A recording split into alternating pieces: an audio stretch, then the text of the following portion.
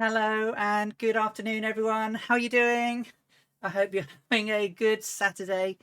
I hope your week was good and that you're having something to look forward to. I mean, I woke up here in Newcastle this morning and the weather was the most beautiful flying weather. There was not a single cloud in the sky, and now it looks, I guess there's just enough blue sky there to create part of a sailor's outfit, but yeah, it's turned into very overcast, very high, quite big clouds. I wonder if we're going to get a storm later. But yeah, here we are. Welcome. We're down in Bandoeng, in Indonesia, which is today, which was West Java back in the day, and we're looking to fly eastwards to Surabaya. The original plan back in 1937 on this day, Amelia and Fred were up and preparing to set off at 03:45 a.m. and several instruments, didn't say which ones in the notes, were being problematic and not working. So they spent quite a lot of time working on those instruments, and by the time that they'd got them working, it was 2 o'clock in the afternoon. So for today's flight, we're going to be setting our weather to few clouds. It's going to be around about 2 o'clock in the afternoon, so that we can try and recreate it. It's not a very long flight, and we'll talk about that when we get up in the air. Well, when I say it's not a very long flight, we've got about 3 hours or so, nearly 4 hours ahead of us, but we're going pretty much nowhere. We're going to go all the way over to Soerabaya, which is now, I pronounce it Soerabaya, but it's now Soerabaya. And we'll fly all the way back. Literally, a load of instruments started not working. The aircraft was flying fine, but without instrumentations, it was really dangerous for her. So she made the difficult decision upon landing late in Soerabaya to head back to Bandoeng the next day. So we're going to do 2 legs in one day today, because next week we've got quite a long flight from Bandoeng down to Kopang, all through the Indonesian peninsulas, across Bali, and in preparation for our flight to Darwin in Australia in 2 weeks' time. We are getting closer, ladies and gentlemen, to the big finale, the big leg where they never arrived, and that's about 5 weeks from today. So I have posted on the Discord channel that we've got some scenery. It's only going to be available for a limited time over on. So I've linked. Oh, I thought that was meant to be the link to the actual flight, but in my channel there is a link to the download file for Howland Island. It's got Jefferson's worked really hard for us. It's got some special scenery for the Earhart light. He's also included a fictional and transparent runway, so that it allows Microsoft Flight Simulator to plan a flight properly so that you can all arrive. So he's done all of that, and there's a lovely little Easter egg as well near on the island that we'll see when we get there. So hopefully you'll all enjoy that. There was a new version of it as well, so he updated it last week, because whilst I knew where it was and I knew that we could land on it, if you're trying to do a plan and everything, it puts you at like 10,000 feet in the air. So he kindly spent some time to do that for us as well. So that is super. So if you've got the older version, I did post up. This is the latest version. So winds today are going to come from 9.5 degrees. I did find a note. It was a headwind all the way. So we're going to be flying into that. And we're going to fly down from runway 11. Pretty much straight in at the other end in runway 10. And then what we'll end up doing is doing a turnaround and flying back all the way to Bandoeng again. So should be a fairly nice little trek out, and then we'll sort of talk about some of the goings on while she was out there. So now we can get the old sim sound going. So before we start the craft up and everything, I think we've got some hellos and to say to everyone. So we have Dangerous Brian, is always ever present, as is Kazaki Fly. Hi guys, I hope you're having a great day. It's great to see you. We've got Goblin Zeus from Sunny La Française. Bonjour. Ça va, Goblin Zeus? We have Super Typhon, who's up super early again to watch the stream, which is greatly appreciated. Thank you very much. Who else have we got? We have Jefferson 2001, the man, the myth, the legend himself. That's no problem. That's no problem at all, Jefferson. But thank you so much from me for the wonderful scenery you've done, especially for this stream series. I couldn't be more grateful, and I'm hoping that the guys will love it. But limited edition only, guys. Will be gone in 5 weeks' time. Scorpio is here. Good morning, Scorpio. Ebac is here as well. I hope you're having a great day, guys. Who else have we got? Draco and Viper Strike. Hey guys, good morning. I've probably challenged every single one of the computer gods that there possibly can be by updating my chipset drivers this morning. So God knows what's going to happen. Apologies if the worst does happen, but yeah, no, we have to take it as we take it as we find it. So cruise altitude on this leg is going to be 8,000 feet. We do need to clear some hills, Brian, in around 17 miles, but we've got plenty of time to get up there. We're just going to do a straight out today. There's a few of us here on the ground, so we're going to be leaving runway 11. So if we trundle up this way, we can get all nice and... That's a good point, Goblin. That's a very good point indeed. So I need to change my date to the 24th of June. And it's going to be approximately 30 degrees. Oh, I can't add up now. 24. Make it about 30 degrees ish. Yeah, so about, well, if you're going Grand Circle, yeah, we're going to take a little bit of a detour on the way back because it's a headwind coming from 090 and 095 gusting. We'll probably come round back into Bandoeng for runway 11. So we'll come up and clear the mountains and dive in. Kian, hello. Good afternoon to you. And What Panda, hello, hello, hello. It's 20 degrees and cloudy. At least it isn't cold and rainy, which it normally is, right? Oh, I hear someone starting up a big engine behind me.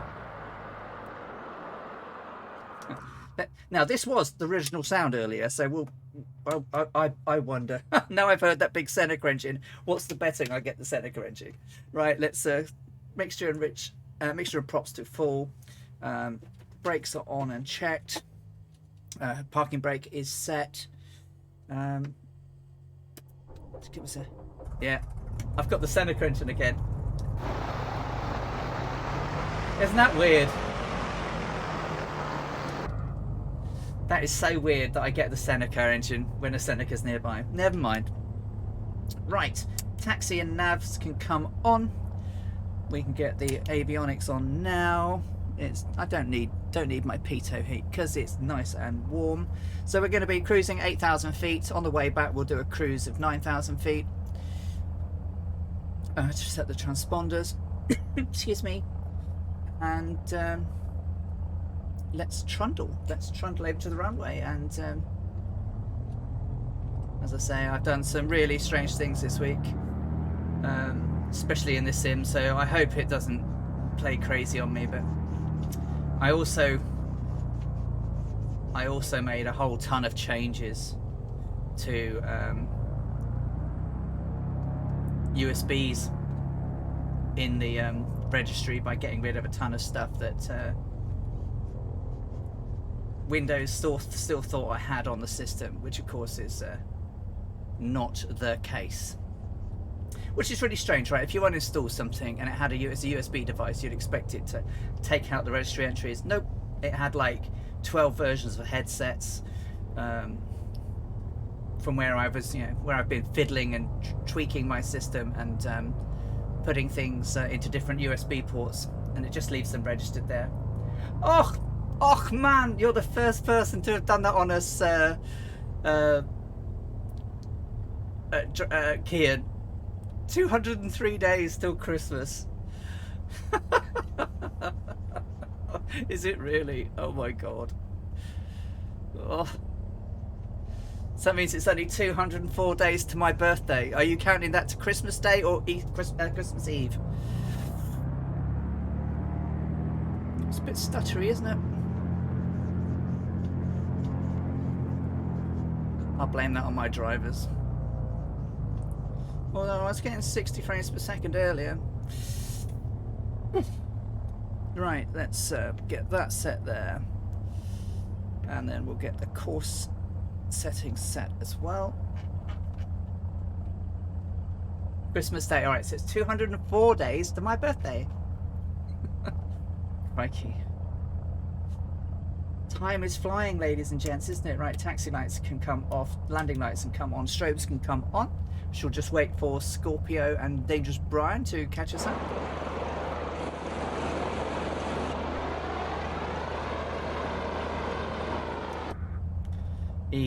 The sim plays some... This sim does some silly things, doesn't it? Here comes EBAC now, so we'll just wait for EBAC. My flaps are... I don't remember setting my flaps, but let's bring them up anyway, just make sure. Yeah, I didn't set my flaps up. That was strange. I loaded in with flaps full, and I haven't landed or anything. Well, that's very strange. Hasn't got any sort of form of persistence on. So, okay. Let us depart, ladies and gents, and we'll head off to sunny Soerabaya in East Java, or East Indonesia as it is today.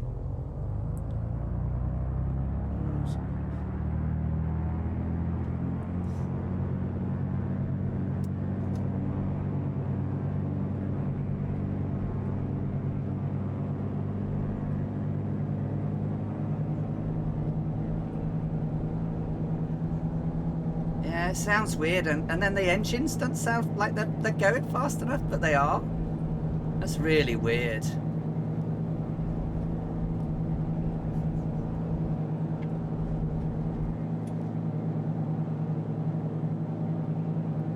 Okay, well, I've got a decent rate of climb, so we'll shove those away.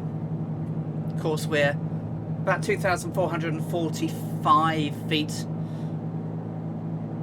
above sea level, so the mixture's a little bit rich.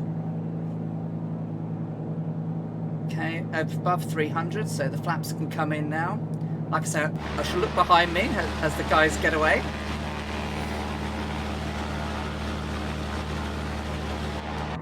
But we're going to take a pretty straight song isn't 12 days, but 203 days to Christmas. Very much cute, very much. Okay, so let's get this baby moving up in the air.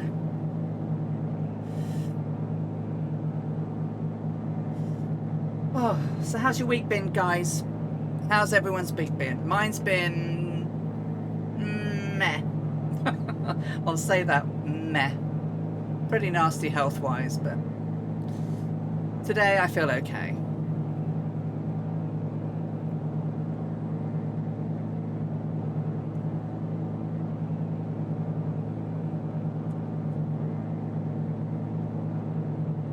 So there are the hills we've got to get above, just ahead of us. Just trim that nose down. I'm just going to try and keep it around 1,000 feet as I hand fly her out for a change.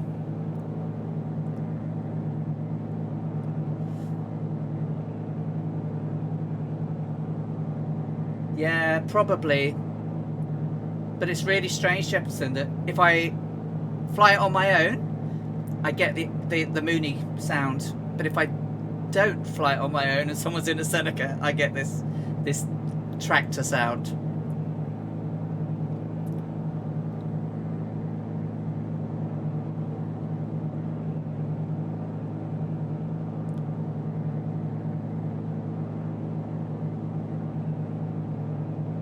I think it absolutely is, because I was seeing some errors in the dev console, but I'm not sufficiently clever enough to work out what's what.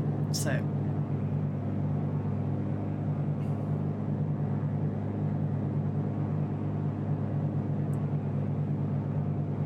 but doesn't it sound awful?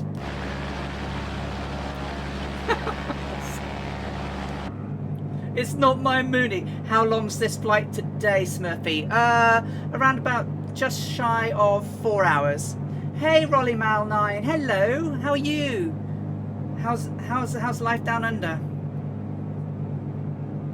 It does sound idly, but I'm not idling. You know, I'm pulling some good knottage.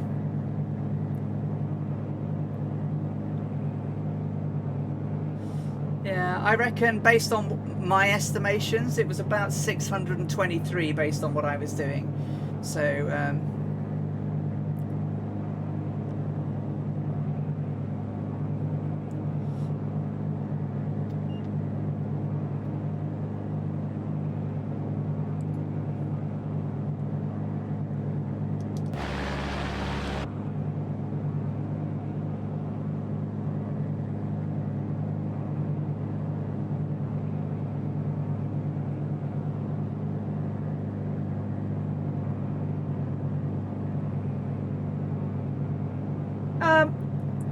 happy. Yes, Rolly Mile. I've not been particularly well, but you know, I know what I have to do to work on that now. So yeah, I had a rough day yesterday. But pretty good other than that. Pretty good other than that.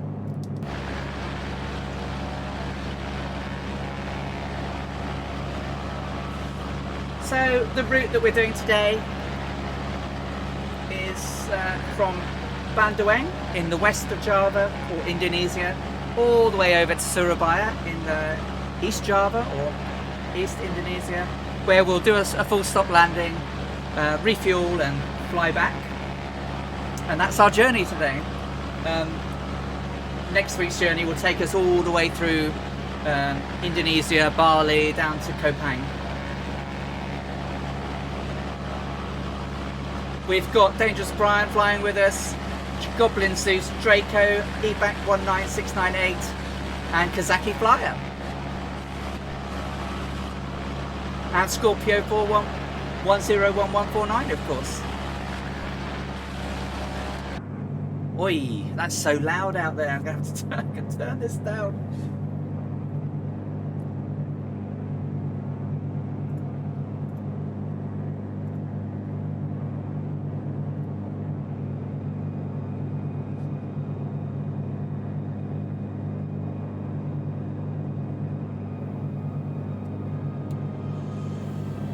Oh.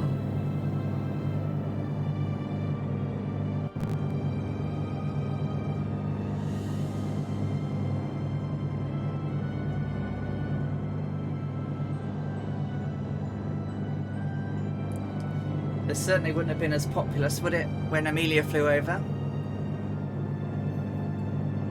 How's the sound today, guys? Is it okay?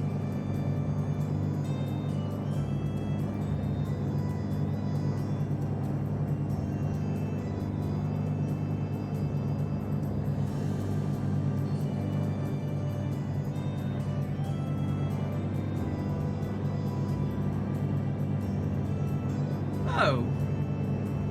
That's not good.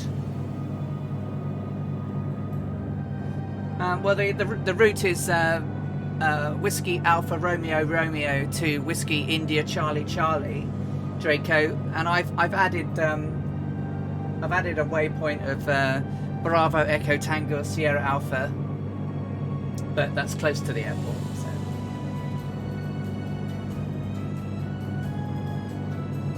Okay, so we're approaching cruise height. Manifold pressure up a little bit.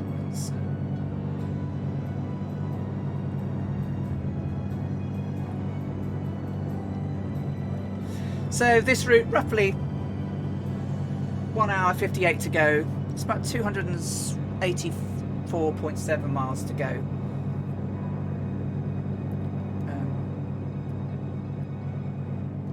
Haven't flown out this way before, other than last week's journey. So expecting to see some. That looks like a big volcano off the nose.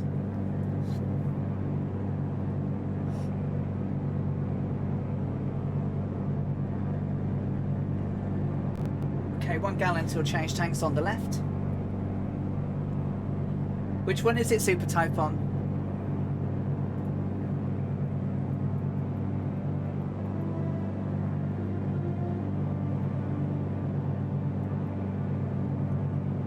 Is Is that Karahara?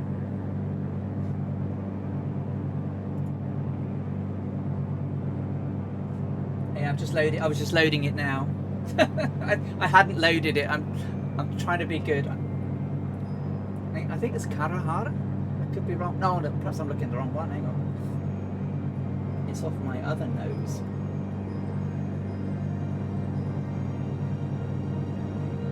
Let's get rid of that. Don't need that right now. And don't need that right now.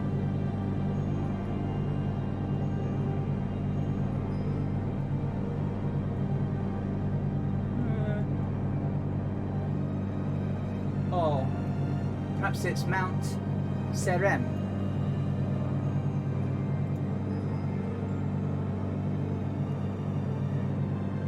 I think on her trip there were volcanoes taking off. Dougal, hello, welcome my friend. How you doing?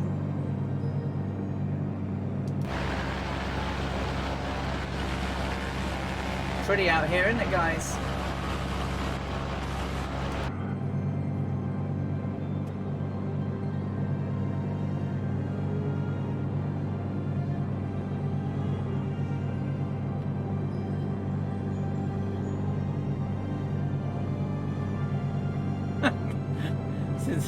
They are littered. Oh, there's one over there as well. Crikey.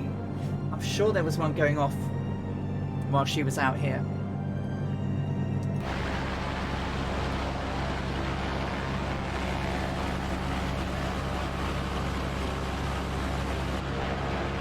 Beautiful. Scorpio behind me.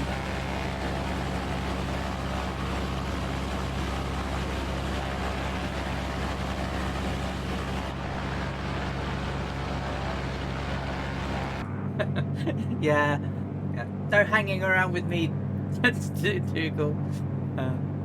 Just wanted to get up in the air and get ourselves moving. We do have a bit of a headwind. Winds are coming from 090 with gusts from 095. And we'll pretty much have those for the next couple of weeks.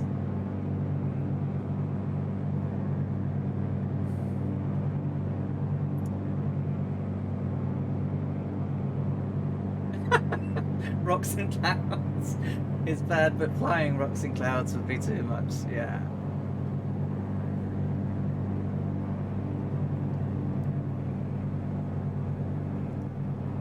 Pretty.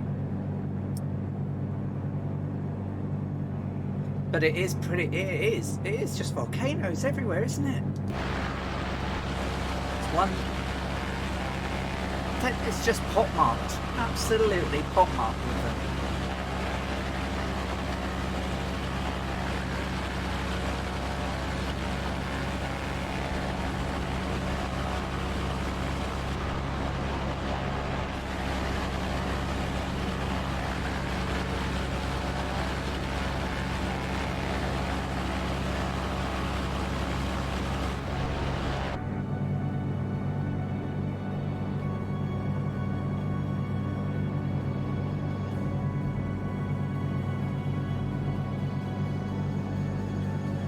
My drink of choice today is Ribena. I've gone mad for Ribena. I used to love it when I was a kid. And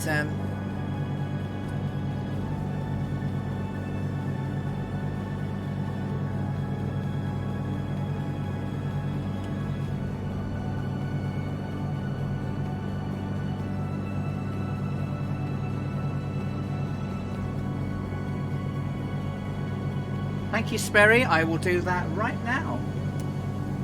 Change tanks.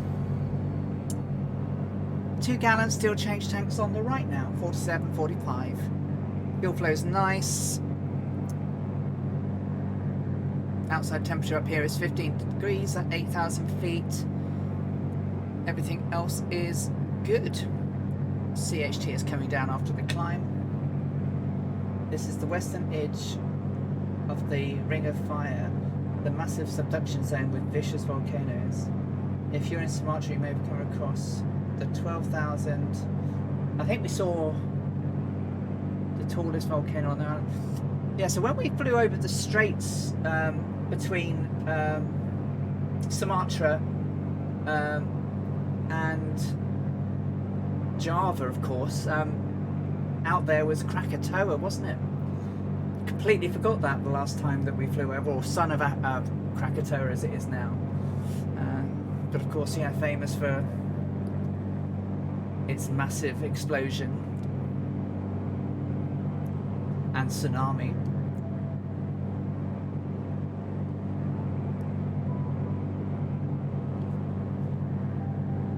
The tallest volcano on the island, Mount Karinchi.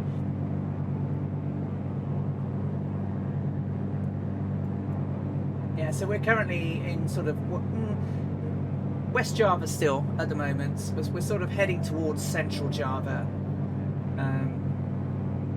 where we're sort of past to the south of Sepang or Samarang.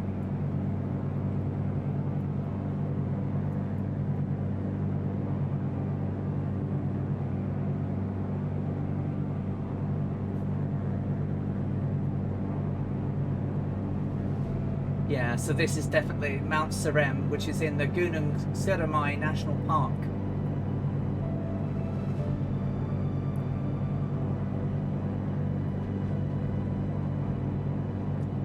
Stunning. 310 decibels heard 5,000 kilometers away. I know it's crackers, isn't it? Crackers, Krakatoa. No pun intended.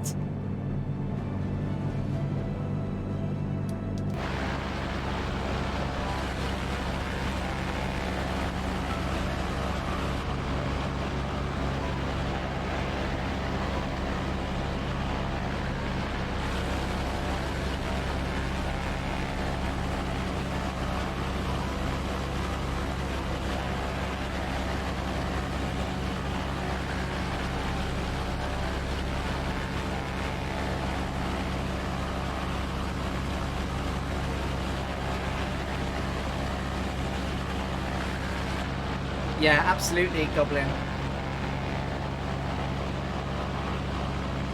You know, you appreciate that it's a volcanic region. I've not been into this area ever, and it's quite astounding actually how much there is. I mean, New Zealand's on the Ring of Fire as well, and it has a few, and obviously it has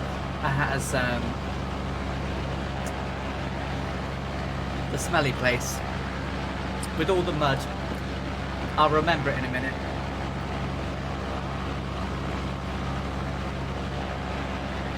Can't remember it now. Begins with an R. And my head's going Rangitoto, but I know that's the volcano in Auckland Harbour. That's not it. Rotorua, which is obviously like a muddy Yellowstone, but very small in comparison.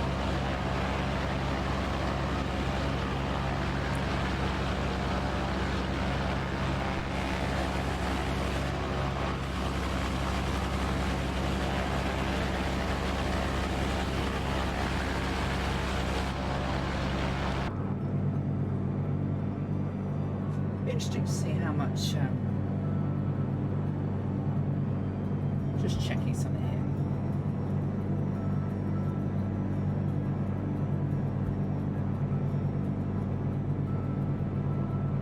Interesting.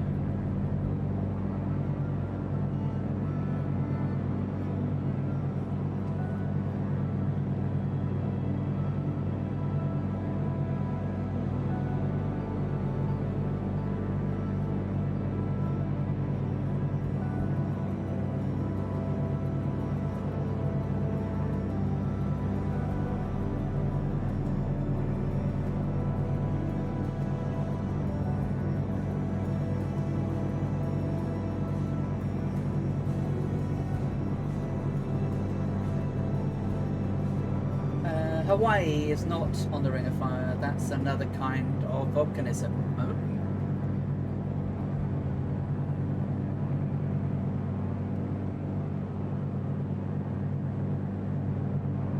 This is pretty cool here, though.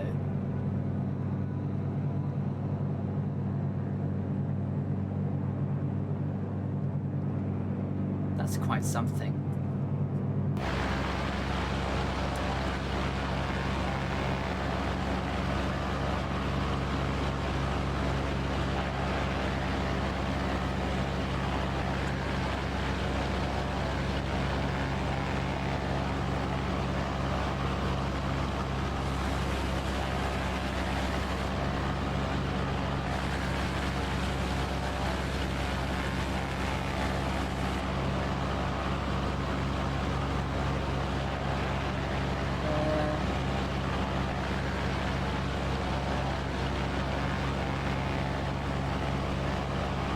when I loaded my flight plan into my Garmin as width to width in the wall. No, Dougal, I am not on live weather. I am, for this leg, on few clouds with a wind coming from 090, gusts from 095. They had really good weather until they got to Leh.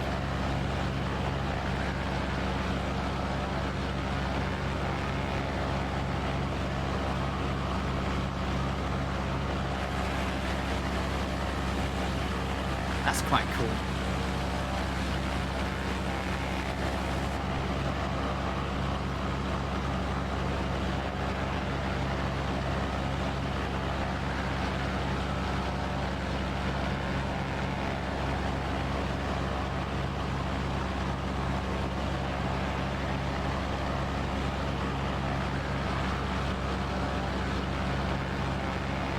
Nice. There's Dangerous Brian, the wingman. Dougal will be firewalling it, I am sure. So today we've got EBAC 19698, Scorpios 101149, Kasaki Flyer, Goblin Zeus, Dougal McTavish, Draco Gore, Dangerous Brian, all flying along. As of today, we are sub 10,000 miles to go. I think we're in the 9,000s. So we have 9,025 nauticals.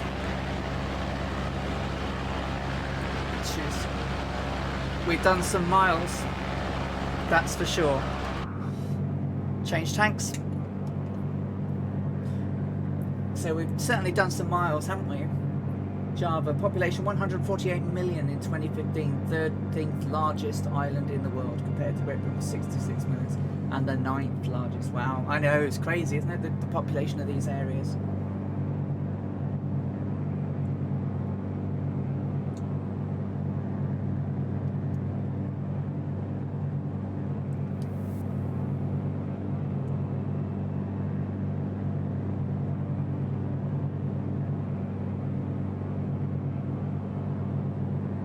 Yeah, definitely. I love this stuff. I just finished teaching a whole month on volcanoes to get them interested. Oh, superb. Oh, volcanoes are amazing though, right? I'm Earth Science and Astronomy teacher. Lovely. I'm glad I got that those geography questions right recently. I had a good lot of fun over on CDL's stream last Sunday, taking part in the news series of What the Flock. It's now a team-based quiz show, and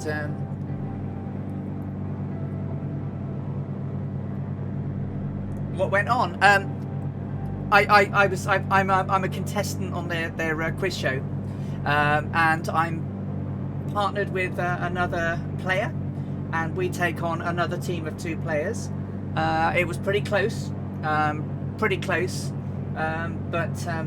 the Earharts were victorious in their first round.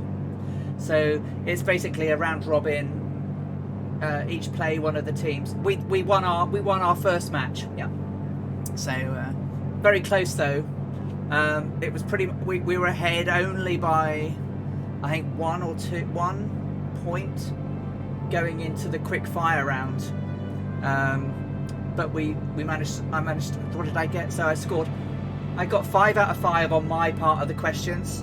I think we got 7 in the first round.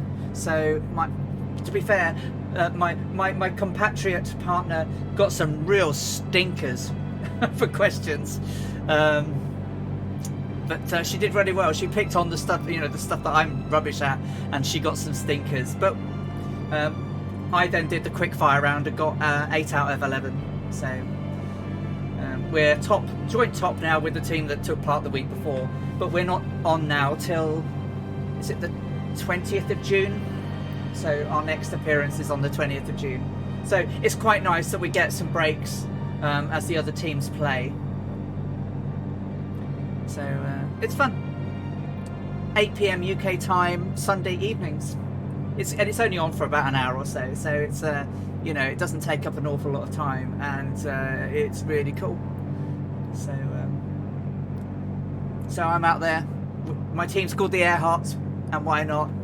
So we beat I can't remember who we beat. I can't remember, Team Gok or something.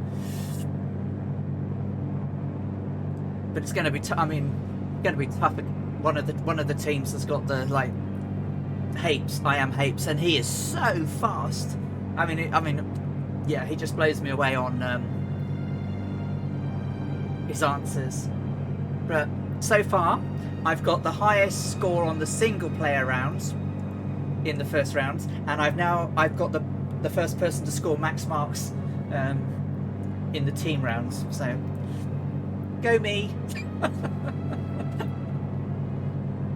I'm sure they're going easy on me. I'm sure they're going easy on me.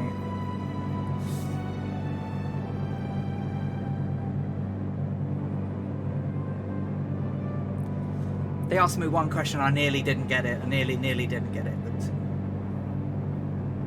the Orange Revolution. Which country had the Orange Revolution?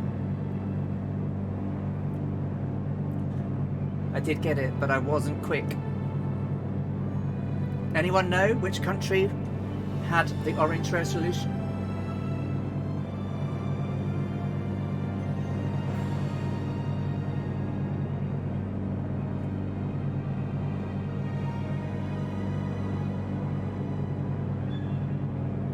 See, that's where my brain would have gone.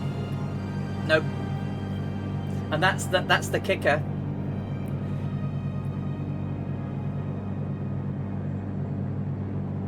Yeah, see, you'd have thought it was Holland, but it wouldn't have been.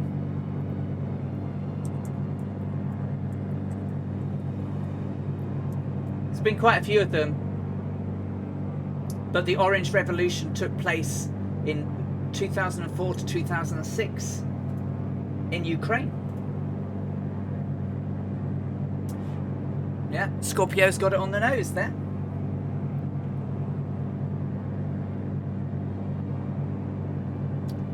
I nearly said Holland. I'll hold my hands up. I nearly said Holland, and then I thought, no, that's they keep putting these catches in. It's not Holland. Oh, Dougal's there on the wing. Look at that. And I should have Brian out there. Look at that. It's wonderful. Oh, I'm pretty fond of oranges too, Drake. Absolutely love them.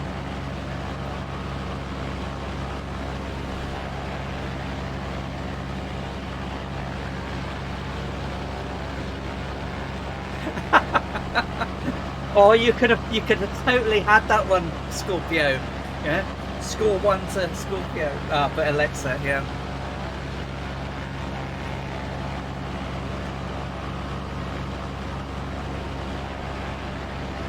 Yeah, that was the one I nearly didn't get. Yeah, it is. It is.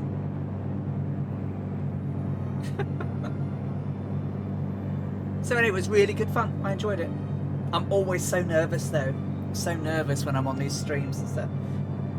I must sound and look like a super calm oasis, but I'm not. I you know, I had the collie wobbles before I go online and everything.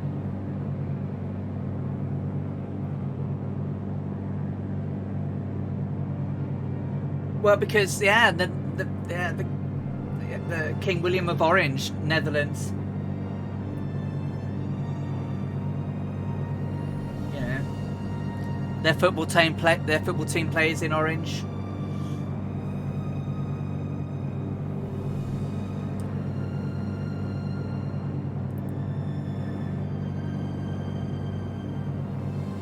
Oh, Goblin, that's a yeah. You I don't know. There's the Orange Order in Northern Ireland, yeah. I mean, Orange has been responsible, I think, for quite a lot of disturbance in the... Because you had the Orange Revolution, obviously the Orange Movement, which was... it's quite a lot of... Orange is around, isn't there? A lot of things.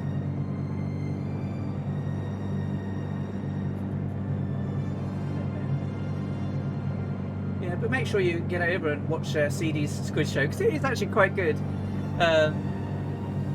It is really quite good as a change of pace to, you know, watching streams and games. It's actually really it's nice to watch something entertaining, and they do a good job on it. It's really quite well done. Who we got? Oh, we've got XBMF Smurfy. Hello, Smurfy. We're doing a strange route today. We are flying from Bandoeng to Soerabaya, and then we're going to be flying back from Soerabaya to Bandoeng. So back in on the 24th of June 1937, they were going to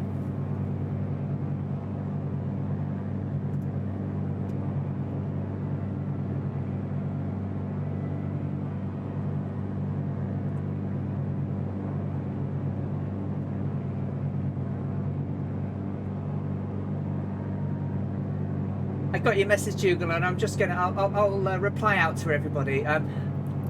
This is not I absolutely love the fact that I've got wingmen, and I absolutely love the fact that you're all flying along with me. If I wanted to do a realism, which I'd say so, but no, the fact that you guys are coming along. Could you imagine if we could do this in real life and just fly this journey all together? Wouldn't it be absolutely brilliant? But no, it's not whilst I'm trying to recreate it as much as I can with the roots and the legs and the winds as much as I can. I'm not in an Electra. The world is different now, and it's just nice to be following that journey with friends. So I absolutely have no problem whatsoever with people being on my wing, above me, below me, or absolutely no. And I appreciate your asking, but I wouldn't do this any other way. I mean, I'm just so honoured that you guys take time every Saturday to come flying with me and follow my journey. It's amazing. We've done a lot of mileage together now. You know, we've done over 19,000 miles together, nearly 20,000. Nearing the historical part end. Hello Spitfire, how are you? Happy weekend. I'm okay today. I haven't been that great this week, but I know what I have to do. I've had some really dodgy blood test results, so. And we're flying on North Europe as always, and we are tracking, we're somewhere between Bandoeng and Soerabaya. Hey Sim Aviation Erling, hello, how are you? I've missed you, how are you doing? How's everything in Norway? And I love your pussycat. What a glorious cat he is so floofy.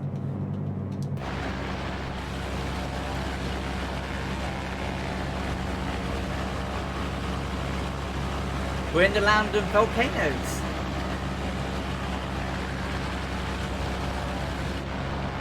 They are everywhere.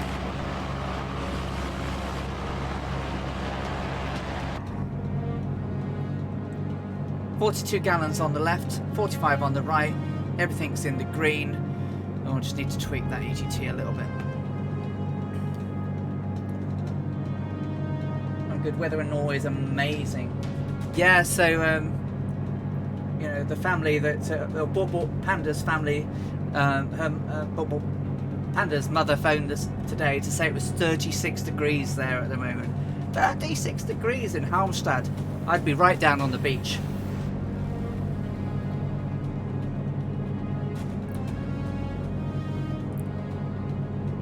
Just to cool down, I think. And it's great to see you again. Yeah, I mean, it's too hot for me as well, Spitfire. I mean,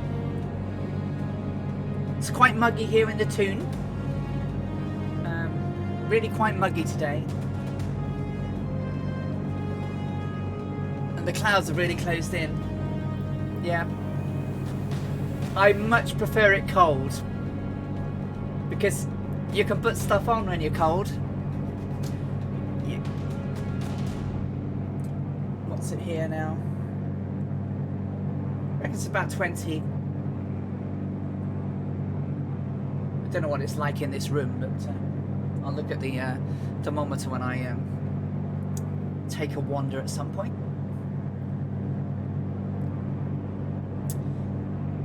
Nothing waiting to when it's hot. Yeah. I remember when we were over there that time and it was absolutely boiling. It was because you're a rubbish biking balk. You'd be cold in the Sahara. 17 degrees and overcast in Ireland. Okay. Yeah, I guess I'm looking westward now and it is a bit sort of cloudy that way.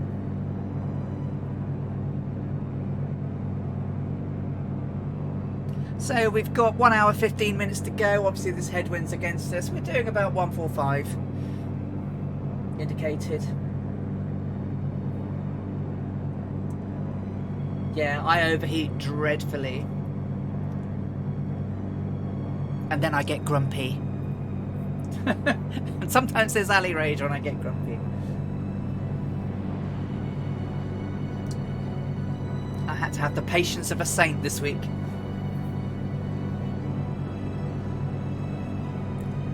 The saint bit nearly left us several times.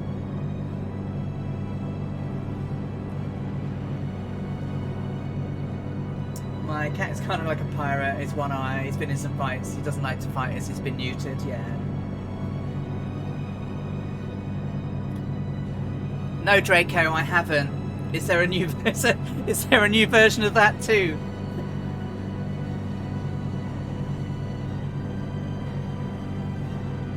Do you want to pop me a link and I'll see if I can sabotage my computer anymore? I've really sabotaged it. I mean, anything could go wrong now, right?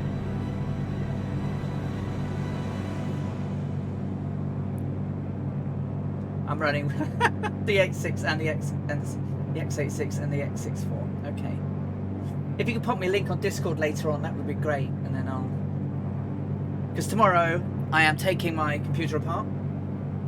I am changing out the 3700X and I'm putting that that lovely AMD 5900X, which I have in my grubby little mitts. So I'm going to put that in. That beautiful 12-core processor, 24 threads. Oh, brilliant. Thank you, Draco. So I'm going to put that in tomorrow. I'm going to change out, would you believe, I'm changing out my AIO to a new AIO. The NZXT one is, if it's not in performance mode, it's making a noise in the pump, and I don't trust it. So I bought a brand new Cooler Master, Corsair H150i Capellix, Elite Capellix. So I'm going to put that in as well. So yeah. I'm all in with the AMD now. So you know, it either works or it doesn't. I mean, I'm sure we'll get there eventually, as they stabilize everything. But when it plays, it looks lovely. No worries, Brian. See you in a bit. Once went from Arctic training in Norway to jungle training in Papua New Guinea within 6 days. Those were changes. Oh, crikey, Kazaki. Yeah. Oh, so Dougal. I bet, right? Because Papua New Guinea is and they're two extremes of cold. They're so Norway. How do I put it? Norway's it's quite a wet cold depending on where you are, and Papua New Guinea is a humid hot. Do you know you can have really dry heats where you get, like in the center of America where you get the Sirocco winds and everything, and it's just dry heat. There's not humidity, and then there's humid heat, and it's just dreadful. Yeah.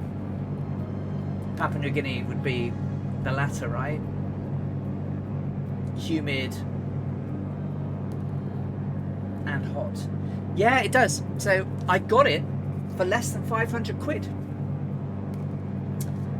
So I thought that was a bit of a bargain, really.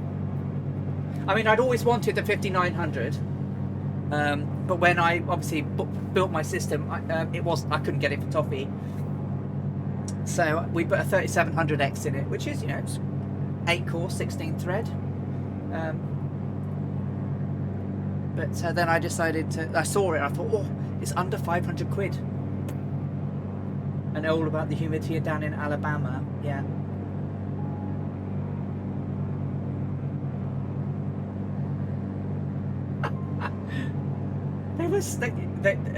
They were too fast or too powerful.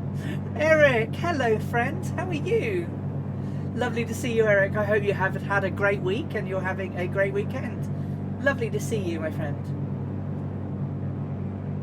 We are on leg 24 at the moment. This is a strange leg. We're going to do leg 24. Stop, turn around and come back. And they did this on the 24th and 25th of June 1937. Basically the aircraft misbehaved once it was in the air. Whew.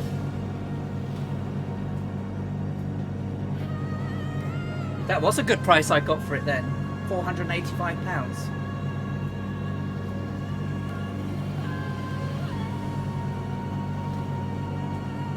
This one doesn't have the cooler in it though, or anything. It's just the chip.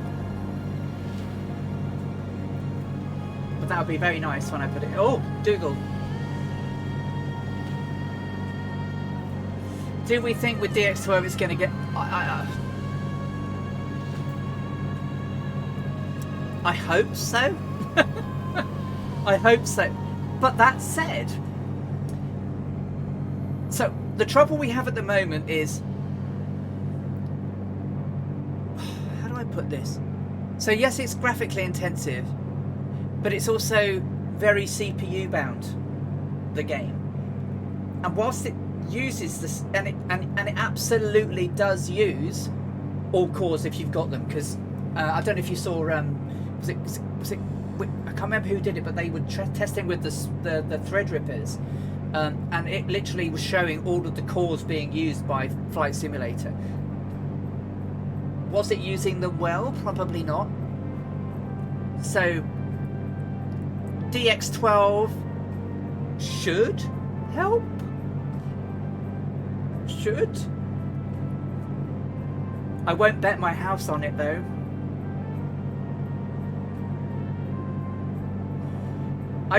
If anything, if all it did was even out how it handles CPU to GPU processing, that would be a help. 41.45 change gallons in one tank. We're currently 1 hour and 8 minutes from Soerabaya. Surrounded by the Fireflies, the Dougal McTavish, Dangerous Brian, Kazaki Flyer, Scorpio, Evac, Tarnish, Mossman has joined us as well, Druid Zeus, Draco Core, and Evac 19698.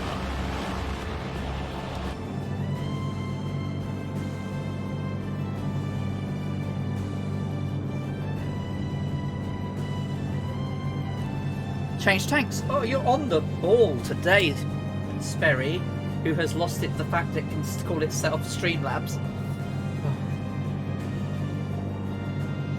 And maybe possible Thunderflies, but I know some of them are out and about today. Okay, Smurfy, see you soon.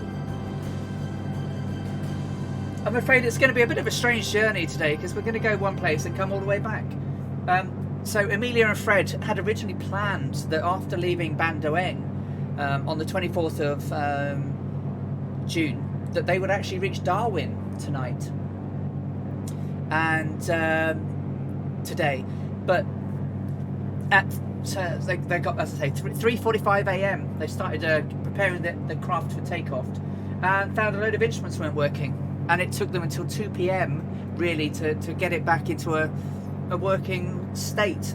Now what I can't tell you is what actually failed specifically, but I do know, so if I go to Bandoeng maintenance, Bandoeng, so if I look at my inspection sheet, so on the return, so basically they had changed a whole ton of stuff.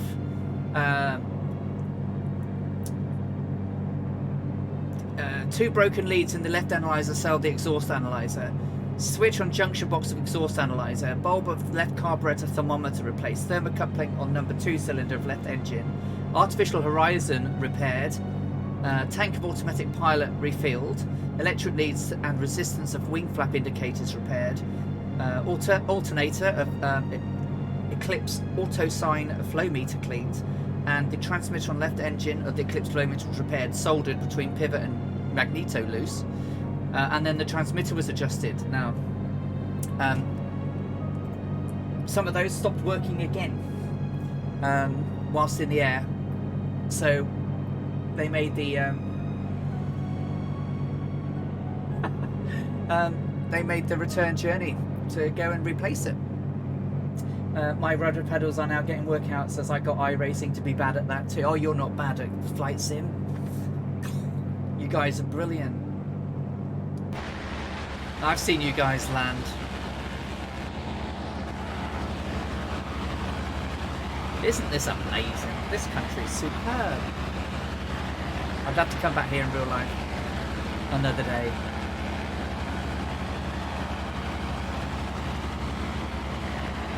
I started the Mooney earlier and she sounded like a Mooney, and then when we started the flight I sound like a tractor again. So I'm just gonna get rid of me a moment and I will put us onto a nice external viewage while I quickly jump over the backs and be right back.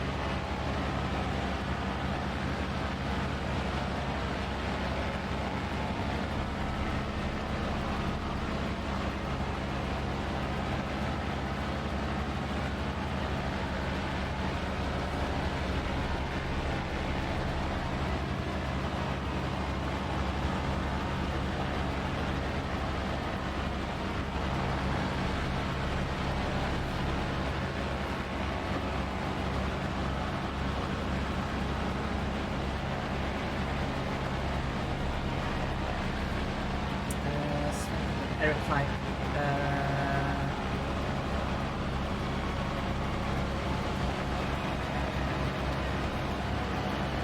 I stream on the same computer, my 2080 crashes.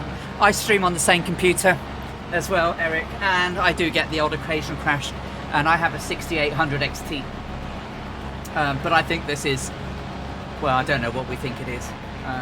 We think it's unoptimization with sim.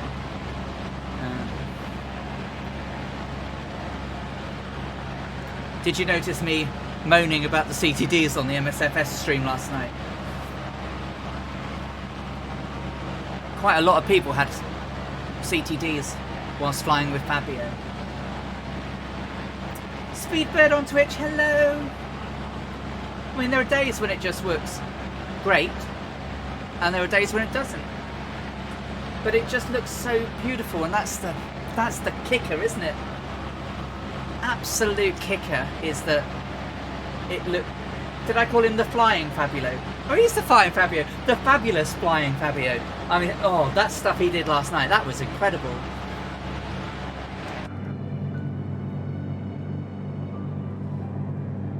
I'm trying to keep a nice stable 94 degrees, which I think we're pretty much on.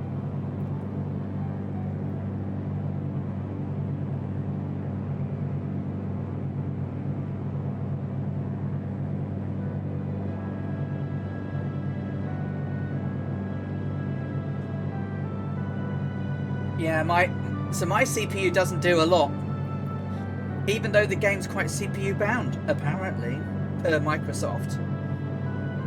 But the GPU certainly runs. What am I doing at the moment? If it lets me look.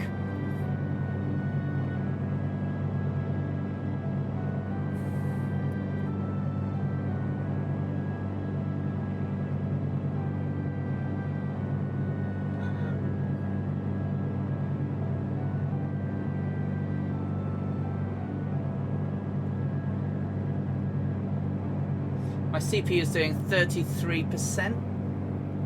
I think my VRAM's nowhere to be seen. It's like, so my RAM is 25 gig of it's used out of 64 gig. The GPU is pretty much rammed. I'm getting about, with everybody and in the high and the quality settings I'm using, I'm around about 47. But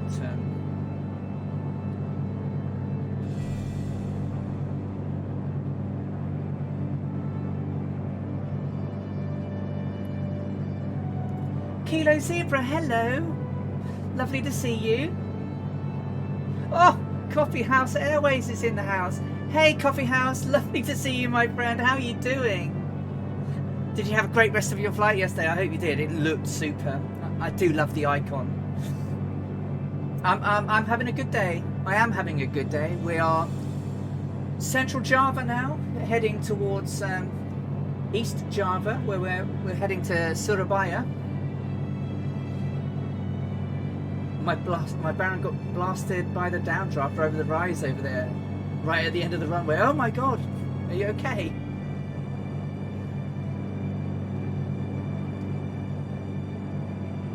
Isn't this something? Look at this. It's incredible. This is somewhere the fireflies need to fly, isn't it? This is spectacular.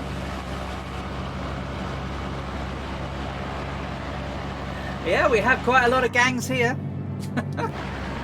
We've got the Dangerous Brian, the Dougal McTavish, Scorpio, Draco, Ebac, Druid Zeus, Tarnish, Kazaki Flyer. In chat we've got Eric Flight,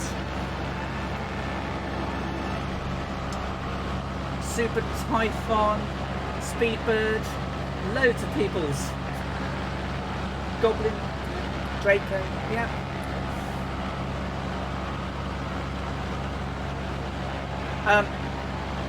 Personally, I like mine eBack. So I've got an LG 34-inch ultra wide screen. So it's 1340 by 1440, so that's 21 by 9. I like it. It gives me a lot of peripheral vision for 2D. Some people don't like them though. So your mileage may vary. Not sponsored by LG, by the way.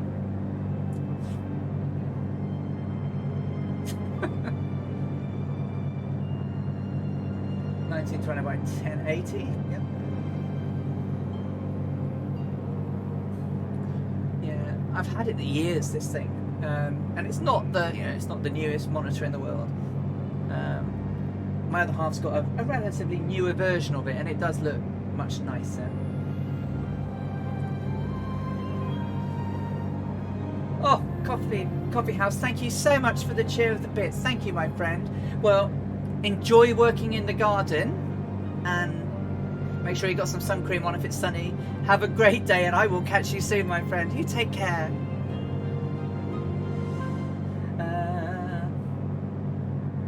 Who have we got? I tried to run 1080 on my... Yeah, because it can't. Well, when I say... have you got a foot... Oh, Always has subscribed with tier 1. Thank you. Oh, Coffee House has subscribed. I've just pressed the Always. It's like, oh, thank you, my friend. That's lovely of you. Thank you. Wrangler Girl 78. Hello. Welcome along. Lovely to see you. Yeah, I'm semi-okay today, thank you. Yeah, I'm good. I'm good. I'm having a rough health time at the moment, but nothing that can't be sorted with a little bit of hard work, i.e. exercise and stuff. Yeah, I'm semi-okay. Semi-okay. I'm doing okay. We are in central Java, surrounded by volcanoes everywhere. This is absolutely amazing. Well, get out to work in the garden, Coffee House. I'm sure it'll be worth it. Oh, that's so lovely to see you both. Oh, and Kilo Zebra has subscribed. Oh, thank you, Kilo Zebra. That's really kind of you. Thank you. I really appreciate it. Obviously, you know, I just like the fact that people come in and chat to me, that you guys choose to subscribe is really lovely. It's never ever needed. You know, I'm just enjoying spending my time with you all, and I'm glad that you're enjoying what we're doing. So thank you. That's really kind. This place, look at it. Sorry, I keep saying that. But it is fantastic.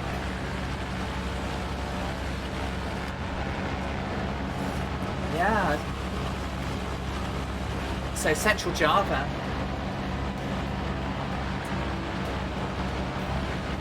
We're sort of just over there-ish to our 10 o'clock-ish. We'll have Semarang.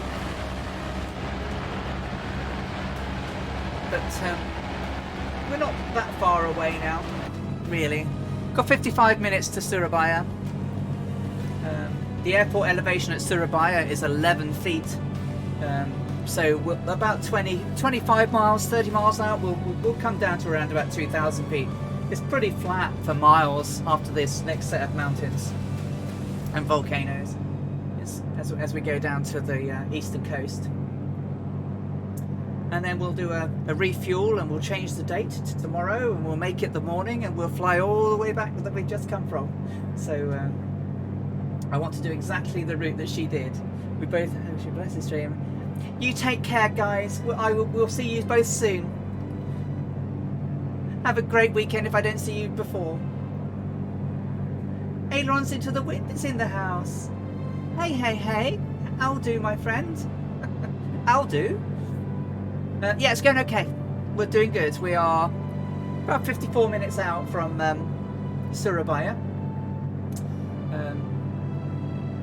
As I say, she was hoping to go to Darwin today, but lots of instruments started failing in the aircraft. So the horizontal, whilst I can't turn it off. No, it's not the final leg. So the final leg is in 5 weeks. Speedberg. That's a long stream, that one. That's a 13-hour plus stream.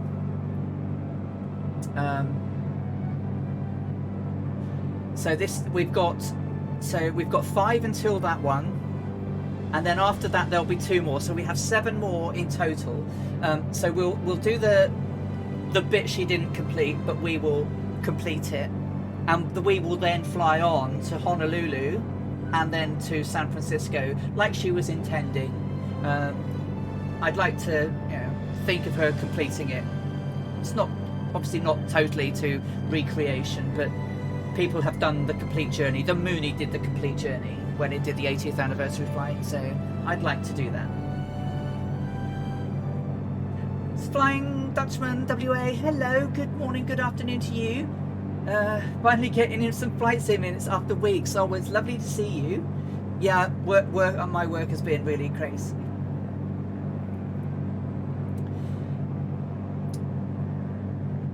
Yes, it does. Oh, no. This is 24 and 25. Leg 24 and 25. So this is leg 24. 25 will be going the other way. 26 will be to Kopang. 27 will be to Darwin. 28 to Lae. 29 to Howland Island. 30 to Honolulu. And 31 to San Francisco. So there's 31 legs in total. Afternoon, boys. All good. 2:30 a.m. and up at 7 to go. Do 150 miles. Good news. My checklist arrives through the season. So Murphy's in trouble.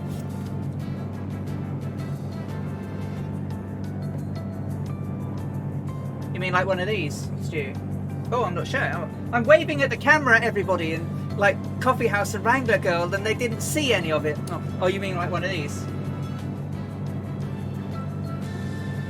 The PA28 checklist. I have one of those.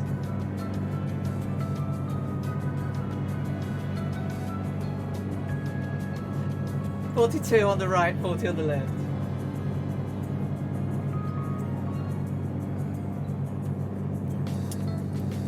Okay, Ebak, you take care, have a lovely breakfast, and I wish you and your family have an amazing weekend. You take care. Oh, Speedbird. A lot of people have homemade checklists. Don't you worry. I mean, I've got a couple of them. Most of them are printed out ones.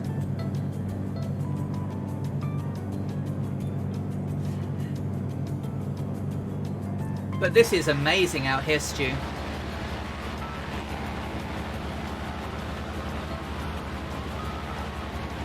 This is some place, you know.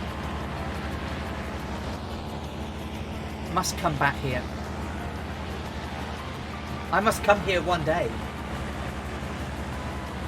This would be a great place to visit.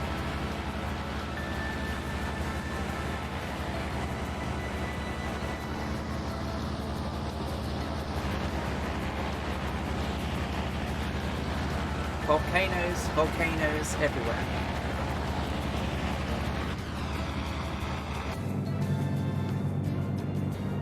.42 on the right. Everything else is in the greens and blues. Drop you down a little bit.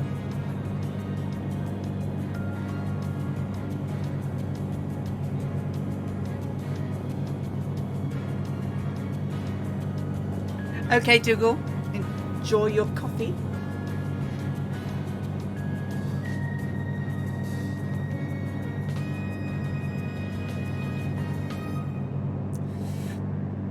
I do like that cheery song.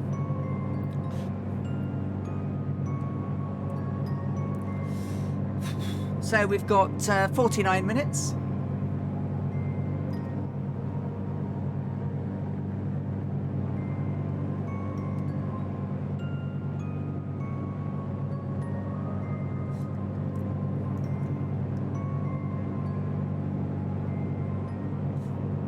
Oh, poor old Mooney. They, you know, I love it. I do love it.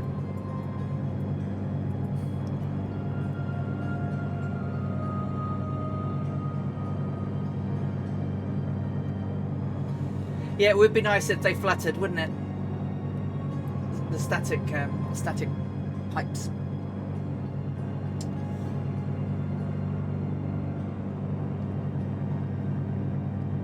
The ones on the Senecas are nice that they move in the air.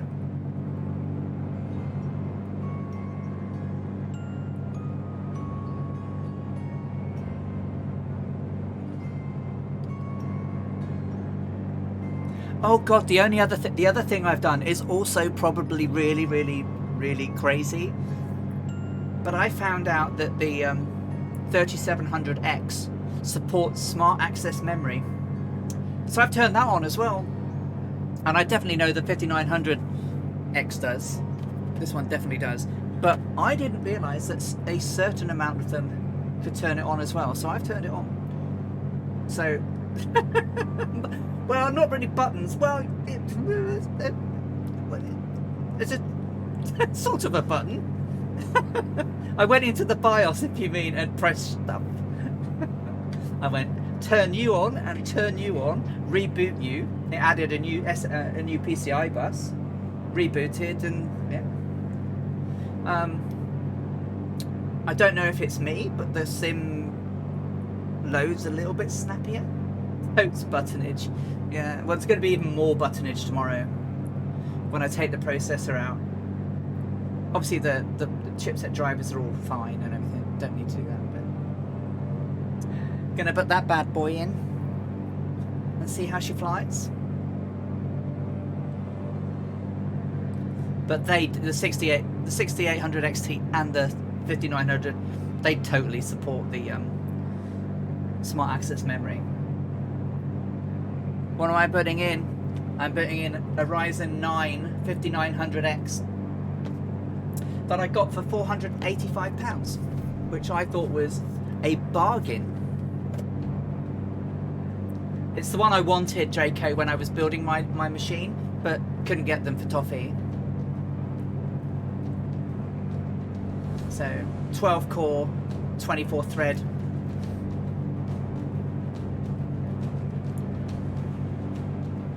So it was really good value. I believe that it was power. Yeah, it was exactly what I said to Borky. Yeah, I was like, really? And I checked a load of other places, and they were like 550 quid. It's like, and I had to look again to see if there was any sort of, you know, it was a reputable, you know, I got it from Scandoogle. I haven't bought from Scan since like 2011, would you believe? But yeah, they had them at 15% off. So yeah, I thought it. Well, yeah, I wanted one. I'm still saving for the Noble. Oh, the Noble chair! I tell you, I mean.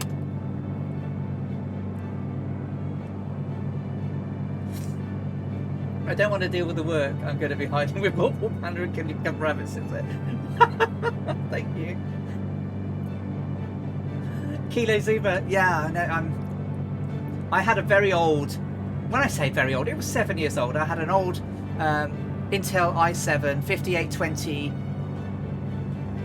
Haswell E, a 5820K, which was great at its time, but it was getting a little bit long in the tooth. So I thought, well, let's see. Totally picked the wrong time to build a computer, but managed to get the vast majority of the parts. Didn't have a graphics card. I had a 2080, and I had that process, and I had a 3700X. So I started with that. Then I managed to snaffle a 6800 XT in January for about 800 odd quid. Which is a bit over the top, but it's not quite over the top that people are paying now. And now I've got that at a decent price. That'll be me done now for good few years, won't it? So, what are you looking to build, Kilo?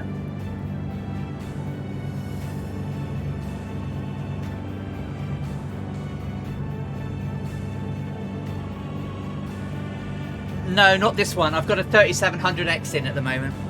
So this one goes in tomorrow with a new AIO. I don't like the sound of it is an AM4.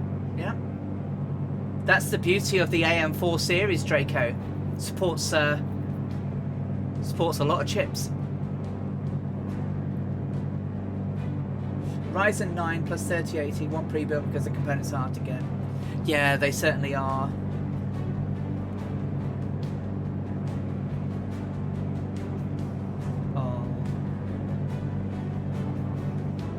You say only a T80 Ti. For its time, the 1080 Ti was fabulous. I had one of those. No, I didn't. Or did I? No. Yes, I did. Yeah, I had a 1080 Ti. Laura had the 980 Ti. It's a good card. It doesn't support my wallet, but it does the opposite. Oh, it certainly is.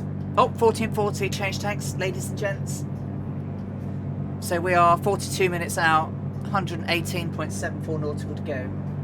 You had the EVGA 1080 Ti. What do you have now, Captain Spitfire? I mean, what's she resourcing at the moment? So utilization of the 6800 XT is 96%. My VRAM utilization is 9,341 megabytes out of 16,000 megabytes. Clocking around just shy of 2,000 megahertz. The CPU is only at 30%. And doing 58 degrees, which is alright. Yeah.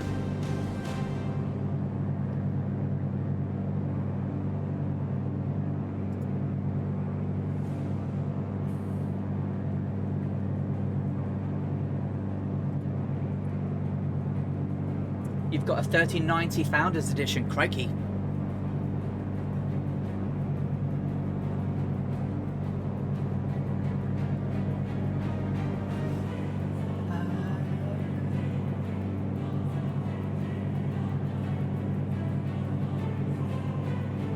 I'm running the 3600 with the RX 5700, right?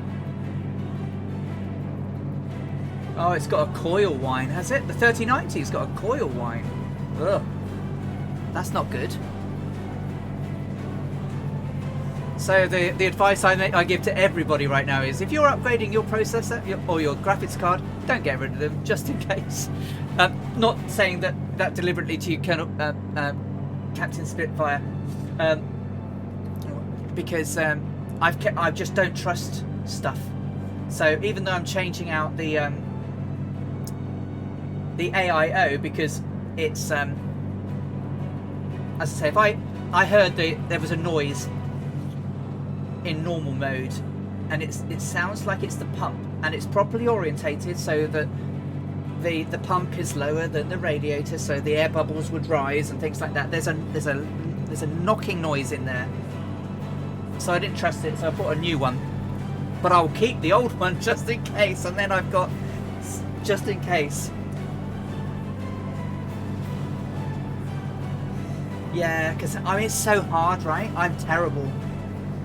My impulse control is awful. If you've seen me near anybody's stream, the amount of gift subbage I give to people that's my impulse control is terrible. But I love supporting everyone.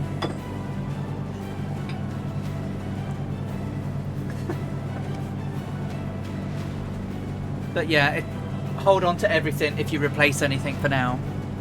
I don't see it getting very much better even in the medium term.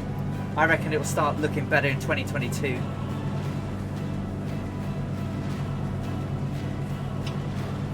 Oh no, Brian.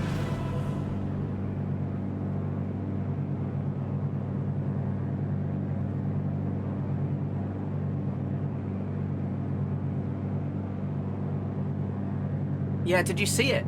Did you see the video of that micro centre where they had them all sort of corralled into the car park quite away from the store? And then they opened it and it was literal carnage.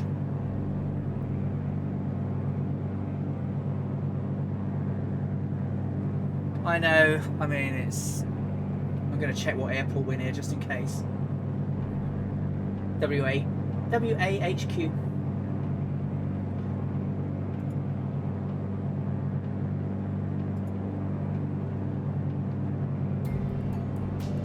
And it's just so unpredictable as well.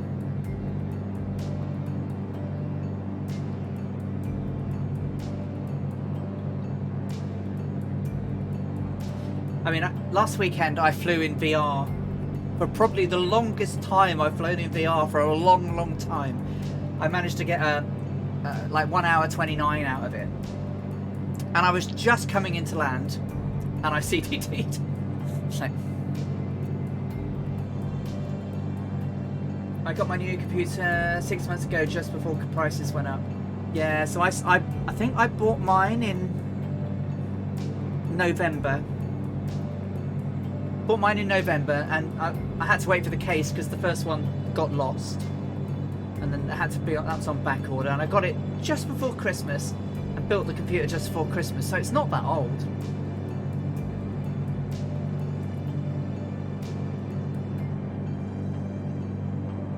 We'll see you in a moment then, Brian. That's crackers. I hate that people would CTD out. Something that someone mentioned earlier that may help a little bit. I don't know if it does, but before loading into a flight, if you go into turn on dev mode, go to console and clear out all of the errors. I had 888 errors in there.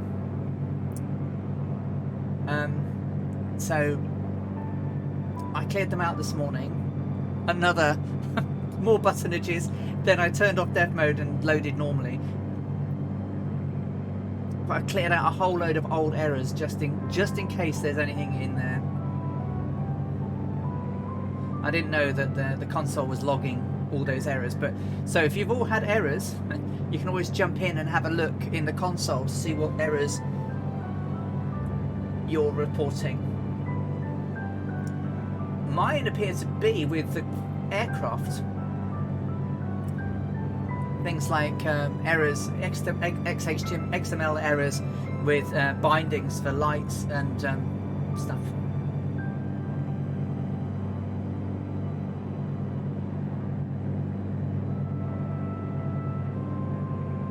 Greensmower, hello, how are you? I hope you're having a great weekend. I built a computer with a case without a case once. Had to get some switches from Micro Center to turn on a reset, but otherwise I used Lego to support it. How fab! Have you seen some of those wall-based ones now? They look like paintings. How am I? Today I'm good. Last week was so-so. This week, today, I'm good. Let's hope that the next week's better. Weakest element seems to be the GPU. Yeah. Well, I'm actually going to go one step further than that and say that the weakest element appears to be Flight Simulator XE. And yeah, I'm sorry, Dougal. You know what it's like, right? When you go to I had a 7:50 a.m. doctor's appointment, which was a total disaster. All my blood readings were, for everything, were yuck. I mean, absolutely. If they could be bad, they were bad, and it really affected my mood, and I wasn't feeling great. So I retreat when I get bad news. So, but it's not insurmountable. So, and a lot of people go through a lot worse than I do. But yeah, I have lots of things. I have metabolic disease, and so my liver, my diabetes, and all that horrible stuff. So, and it all just combines into a great big pile of doo-doo. Evac, you take care. Love and everything to your family. I hope you have a super weekend with them. The Warhol looking ones, they don't really interest me. Way too many small 1x1 plates.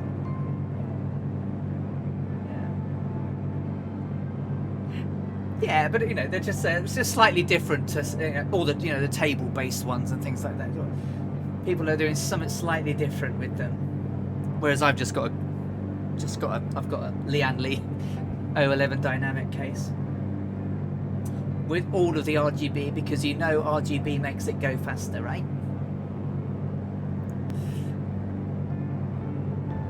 How was the meeting? Good, Dougal. Murph's going to send me some meetings. I wish I could. I was in good company, and I was feeling very miserable and very sorry for myself. So I had an early night, but I feel quite cheery today. I have done some reflection on the news and know what I have to do.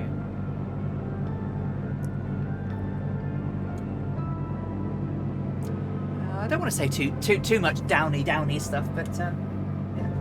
CNoob72, hello, welcome and thank you for the follow. That's really kind of you. Welcome to the Earharts. We're recreating historical flights around the world. Currently doing Amelia Earhart's 1937 round the world flight, and we're flying between Bandoeng in West Java or West Indonesia today, down to Soerabaya in East Java, as it was in 1937, as it is today in Indonesia. Slightly changed. The wording's changed. So back in 1937, Soerabaya was spelt Sierra Oscar Edward Echo Romeo Alpha Bravo Alpha Yankee Alpha, and now it's Sierra Uniform Romeo Alpha Bravo Alpha Yankee Alpha. So I think they've got rid of the Dutch influence, and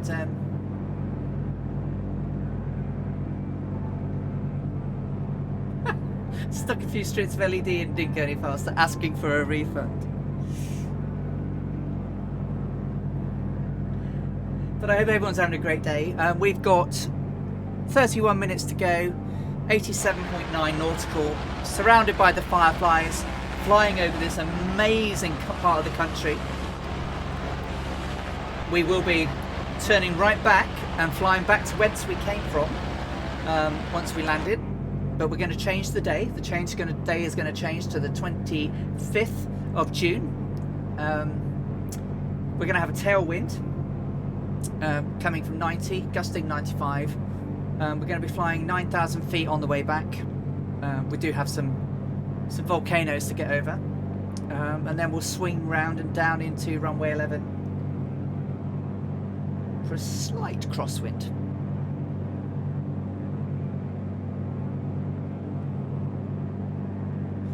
Yeah, you need more, Dougal. There is something turning on and off in my cabin, and I don't know what I can hear it clicking.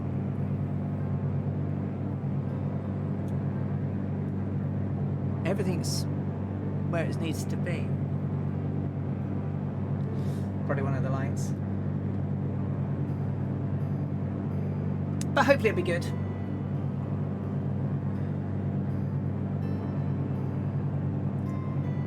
Yeah, I think so too.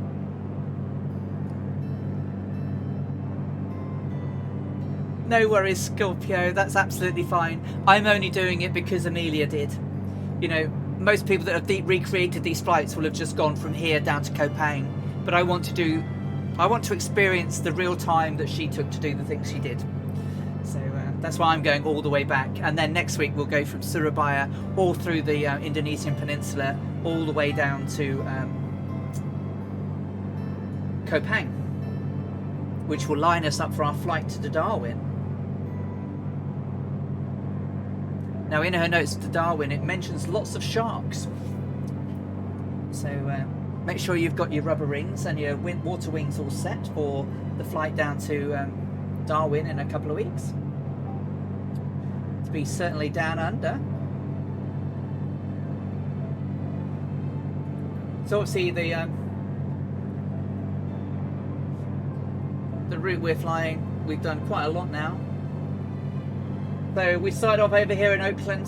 We've flown all down through Miami, through the Bahamas, through Venezuela, Suriname, Brazil, Senegal, Mali, all the way through, round through Arabia, across through India, down through Burma, into Singapore, Indonesia, and we're doing a little bit of a flyby, sort of fly around about here now, sort of bouncing around backwards and forwards, and then we fly down to Koh Pang and then across to Darwin. Darwin will then fly across all the way over to Papua New Guinea, and then we'll fly off to Howland Island.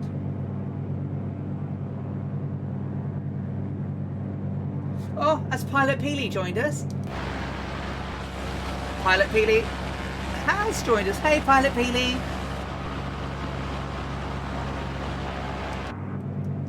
Dougal, obviously you wanted tea. Your subconscious you wanted tea. Easy Tiger, hello, thank you for following. I hope you're doing well. We are 37 on the left, 40 on the right. The numbers are in the greens and blue. The red, green and black are where they need to be right now. Fred seems to be quite happy in the back looking at the volcanoes. 27 minutes to go, so we're going to have a little bit of a trip down. So until we get here, we're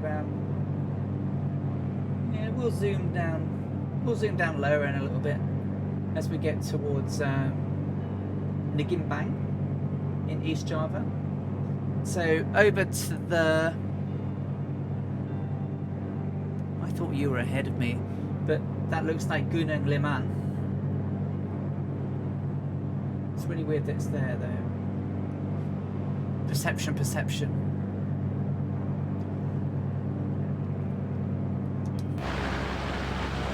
And over here, I think down sort of this way, we should have Gunung Arjuna, another volcano. So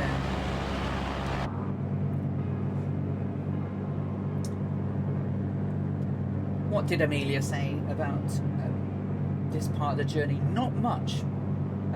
She wrote about the flight itself.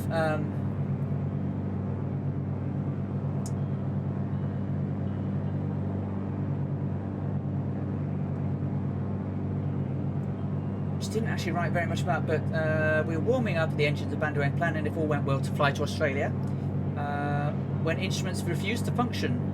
Everyone turned mechanic and set to work to help, but we didn't get it fixed until we weren't ready until 2 o'clock in the afternoon, where the distemper was sufficiently cured to warrant a procedure. So after that late start, we reached Soerabaya. However, when we started ascending, the sun marked the declining day. In our air, however, we found our troubles had not been cured. Certain instruments became faulty again. Long distance flying instruments are definitely necessary, and I had to do one of the most difficult things I've ever had to do in aviation, and that's turn back whence I came. With good weather ahead, the lecturer herself worked perfectly, the pilot and navigator eager to go. It seemed especially hard to be sensible. However, lack of essential equipment in working order would increase unduly hazards ahead. The Admiral Dutch technicians of KLM and KILM had sufficient wisdom that we would return to them so that they could fix our aircraft again, so we imposed ourselves upon them. To the cloud of this day, the silver lining, when all the ills of sick instruments had been diagnosed and technical labours progressed to a point where my presence could no longer be helpful, I had a little time for sightseeing, which included surrounding neighbourhood of Batavia, where friends of Fred, Mr. and Mrs. McFadden, urged us to come visit. So they drove out and spent a few days out in Batavia, eating local food. She bought a knife, and she ate rist tafel, which apparently is a meal of rice with 21 different courses. Sorry, it's a meal of rice with 21 different courses, including curried chicken, meat, eggs, fish, relishes, nuts, vegetables, all borne in line by waiters. To this custom we were no exception, and after enjoying this feast I was filled with housewifely determination to try and reproduce the rist tafel myself, adjusted to the limitations of California marketing environment, certainly pared down a little bit, to present when we returned for the party on obtaining a successful flight. So she was going to plan to do that when she got back, and serve everyone rist tafel. Hey Pilot Peely, how are you doing? So 36, 30, 40, 1 gallon till change tanks. So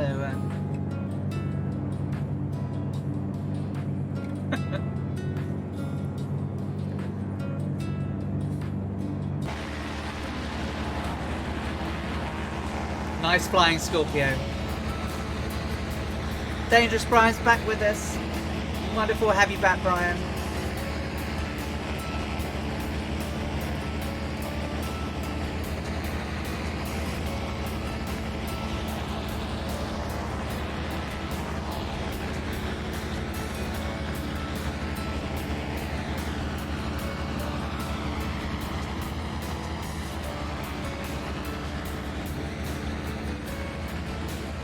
Dougal out on my left. All the guys behind. Give everyone at home a nice wing wave.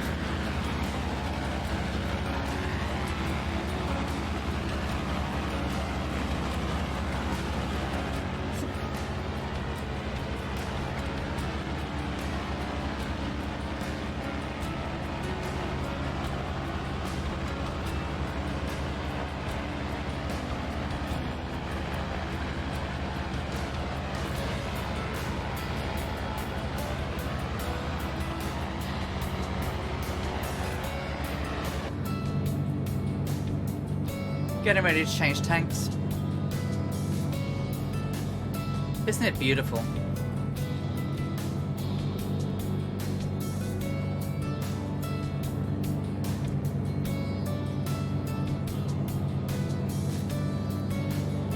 The legend himself, Catbat, is out and about, gallivanting in the real life, doing things in real life. How crazy! We miss you, Catbat, and if you get to watch us back, hello! And hello from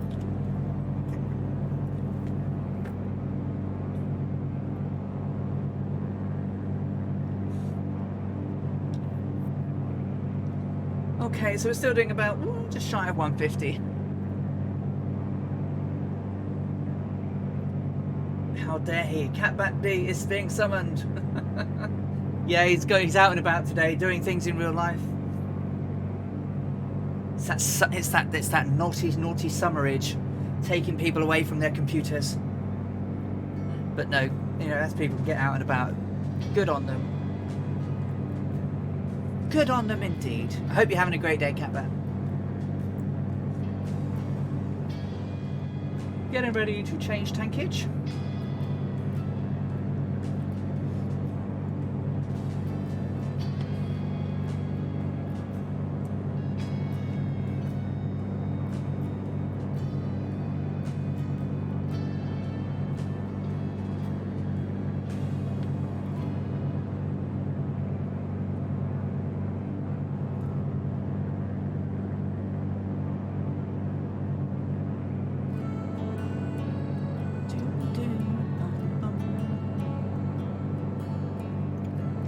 Do you know what? We haven't talked food yet.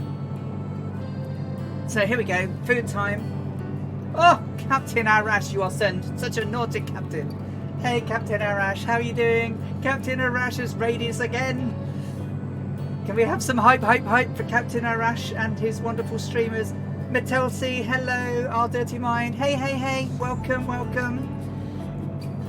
Sherna Krill, hello, my friend. How are you doing? We are... Well, thanks for joining us. We are about 20 minutes out. He is naughty, yeah. He keeps raiding me with all these lovely people. Diedrich, hello, how are you, my friend? Piper! Oh, do you know what? We're getting to know so many people, isn't it? Isn't he naughty? He is. Thank you so much, Captain. I hope the rest of your stream was great and that you've arrived safely in Iran. How did it go? Emery M, hello, welcome. Thank you so much, my friends. That's lovely of you. Went on a hike today and tired, so dropping off for a bit. How long will I be up for? So about another couple of hours or so, Shona Krill. So we got to do the back journey now. ZX, hello ZX, lovely to see you. So in 1937, she set off on the 24th of June 1937 to head to Soerabaya in East Java. But as soon as she got, she was meant to be leave. She wanted to go to Darwin, but when they tried to get the aircraft, change tanks to get the aircraft ready, they had instrument failures. So they took ages and ages to get it fixed. Left about 2 o'clock in the afternoon. So they decided to land at Soerabaya. However, since they got in the air, I can't do it in the aircraft because I can't turn the instruments off. But she lost things like attitude indicators and artificial horizons and things like that. Bradub, you were born in Bandoeng. Yeah, so I'm using Bandoeng because it's now obviously Bandung, but I'm using Bandoeng because that's what it was called back in 1937, just to try and keep it realistic. But you're absolutely right, it's Bandung now.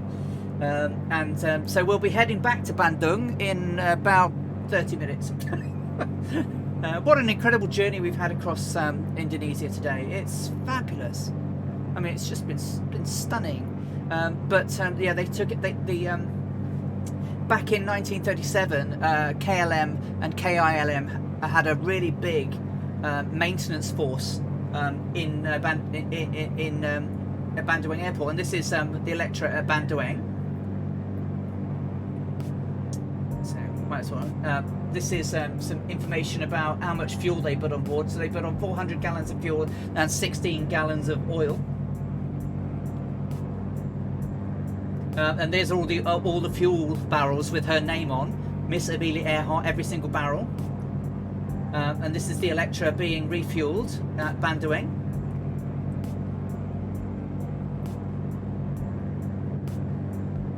Being repaired in the airport. So they had quite a few things go wrong on the day. Seamus McNeil, hey, how are you? I'm okay. I'm a bit better than yesterday, thank you. And this is the aircraft being refueling. So most of the windows bar one were blanked out, and the inside of the aircraft fuselage had 6 extra tanks in. And that list, there's all the things they repaired on our return journey that we're going to do. So I can turn that off, and I can show you some stuff at Soerabaya. So they got down at Soerabaya. You can see again the barrels in the background, all with the name on Amelia Earhart. They're having a look at the aircraft. It's being refueled now to go back to Bandoeng. This is Amelia talking with Fred's in the background. You can't really see his head, but the guy in the foreground, we don't know who he is, I'm afraid. But obviously, probably this is the truck bringing all the oil and fuel to the aircraft. So they're the only photos I have of Bandoeng and Soerabaya from the archives. How you doing? I think it was still pronounced the same, just the Dutch, yeah. So Bandoeng. Soerabaya was spelled S-O-E-R-A-Y-A-B-A.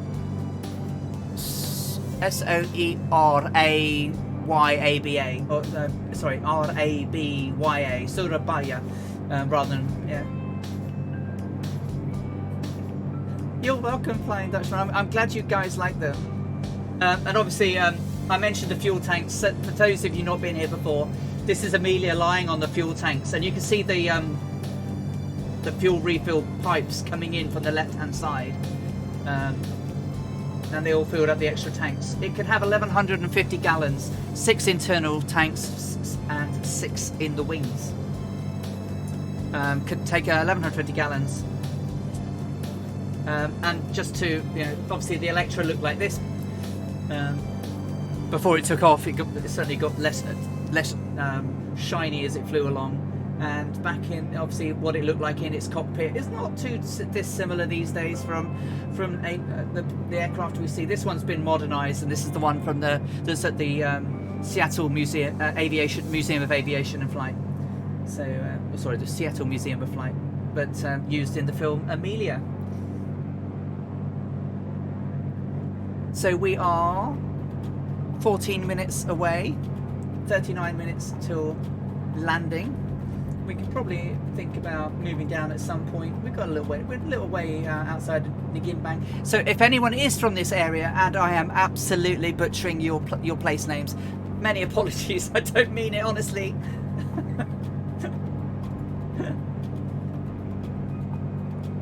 Piper, why did they return? Because the aircraft instrument failures, the autopilot water levels was emptied or drained. The artificial horizon stuck, didn't move. The bar wouldn't move. Heat, temperature instrumentation failed, and so at Soerabaya they didn't have the maintenance capabilities that they had back in Bandoeng.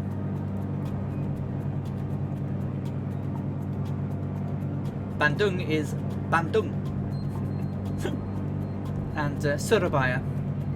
That's Swamp Donkey. Hello, my friend. How are you doing?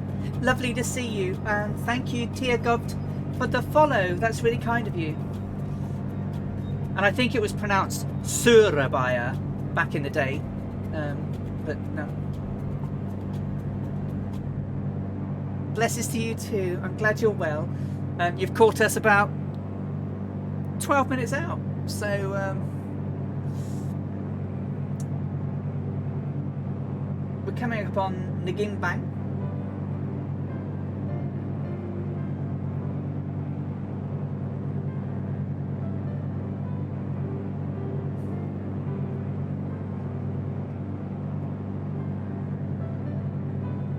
Oh, and I found out what so do you remember I said I was having trouble changing the 100s 200s?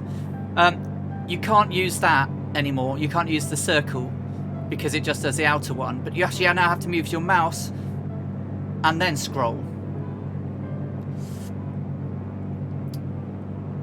I wish I could get it working on the I'm going to start descending, guys, so I can have a little closer look to the ground.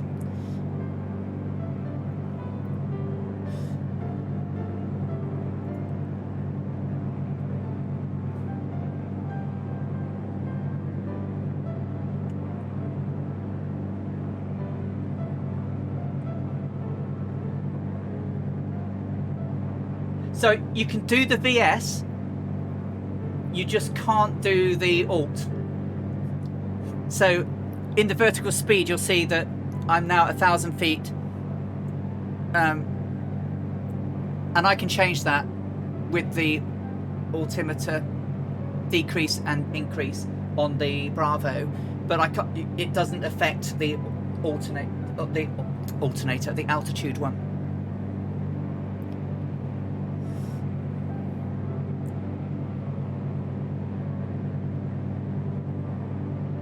I was watching that Swamp Donkey last week. He was flying the Mooney, and I did some backseat flying and gave him some hints and tips on how to do a by the numbers controlled landing. I hope you didn't mind me doing the backseat gaming, but that was quite fun.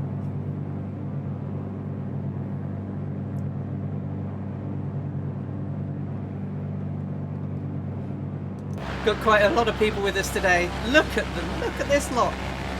Oh, Recorded Track is with us, Dougal McTavish, Draco, XBMFs, Tarnish, Druid Zeus, Pilot Peely, Dangerous Brian, Scorpio, Kazaki Flyer.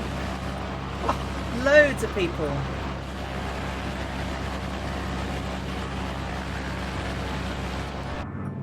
Yes, no one wants a blown up Mooney engine, right? I'm just keep tapping my speed brakes, guys. Sorry, just so I don't do too much damage on the way down.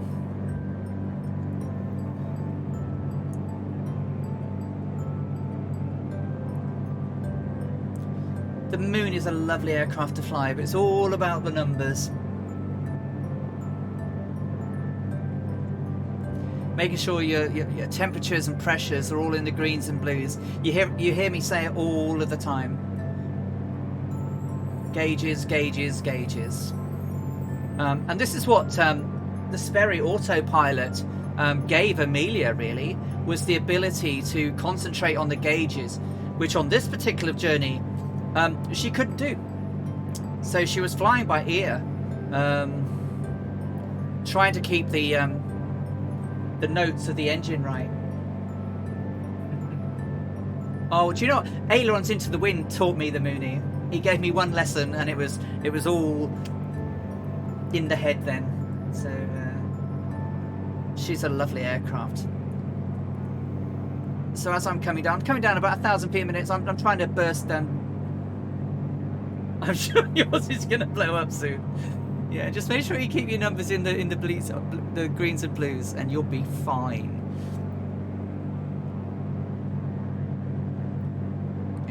Powered descents, just have to be a little bit careful on the powered descent, just to make sure you're not overstressing the aircraft, especially as she's such a quick aircraft.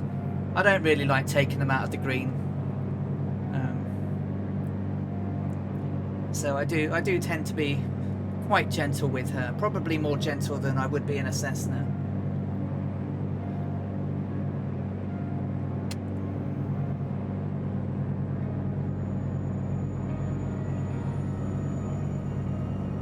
3538 Streamlabs, thanks very much. I'm good at the moment. I'm 3 gallons till change tank on the right. Oh, it's a wonderful aircraft to ILS in.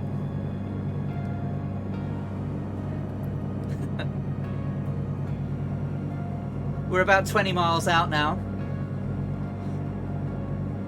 Just making sure I keep my EGT nicely managed. Managing my manifold pressure as I come down. I just want to keep it all roughly the same.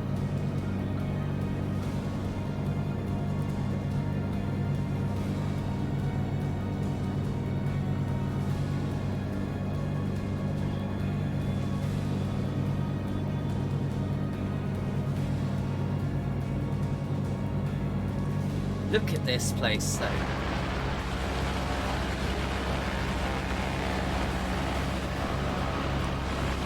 Indonesia is an amazing country. I want to come back here. Laura, I have another place on the bucket list.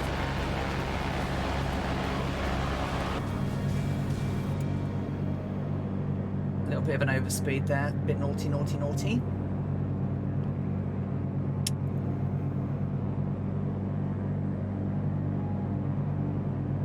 Manifold pressure, because we're coming down. We just need to make sure that we keep adjusting.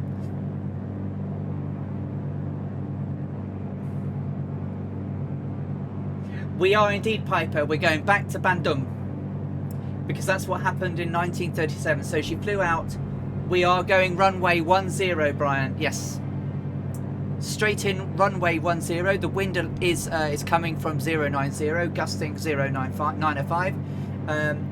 And when we go back, it's the same the next day. So we'll fly past Bandoeng and we'll come in on runway 11. Runway 11. I am imagining the sound of all those moonies passing over at 2,000 feet, right? At the moment, though, mine doesn't sound like a moonie. It sounds like a cross between a moonie and a Mercedes A280 diesel.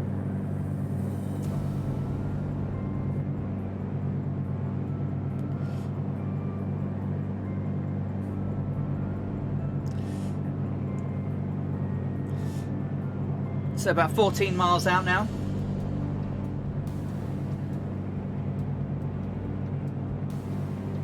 No. You want them to do maintenance in Bandoeng. That's where the experts of KLM were back in 1937. They had probably the best maintenance facilities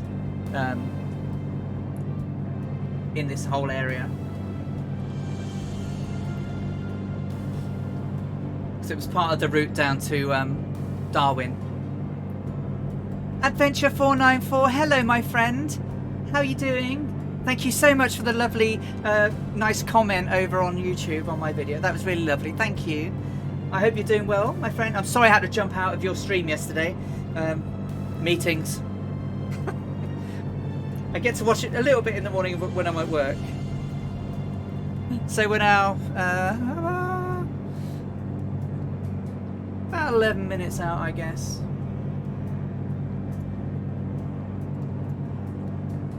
How far have we actually got to go? About 22 miles in total, so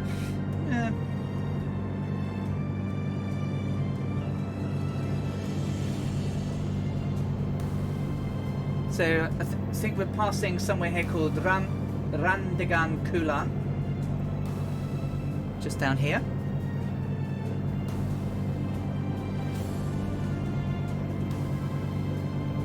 And over there to our 2 o'clock is Bandoeng Bendo. This is a lovely country. You're from around here, aren't you, as well, Adventure?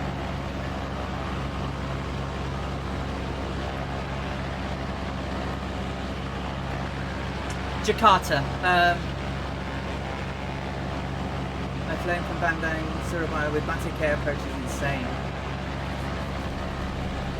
Take care, Captain Arash. I know you've got things to do today. Send my love to Emma, and I hope you have a great weekend, and I'll catch you soon, my friend. Thank you. You take care. Bye. Ah, that's right, Malaysia.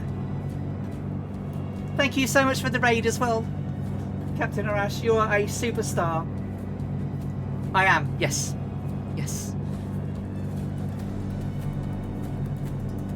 35 and 37. So the airport dead ahead of us.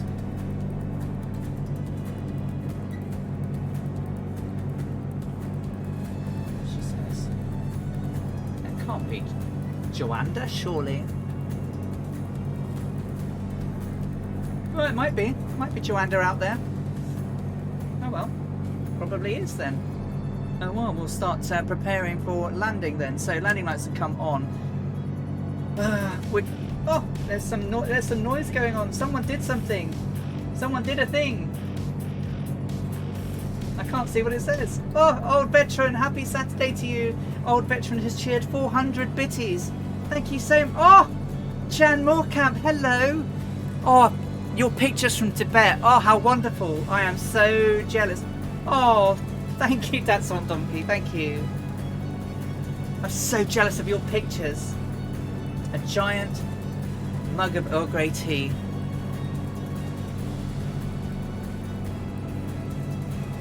Right, well, get myself ready then. So, doors appear to be shut, window is shut, Fred's tied down in the back.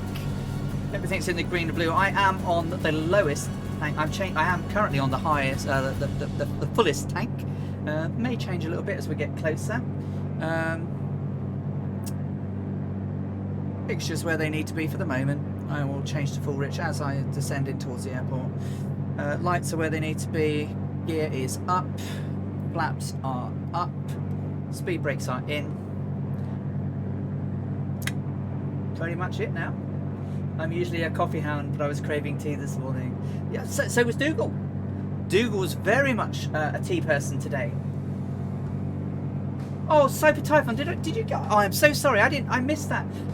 Thank you, Super Typhon. That's really kind of you. Thank you. It's no problem. I wish my alerts worked properly.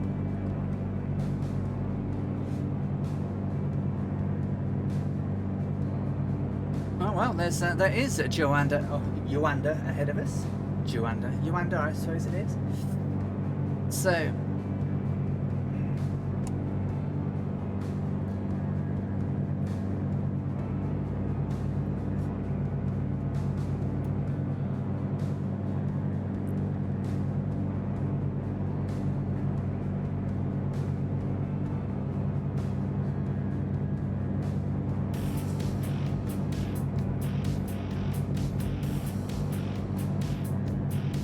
Some more people did some stuff. Some more. I can't read it. I must make it come up on my screen in front of me so I can see what it says.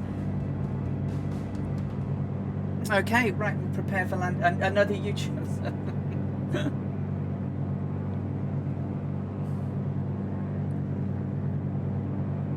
Right then.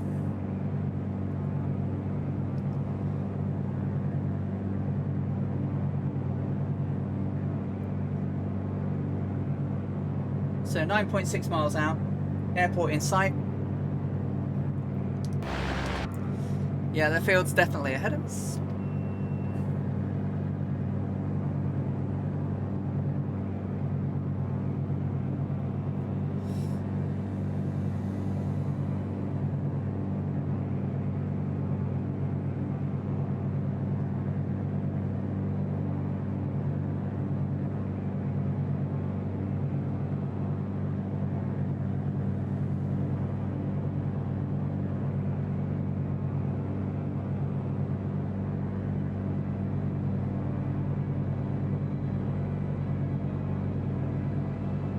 Nice, Eric.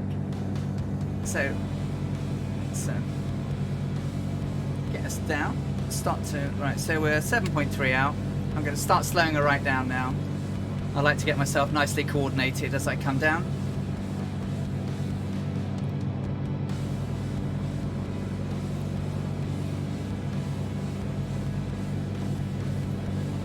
Yes, adventure. Yeah, you need to use. You need to use something like I use, like Epidemic Sound, where they license you to use the music. So if you're not using a licensed source, you'll get muted, and it's a nightmare. So I'll ping you a link to Epidemic Sound's got a huge library, and I would definitely recommend them. Oh, you keep getting muted with Epidemic Sound. Okay, then it's automated muting. Someone's bot thinks it's a piece of music. Yes, it costs money. I pay for it.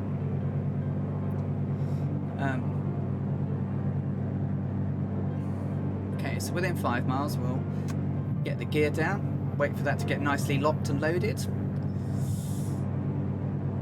All green. So the runway height's about 11 feet.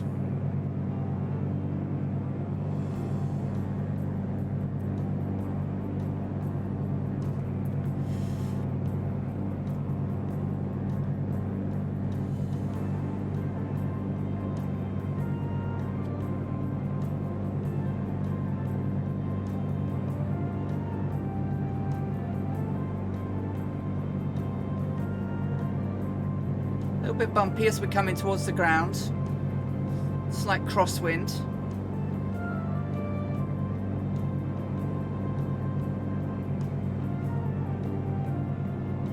But obviously, if you get muted and you're using Epidemic Sound, file an appeal that it's in the public domain music, because technically it is in the public domain because you're paying it as licensed.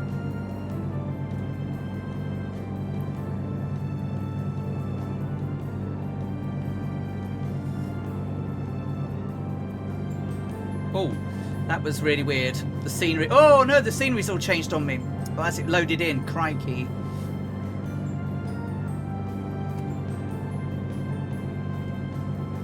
Oh, that made me jump.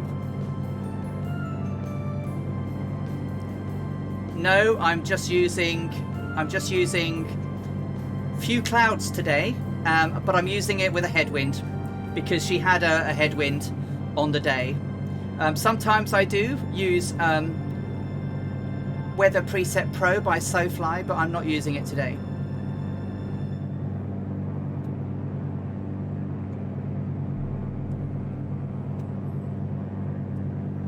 Okay, now we are committed. We are going to continue. It's a bit bouncy as we get down to the ground.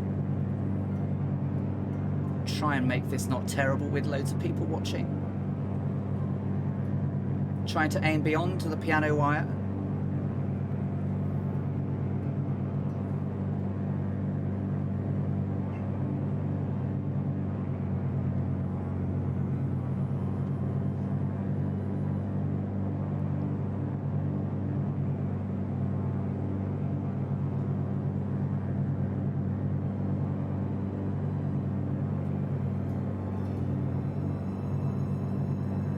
Okay, going to try and land her on the roof of the bus to level her out as I slow down the power. Nose at the end of the eyes to the end of the runway, and we're down. And it was a little bit of a dance there. Aileron into the wind. Oh, a little bit of a dance. Okay, I'll live with that. And get us off the runway. Some poles where they shouldn't be. Let's get parked over here so we can see everybody. Sure, it's a shark and barracuda. The barracuda. Oh, recorded tracker is down. Oh, I'm going to miss all these people. Scorpio 101149. Welcome to Soerabaya. Do a quick bit of tidy up while I'm here.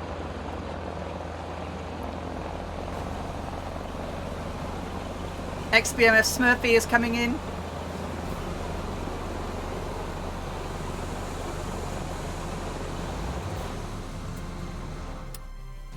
Whew.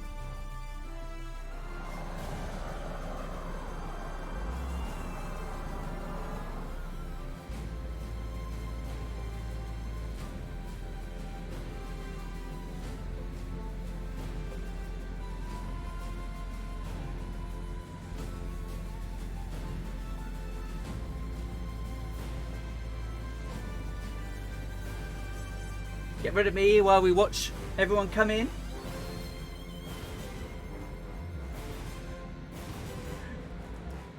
Thank you, that's Swamp Donkey. But you see how easy it is? You don't hardly have to do anything. Once you've got the numbers tailed in. Yeah, time for a break and refuel. Yeah, we will certainly take probably a quick 5 to 10 minute break. It just flies itself, absolutely. Oh, Smurfy, you're 80 miles out, crikey. Well, we'll take a break and we'll take a break and have a coffee and see how close you get. Here comes Pilot Peely. And tomorrow when I've fiddled with this, I will make sure I get my Xbox controller all set up to work. Nice landing, Pilot Peely. Oh, Brian, why are you not showing us a... That's really weird. Why are you not showing us a beanie? Dougal McTavish, welcome to Soerabaya. Kazaki Flyer, welcome. Goblin Zeus, welcome.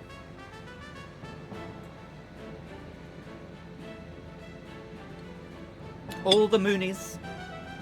Moonies everywhere.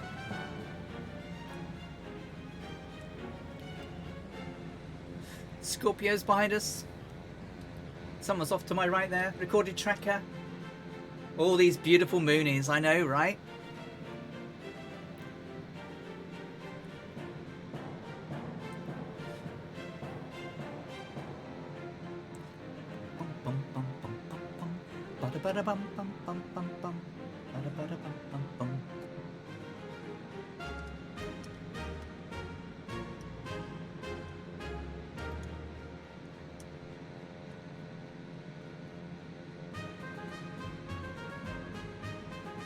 Imagine being an Oshkosh on the Mooney show. Well, I know that there's a few people talking about doing an in-game Oshkosh. Which aircraft would you fly to fly this with, Piper? The Bonanza. Do you have the Bonanza? The Bonanza is probably a good one. I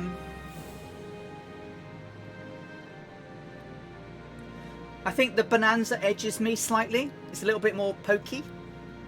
Hey, here's Draco. Welcome, Draco.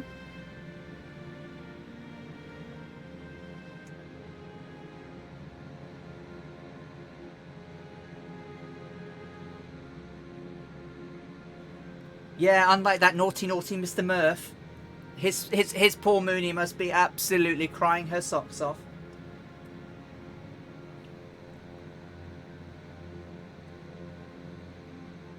Oh well, I'm only do I do economy cruise Piper, so I will do about a 150. So just to let you know, I'm going to be doing around about 150 plus a tailwind. So we are going to have a tailwind. So it will probably make me a little bit faster. It's not massive.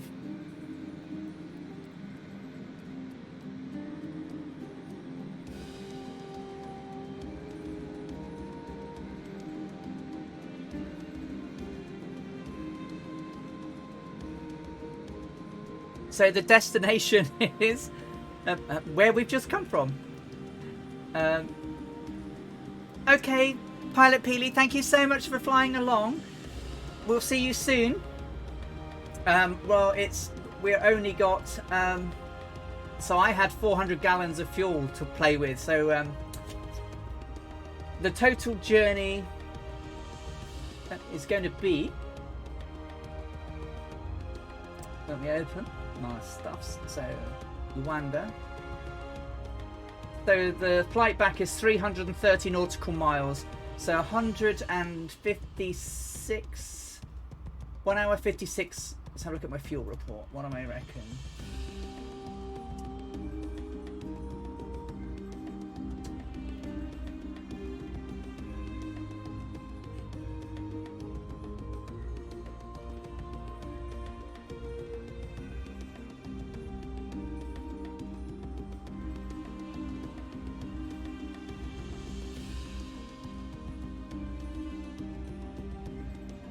Ooh. It's hard to work it out when you haven't got everyone else's.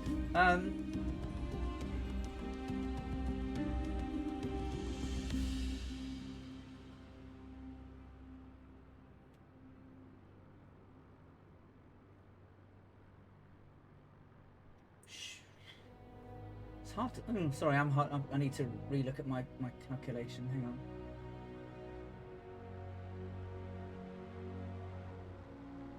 I planned for 51 gallons.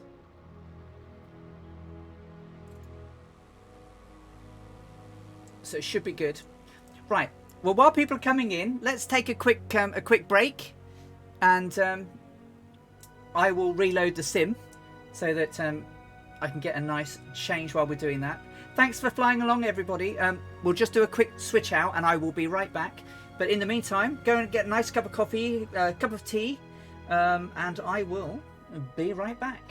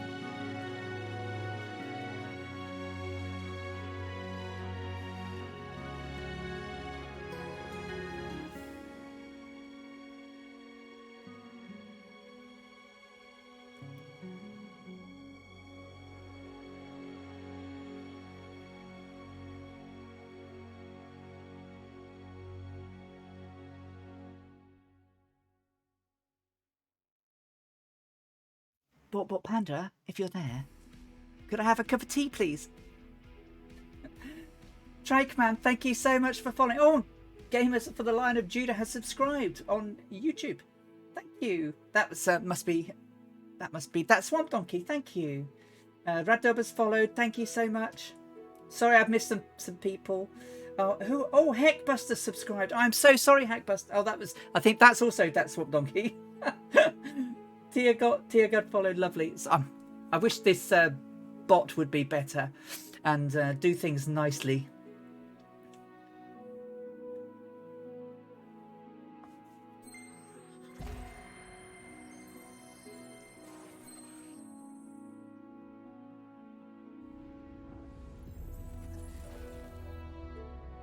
So departure is we are flying from Whiskey India Charlie Charlie, and we'll be flying to Whiskey Alpha Romeo Romeo. So we're actually going to do the return leg of the flight we've just done, because the aircraft is now not very well. It flies perfectly well. The engines are fine. She just can't tell what's going on. A lot of her instrumentation's damaged.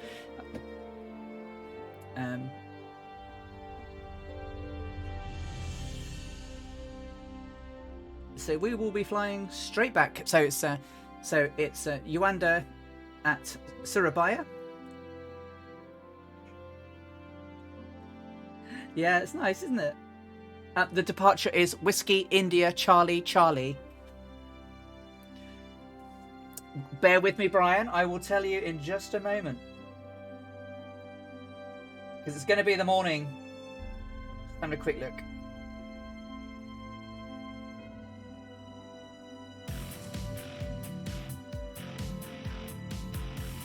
Oh, Diedrich Chase has subscribed. Thank you very much, my friend. That's really kind of you. Thank you. No, I haven't got my mug. I don't think. Do you need a drink or anything? I'd love a cup of coffee and. Another beaner? Can I have another beaner, please? Of course. Coffee and a beaner. Yeah. The Bot Panda's looking after me.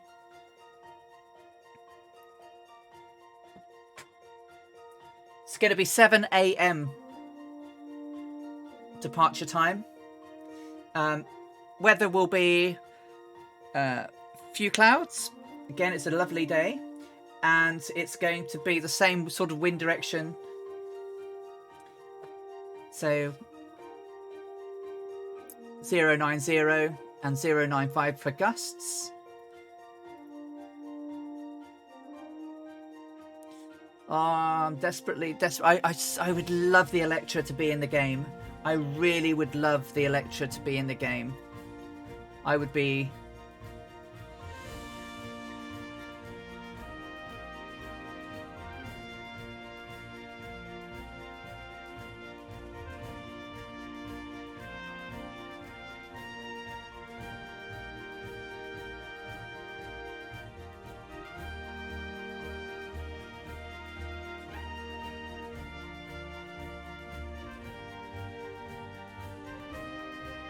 Take care, Tarnish.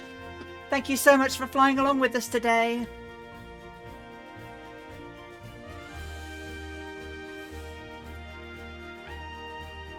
Have a great rest of your weekend.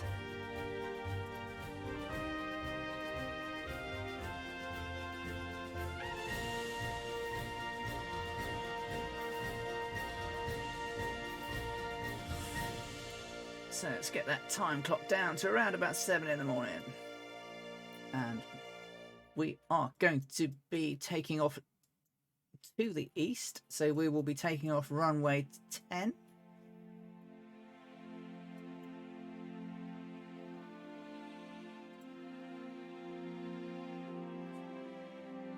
Hope I picked the right place to park now.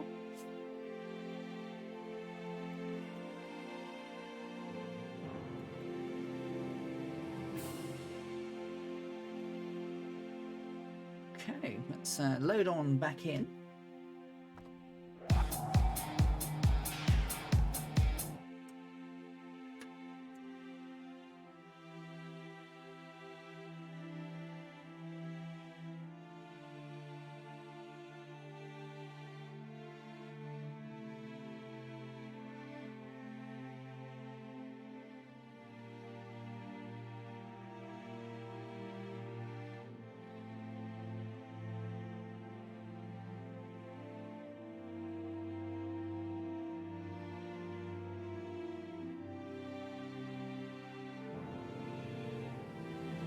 Oh, it's getting really grotty outside. It's getting really dark. Just give me a moment. I'll share them with you, Draco. But it's going to be... So, the date is going to be the 25th of June. Temperature's going to be around about 30 degrees. Oh, yak, yak, yak, Alison Johnson. Yak, yak, yak.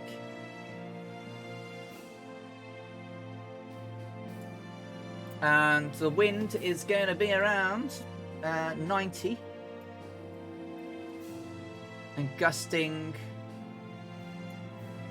95.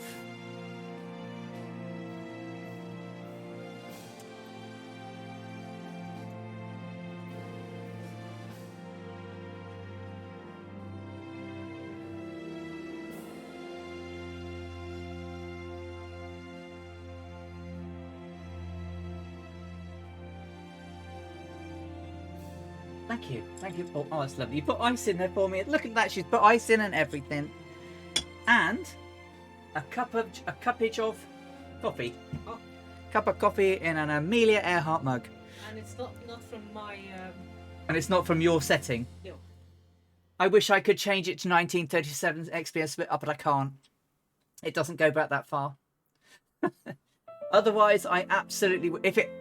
do you know what I would kill for a weather system that could do all historical weather based on historical dates and times, but not all of it's what's so well preserved. So nice fresh coffee. The aircraft is here.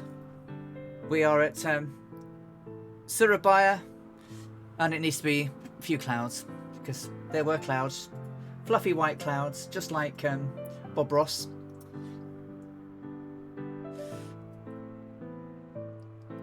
Is XPS Smurfy here yet? He's still... Have you landed yet? Are you still landing? So change to full tank on that. Check where I am now. I wish I could change it. Really wish I could change it to 1939 so beacon light can come on. Make sure you can go full rich. Propeller can go full. Turn my thing on.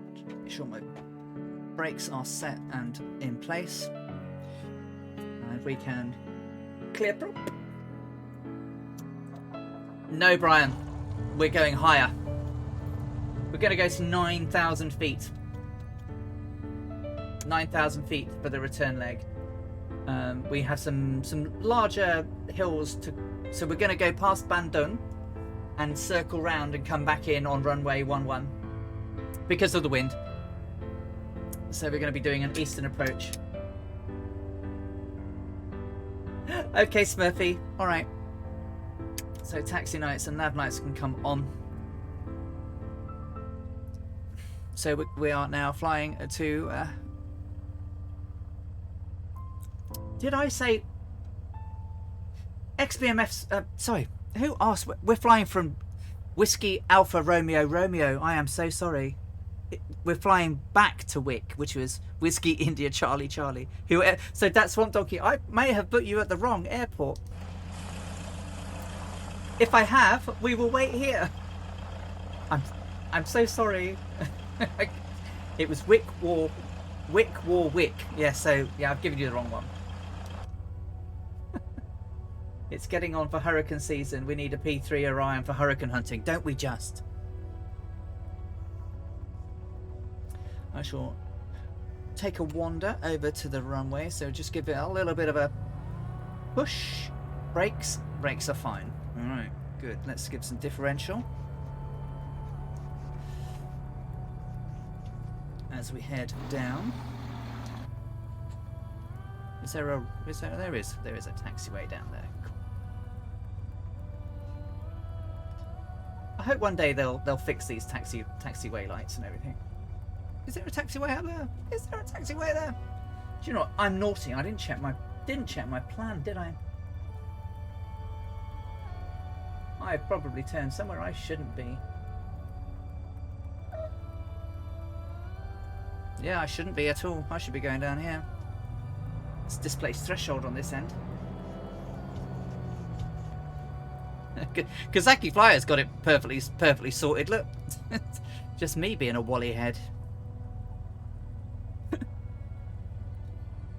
so I'll just come up to the hold short line and then just get myself ready for takeoff.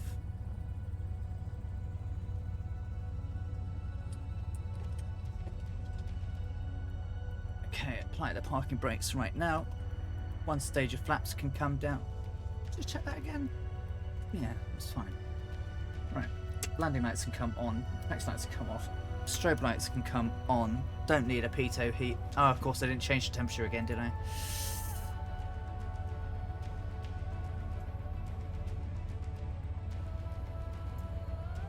Okay. Now, so 33, 33. I'm as full on the... So I need to be...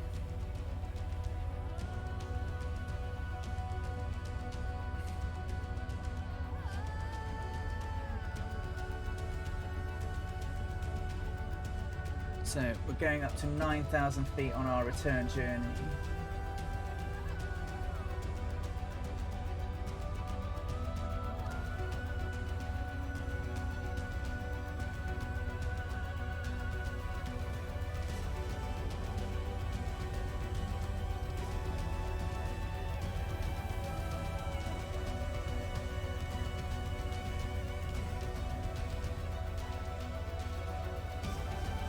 Do you know what? I'm gonna make it 9, actually. So 8. We'll go back to the standard 8. I loaded the wrong map. I loaded the weeks before's. Right, 8,000. Sorry, Brian. Alright, transponders and everything now. Very naughty, should have done all that before I moved off. Okay, so parking brake can come off and we'll trundle into position and let's zoom away.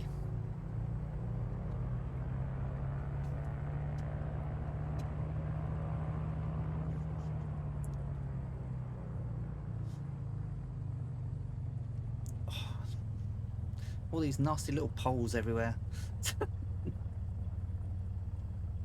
Right.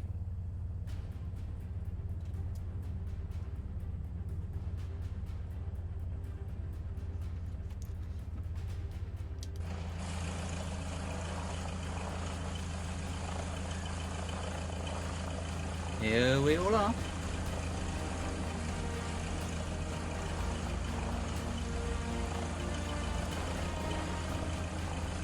Just wait for Druid to come alongside us now, and then we'll all trundle. Here's Druid. Moonies ahoy! Oh, that's Swamp Donkey, North Europe, and we are at.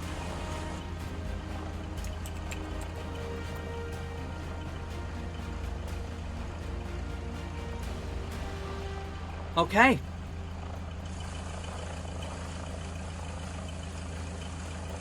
Ready? Let's wagons roll.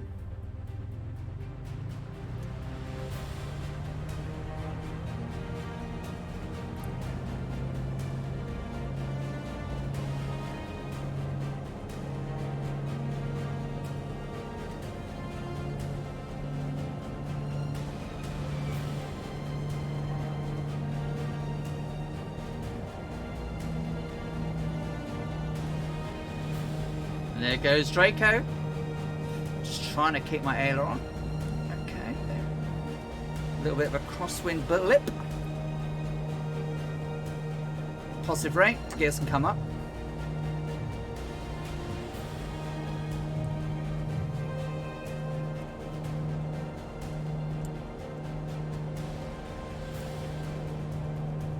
The Mooney sound is back.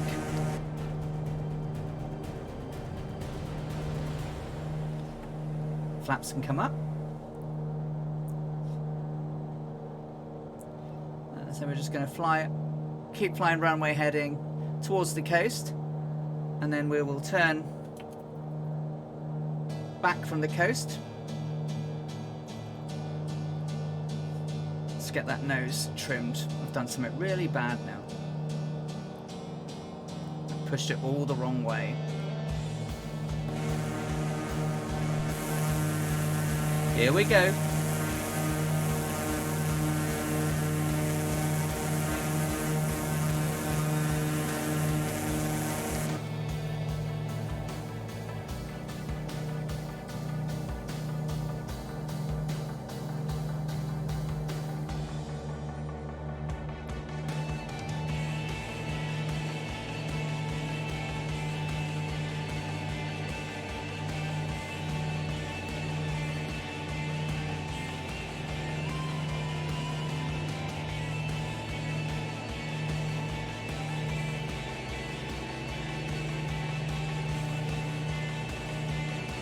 Okay, we'll do a right-hand turn.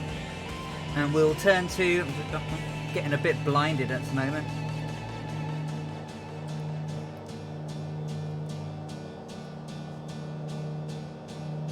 We will go to... I can't see. I really can't see at the moment.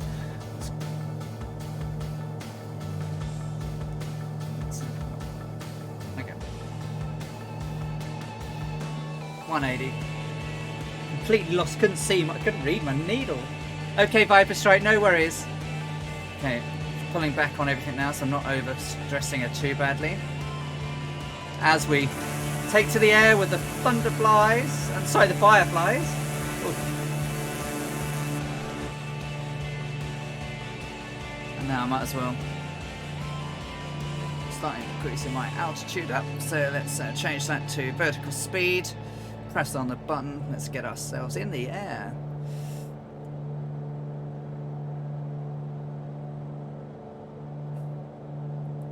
Your sound keeps quitting. Oh, wow.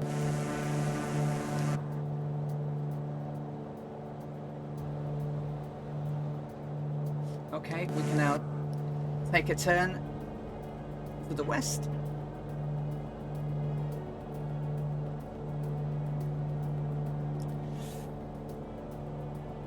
How weird.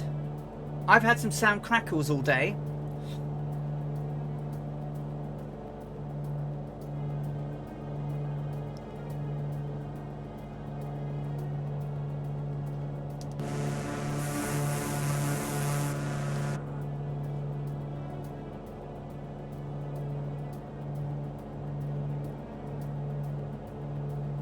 There's that swamp donkey. I see you. If we're just gonna come strafing over the airport. What? Ish.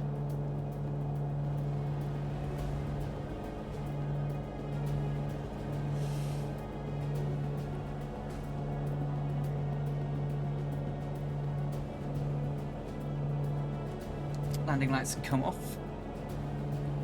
As we're on our way back to Bandoeng.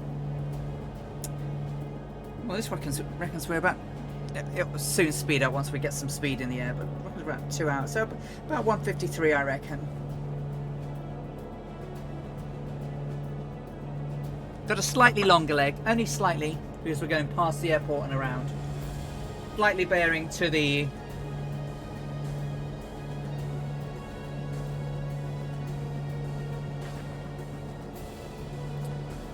Which way are we bearing to the airport?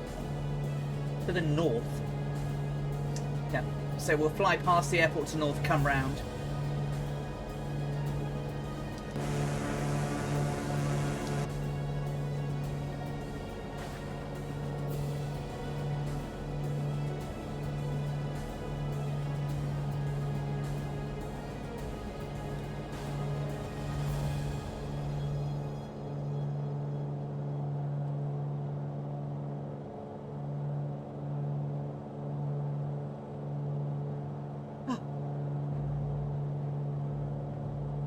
Good afternoon from Warhammy's Garden Centre for Dangerous Drilling and Unexpected... Oh my god, unexpected screws.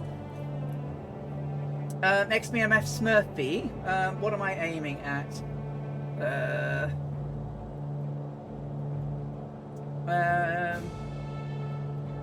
I don't know if it's going to give it to you in the sim as this, but I have it as India Foxtrot 11. India Foxtrot 11. Hopefully the sim will give that to you. The airport we're aiming for is Whiskey India Charlie Charlie.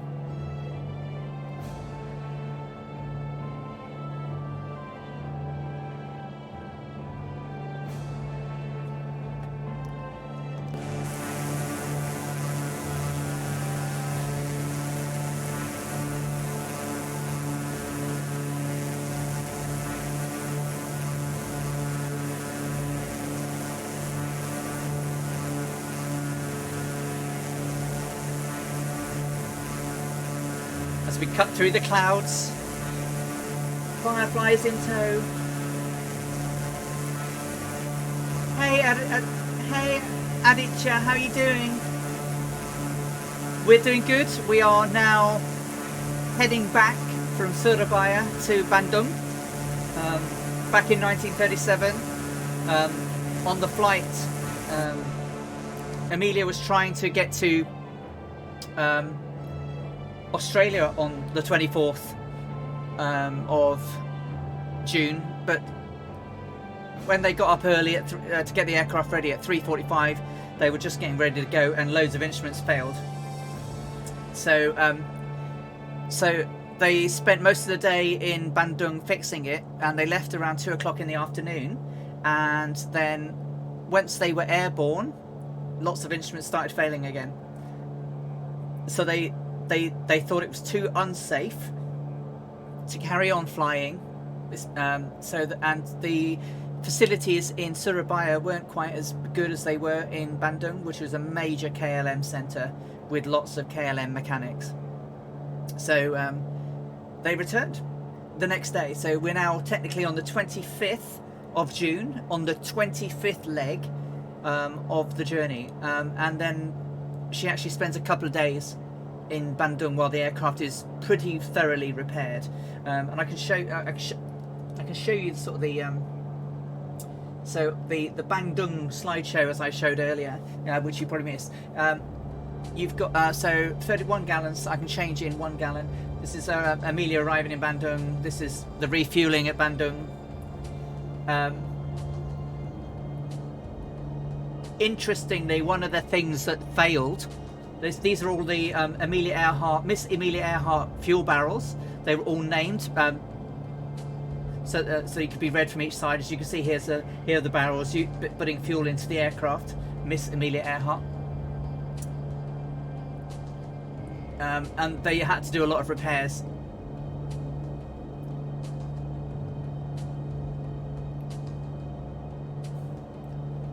Refueling the aircraft again. And what I'll show in a moment. So this here is what you can see. This is all the things that they repaired, and I'll read it out to you in just a few moments. But that is the list of all the repair items that they actually did back on that day. And so this is what they fixed.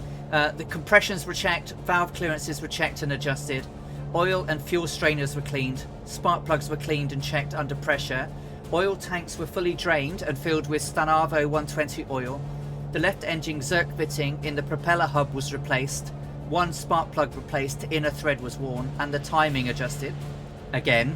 So the timing was not behaving on this aircraft. Right engine number 3 thermocoupling lead repaired, landing gear electrical motor brushes cleaned and landing gear switch cleaned, flap gear motor brushes cleaned, landing gear shock absorber struts inflated, tail wheel wire tyre inflated, both lids are switch boxes and dashboard fastens, 2 broken leads in left analyzer cell of exhaust analyzer repaired, switch on junction box of exhaust analyzer repaired, bulb on left carburetor thermometer replaced, thermocouple of number 2 cylinder on left engine replaced. The left engine's the one that caught fire at Tucson. Another thermocoupling went wrong. Tank of the automatic pilot filled.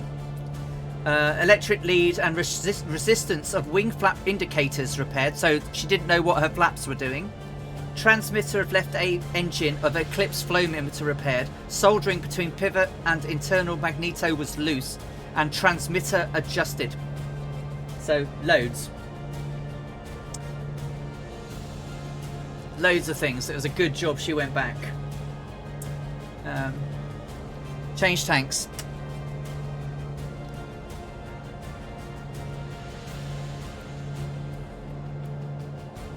Me yakking away, not watching my aircraft. Alison Johnson, you are terrible.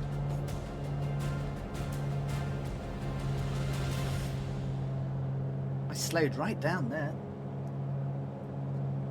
Okay, Viper. So for tomorrow, Playball flight stream. Viper has just posted his flight plans. So if you want to check out Viper tomorrow afternoon, you can catch him over on Twitch around 5 o'clock, 1700 Zulu, I think, right? That will learn me big time. I need to massage my engine right now.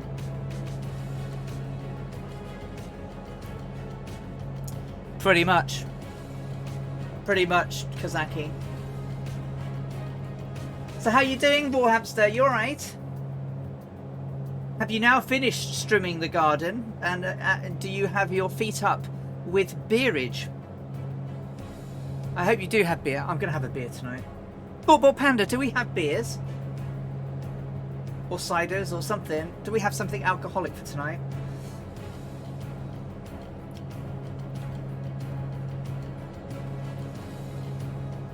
I need to get my engine heat down. So I'm just going to lower my get some fuel into the engine just to try and bring that temperature down. 1700 Zulu tomorrow. Bort Panda, do you want to come up? Do you know what? She's done a right bother haircut. She's now fuzzy headed. Come and say hello, Bort. She's downstairs, mine. She'll take it. Do you want to come and say hello first?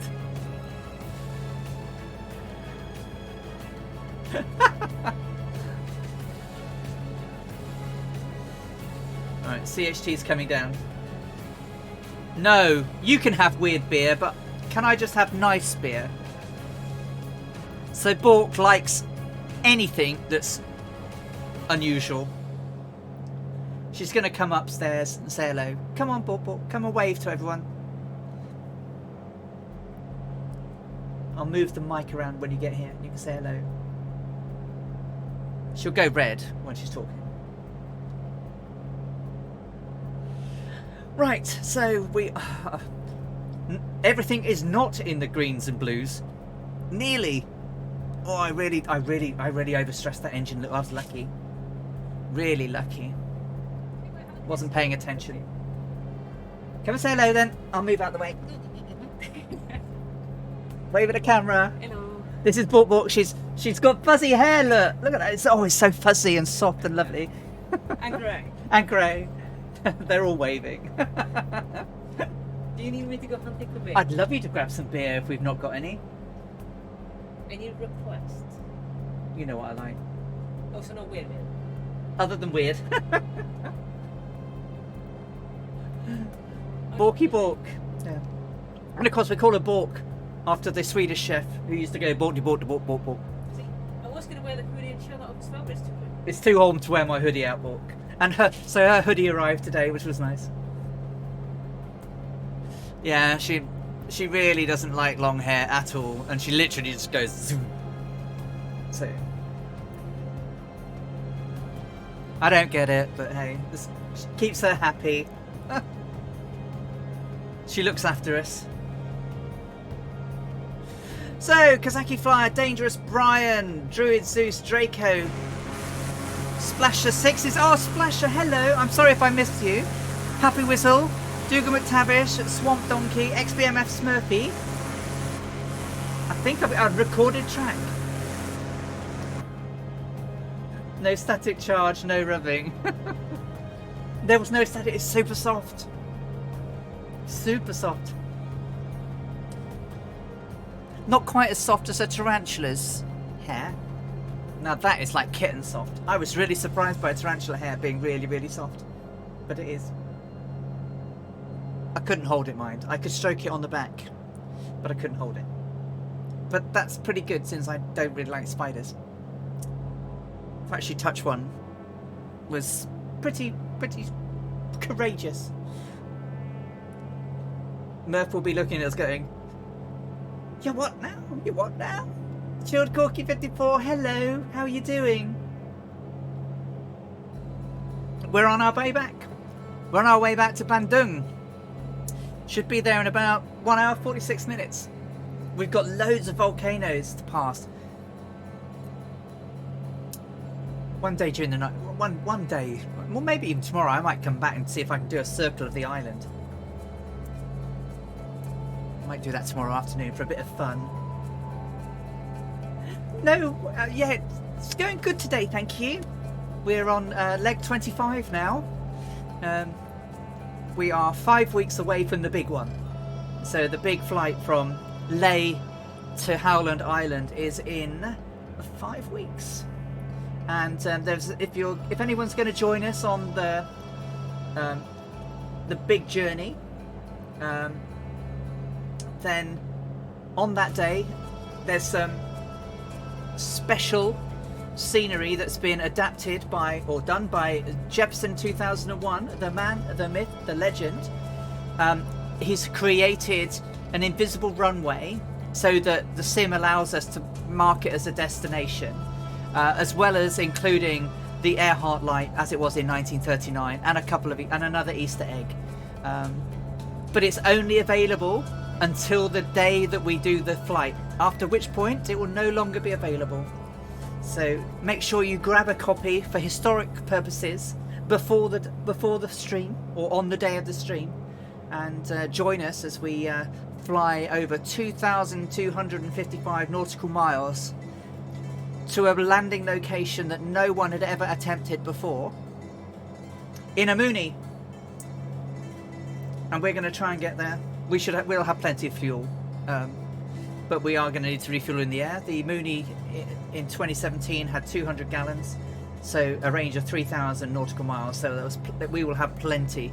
But back in 1937, they were attempting a flight that no one had ever attempted before, so didn't even know if it was possible to do what they were going to do. Everywhere else they'd been to on this journey, they knew they could land. They assumed they could land at Howland. Isn't that crazy? And when we see it, you'll see how crazy an attempt that was. So yeah, 5 weeks time, we will be doing that journey. I reckon it's going to take us about 13 hours, plus a little bit of extra time at the end. So I'll probably put a poll up to see what time I should start, because obviously if I start at 2 o'clock on my normal time, that's going to take us to 3 a.m. the next day, which means quite a lot of people aren't going to see the end, but quite a lot of people in the United States might be able to. So I'm not quite sure what I'm going to do with starting time, whether I start a little bit earlier, but then if I start early, people that fly with us from America can't. So I might put some times up and say, look, this is the duration. What do people think? You know, who can join? Because I want to make it an event that people can join in. There may be giveaways on the day, because it's quite an important day, I think. So I'm looking forward to doing some more of those.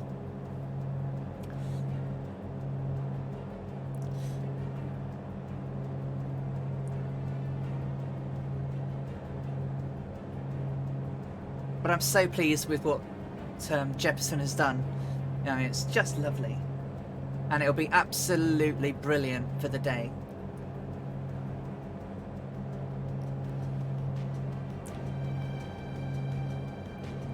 The ending of that stream may take a little bit longer. It's not my normal cut and run.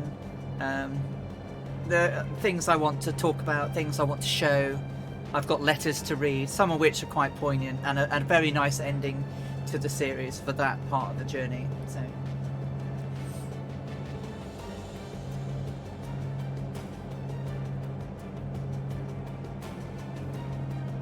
no worries, Kazaki. You know, I do like to think of people and how they can join in, because that's the beauty of this, right? Is everybody trying to get as much enjoyment out of it as they can with the friends that we've made.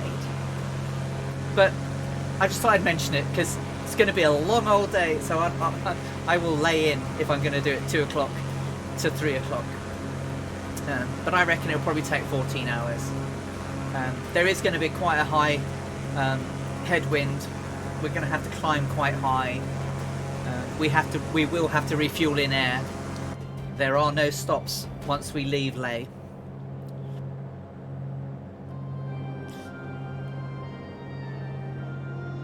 Okay, CHT is nice now, so I can... It's come down nicely. So I can... Whoa, crikey! Looked up and there was a what I assumed to be a dangerous Brian with speed brakes.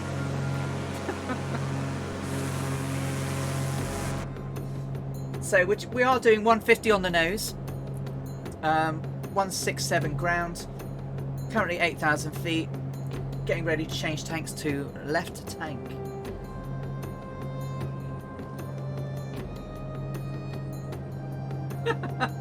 it was just, you were quite way ahead of me with Kazaki and Druid, and then I looked down and then looked up and then just saw a Mooney go past me.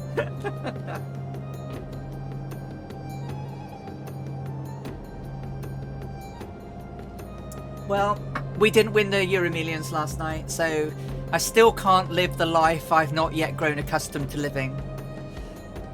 Who'd have thunk it that Laura couldn't have won it by now?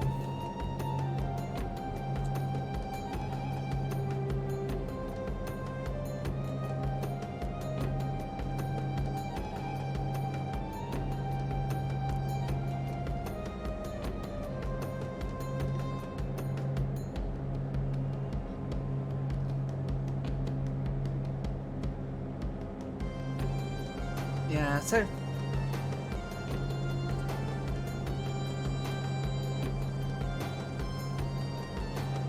And the only other thing I've got to try and work out,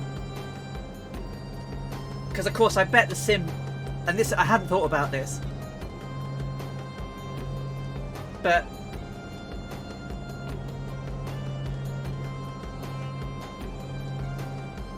it would be sweet to win, but we didn't. Somebody did, but it wasn't us. Because if you... Currently, we're one side of the international date line. And the games... I haven't done it yet. Do you know, I'm going to check it before we do so. But at some point, we're going to cross the international date line on this journey. And it should change the date. I wonder if it does. So if we're on a day and we cross it, going back into another day, it should go back, shouldn't it? Just as it should go forward if you cross it the other way. I wonder if the sim caters for it. I only just thought about it, literally thinking, oh, what's the international date line going to do to some of these flight times? Well, days and anyway, for my writing and my journeys. So that's what I would love to do, Old Retro. I don't want to win it to be filthy rich. I would just love to win it, have a nice house, and go travelling and see all the things I want to see before I die. I have a big list now. It's getting longer. I want to go to Indonesia now.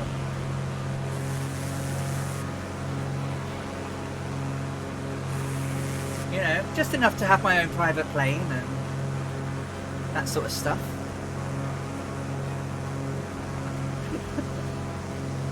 Like I say, the life I've not yet grown accustomed to living. Fireflies ahoy!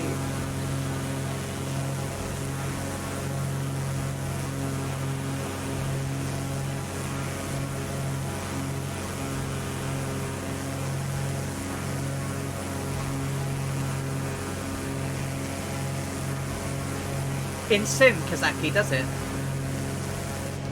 Does it actually? Don't worry, that Swamp Donkey. I'm on economy cruise. We can see your lights. You're not too far away.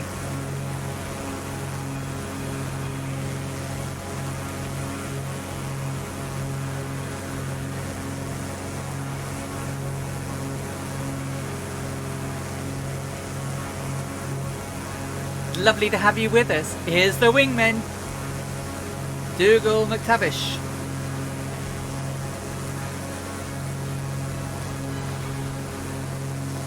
And if you're new to the stream and you fly a Mooney in-game, or you're thinking of getting the Mooney, remember you can get this stunning livery over on twotonemurphy.com. It was especially designed for us by the one and only Gibbo Ireland, and he did a cracking job on it. Absolutely cracking.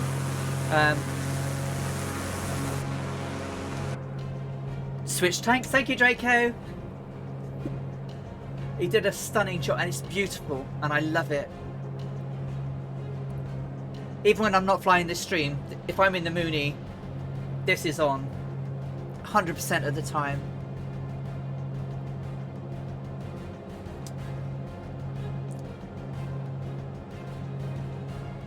And I'm hoping to get my grubby little paws on the Stearman soon, so I can do some practicing before we start to do the Amy Johnson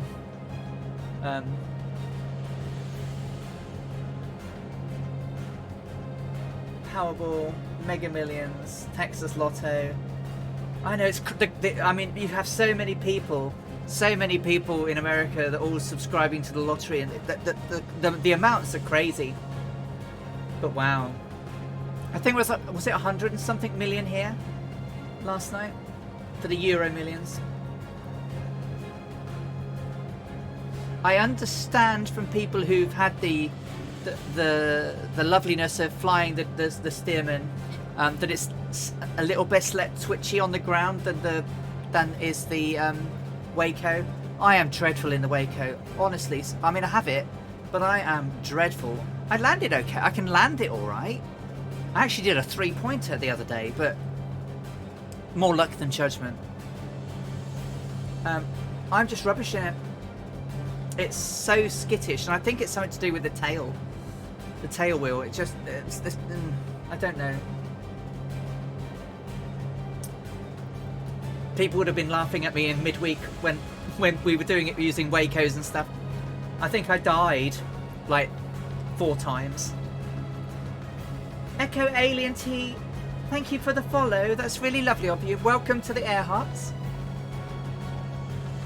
Yeah, that would be useful. That Swamp Donkey. I'll take you up on that. Whew. But apparently the Stearman's not quite as tricky. Welcome, welcome. You've caught us returning to Bandoeng. So on the yeah.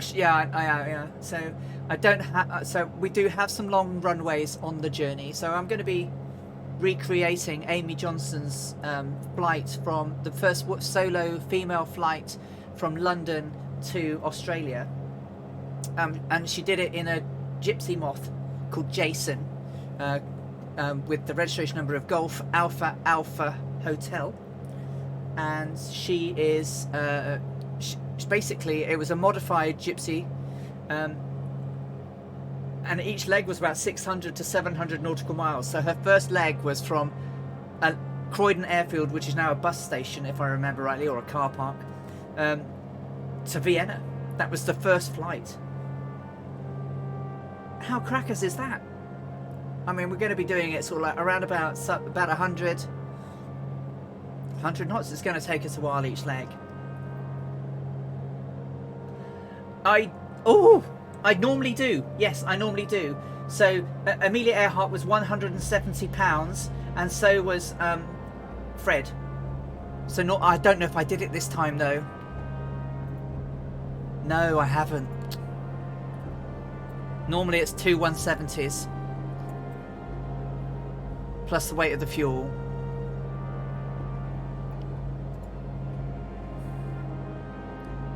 Did I just mess with my fuels again? Did I do something dodgy there with the fuel? Oh, I'll leave it as it is.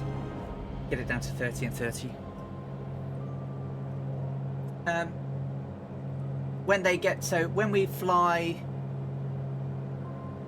pretty much from Darwin to Ley, they get rid of everything. I think it reset the fuel, yeah. It doesn't matter. They got rid of the parachutes and the life rafts at Darwin. They literally, it was fuel, oil, and the clothes and the stuff that they were, and their bag, and their bags weren't very big. You know, they were only carrying like 5 sets of clothes each. But they literally stripped out a lot of the stuff and sent it back. They said that they wouldn't need parachutes over the Pacific.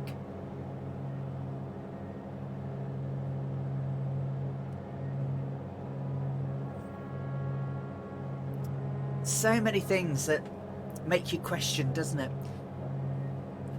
Because work has been done since their flight on a Mooney that was, sorry, on an Electra that was, there was an Electra that crash landed in the water, and similarly configured to Amelia's, and it floated very, very well, and she would have been on fumes fuel wise as she was approaching Howland Island. So I mean, obviously and the trouble that I think the other problem was they were flying about 1,000 feet above the sea, so if anything did go wrong, they had nothing really to, it was 1,000 feet and you've got nothing to play with. You know, seems a long way up, but it's not, you know, especially when if you're out of fuel. So it depends how they would have hit the sea. No worries, Splasher. I know that it's difficult sometimes for me to join yours and vice versa, but thank you for joining. Really, really lovely to have you here. Thank you so much, and you take care. Splasher 6, everybody. You take care. Splasher 6 streams over on Twitch. He's been recently doing the Pan American Highway. Streams quite late at night if you're in the UK. But I have been watching his VODs back. But do go and give him a follow. Try and get to watch some of his streams. They're really good. The Pan American Highway is a nice route.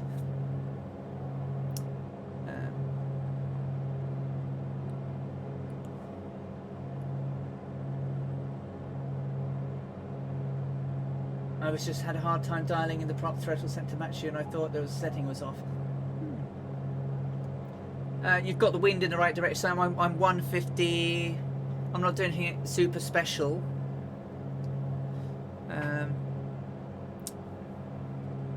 In terms of percentages, I guess mixtures at 47%, prop 77%. My throttle was 86%.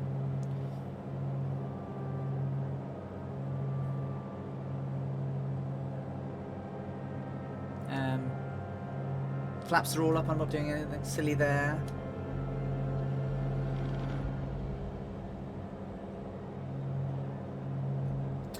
No. So, that's fine. I totally got what you said.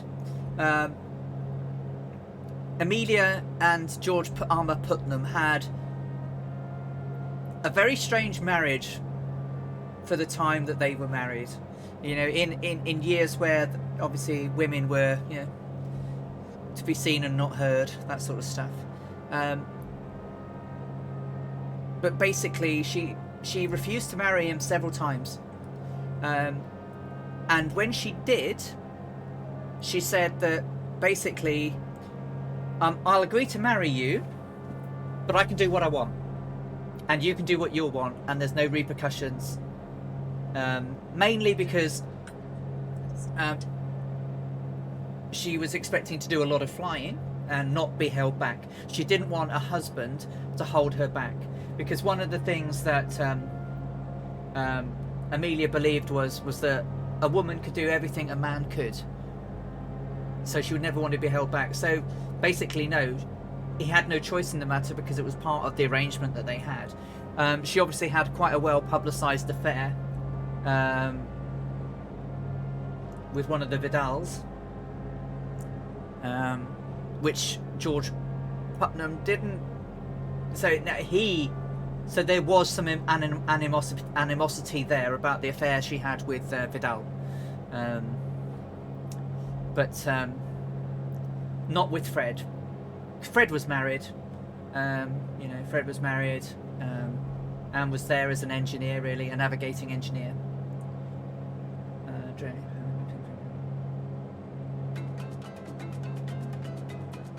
I have a yoke system. I was too lazy to set it up. So 32, 33.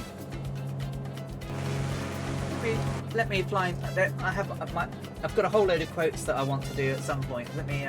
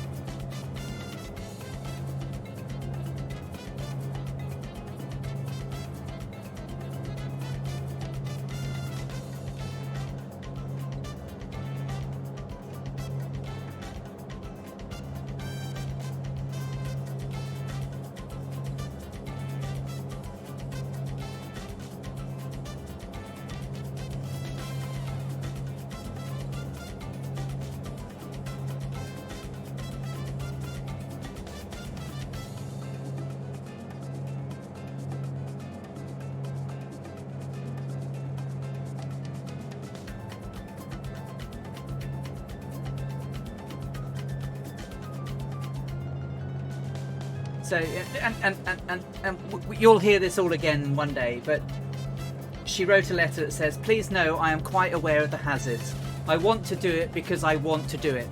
Women must try to do the things as men have tried. When they fail, their failure must be but a challenge to others. Never interrupt someone doing what you said couldn't be done. The most difficult thing is the decision to act. The rest is merely tenacity. The fears are paper tigers. You can do anything you decide to do. You can act to change and control your life and procedure, but the process is its own reward.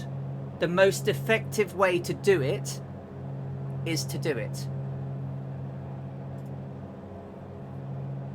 So, some very positive words from Amelia Earhart there. She was indeed super smart.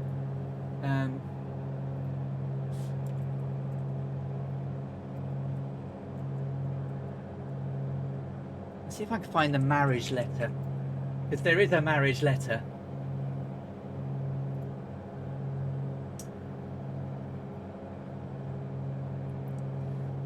So I'll read it to you. So, dear G. So they never used each other's names. Like, I mean, she actually wrote him a letter, right? Dear GPP. So George Palmer Putnam. There are some things which should be writ before we are married. Things we have talked over before. Most of them. You must know again my reluctance to marry. My feelings that I shatter thereby chances in work which means most to me. I feel the move just now as foolish as anything I could do. I know there may be compensations, but have no heart to look ahead. On our life together, I want you to understand that I shall not hold you to any medieval code of faithfulness to me, nor shall I consider myself bound to you similarly. If we can be honest, I think the difficulties that would arise may be best avoided should you or I become deeply interested, or in passing, anyone else. Please let us not interfere with the other's work or play, nor let the world see our private joys or disagreements. In this connection, I may keep some place where I can go for myself, to be myself for now and then, for I cannot guarantee to endure at all times the confinements of even an attractive cage. I must exact a cruel promise, and that is that you will let me go in a year if we find no happiness together. I will do my best in every way and give you part of me you know and seem to want. A.E. So, pretty determined, pretty understanding what she wanted. Quart, hello Quart, how are you? Thank you for hosting the stream. Awesome. I mean, wasn't she an incredible writer? I mean, even to actually have to write that to your husband to be to explain you're not going to be held back. You're not going to be held back. You're going to do the things you want to do the way you want to do them. But be open and honest. I mean, people can't do that today.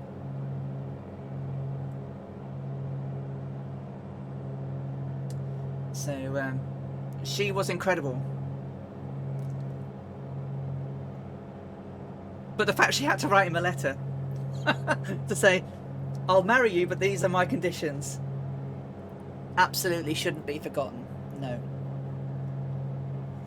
I mean, incredible lady. I mean, and I chose her expressly because not only did she, she had great publicity, don't get me wrong. I've said it many times on this stream that the difference between Amelia Earhart and lots of other flyers who were much more capable. She was a good flyer, but she wasn't a great flyer. She was a good navigator, but she wasn't a great navigator. She had great publicity, and her husband being that publicist, and the fact that she wrote her books and was so eloquent in doing so, plus attempted and broke so many records. I just felt that she was number one for me. There were lots of other number ones. The first lady that flew across the channel and things like that. Take care, Piper. It's lovely to see you, and I'll catch you in the week. Have a great rest of your weekend if I don't see you before on some other stream. XBMF Smurfy, thank you for the host. I didn't know you streamed, Smurfy. I shall have to give you a follow. Thank you very much. Do you stream often, Smurfy? Because if you do, everyone go and follow Smurfy. The more people that we all have doing stuff will be fantastic. So yeah, I think I picked wisely because she was wise. Much more wise than I could ever be. But I just love how absolutely fearless she was. And determined. Knew what she wanted and just went for it. But a lot of what she says is very true. Yeah. One of the part of the quote I put on Twitch, on the Twitch Tips channel this morning, because a lot of people go, oh, I don't know if I want to start streaming. It might be hard. Well, it's not hard, but it's scary. It's scary to put yourself out there in front of people and stream and talk and do stuff. But actually, it's the thought of doing it, absolutely the thought of doing it, that is hardest of all. Once you've got past and just done it, it works. Okay, cool. Well, I will pop you a follow later. Doesn't matter if you've got a webcam or not, Smurfy. I mean, I have it on because I have one, and I like to say hi to people. I did consider not using it. I have started reading about Ellie Beinholm. I've got a list, so I have a big list of 100 female pilots that I'd like to do some sort of showcasing about what they did. So like the first black female pilot, the first German lady pilot, the first English, the first French, and so on, and do some of the more less well known female aviators in America as well, because they had some great ones. But I have a big list. I do not know the stories of them all yet. I'm very heavily in the story of Amy Johnson at the moment. I knew of Amy Johnson and I knew of her achievement, but I haven't read her book, which I'm reading. I found it online and I have a copy, so I'm having a read of that now. That's going to be fun because she was able to finish hers. Amelia Earhart's last flight ends at Ley, so the story is unwritten from then. Everyone else finished it, but her words stopped at Ley, whereas Amy Johnson's carried on, so that should be quite good. Change tanks. So we've got Kazaki Flyer still, Druid Zeus, XBMF Smurfy, Dangerous Brian, Kazaki Flyer, Dangerous Brian, Dougal McTavish, Draco and Swamp Donkey, all flying back through Indonesia, heading back towards Bandoeng now. We're flying a slightly different course on the way back, slightly to the north of where we flew on the way down. But it's not going to be a too dissimilar flight on the way back, I'm afraid.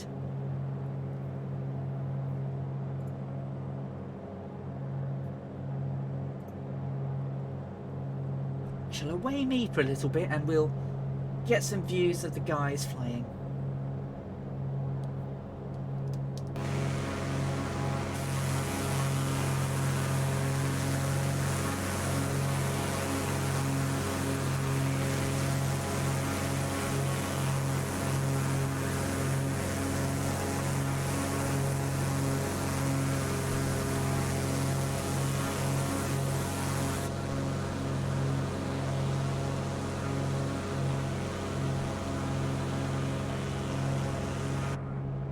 Very kind of her to say. Thank you, Dougal. Can you say thank you to Mrs. Dougal?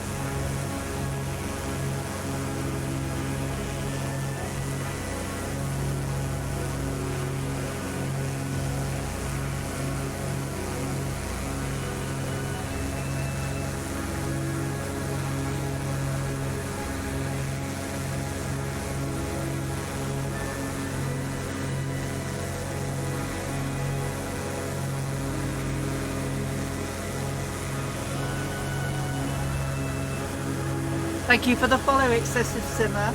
That's really lovely of you, and welcome to the Earharts. As you join us, flying back to Bandoeng, having gone to Soerabaya, I am joined by the Fireflies of the Two-Tone Murphy Flying Circus, and we're heading slightly north of our original track as we head back to get our aircraft repaired, which was really badly messed up.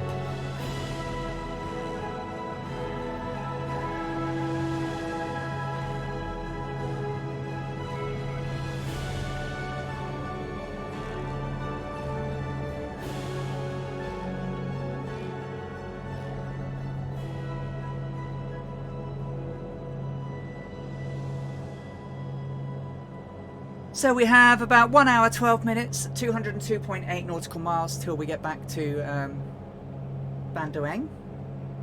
We're cruising at 8,000 feet. We're an economy cruise, similar to what the Electra was. We're doing around 150, which is about right. Fresh Brötchen. Oh. You should get a pay rise for being my wingman. Sorry guys.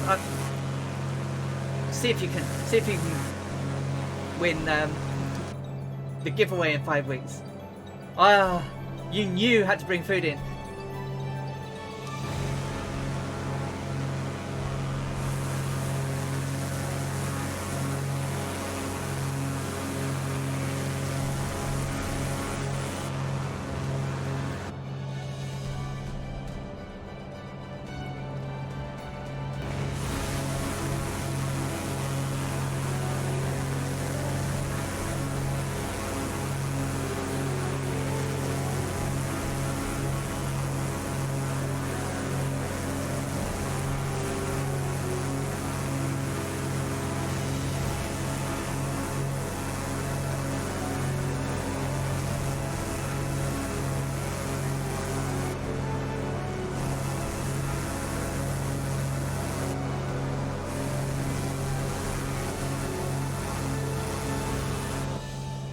So, for breakfast this morning, bought Panda cooked, and she cooked breakfast toad in the hole. So it's a much more eggy, much more lighter batter, pancakey, with like frankfurters. Oh, it was really lovely. So, what's everyone having for dinner? I have no idea what we're having today. Oh, someone's having curry. I think Dougal said they're having curry. Are you having curry, Dougal?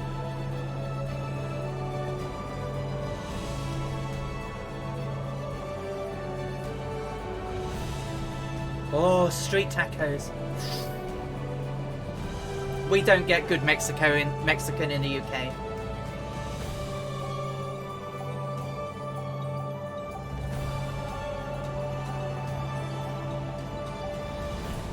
Lamb kila mata. Oh, Dougal, bread and butter pudding. Oh, all round alleys for brekkie. We're all going round Dougal's for pudding. Oh, bread and butter pudding. Steamed dumplings. Oh, now I'm hungry. I have a Ribena.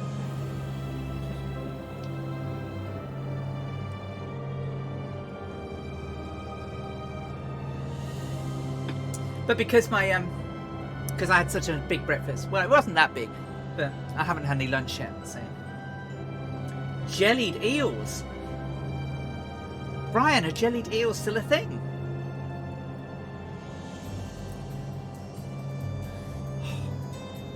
Dougal, with this legendary bread and butter pudding going on, I'm going to have to move down to Wiltshire.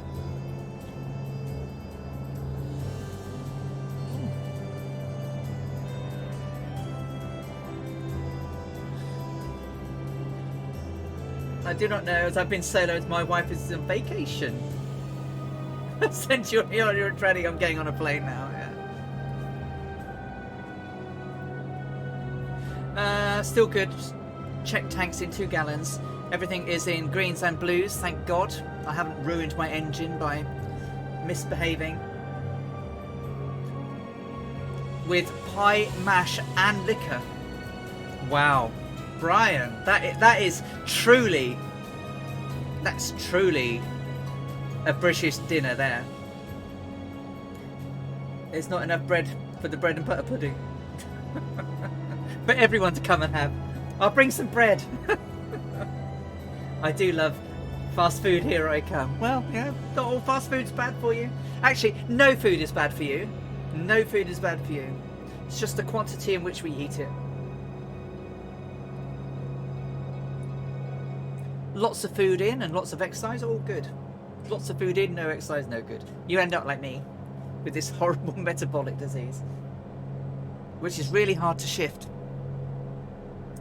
So, we were away last weekend, and I had a smoked salmon starter with it was like an avocado puree. That was really nice. What did I have? What else did I have? I can't remember what I had. But for pudding, I had sticky toffee pudding. I am an absolute. If there's sticky toffee pudding on a menu, then no, there is no holding back.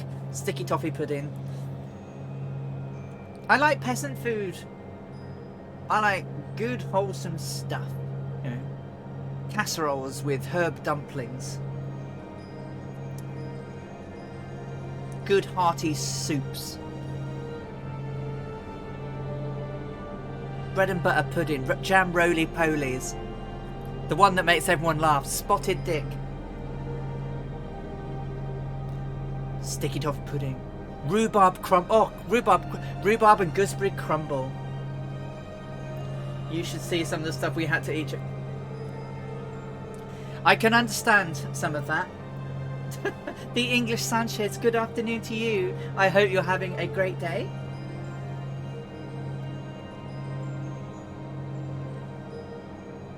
A friend of mine did, I think they did some TA officer training, and they did a yomp.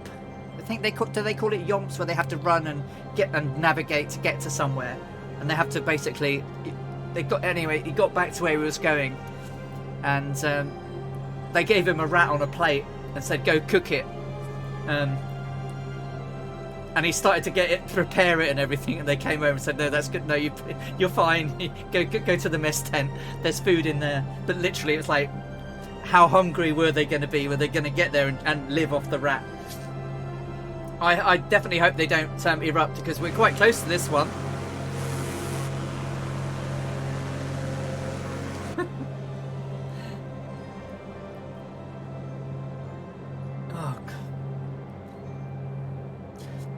So I'm quite adventurous, and I will try most things. I don't know if I could eat live grubs or insects. I've eaten a cooked one. I've eaten a cooked grasshopper. I've eaten snake. I've eaten alligator, and some weird and wonderful stuff in China.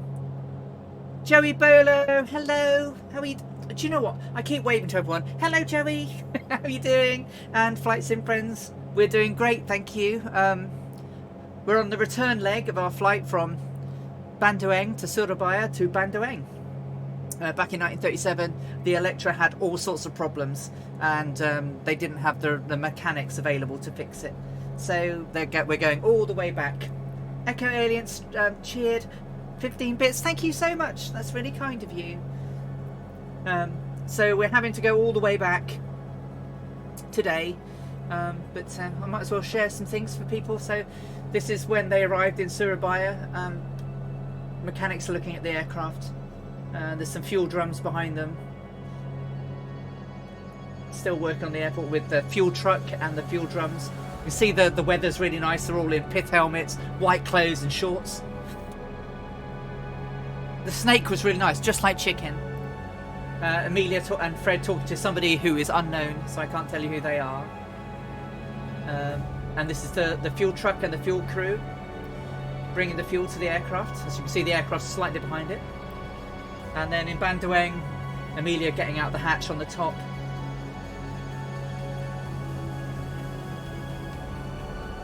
30 and 30 change tanks.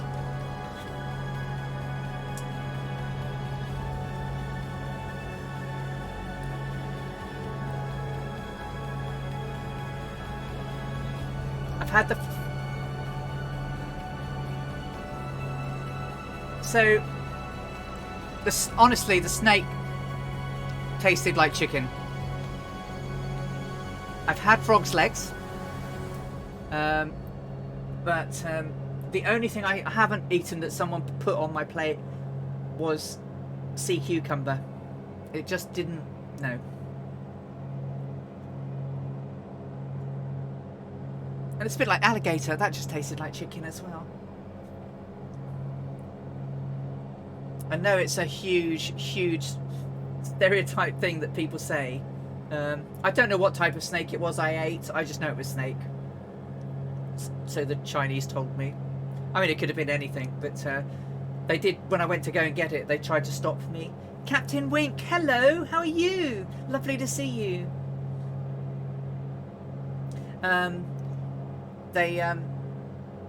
Yeah, they kept telling me not to eat it because it was frog's legs, or it was snake, or it was something. Escargot, yep, snails. Snails cooked in garlic butter. Yeah, they're all right.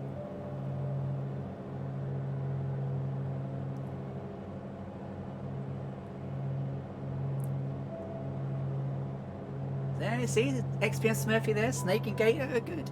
They absolutely are. Just get rid of me a little bit. So, like Amelia had to do every now and again, there's the fuel tanks. I need to spend 2 seconds jumping over them and running to the little toilet they had in the back of the aircraft. Too much softest drinkage. I will be right back with you.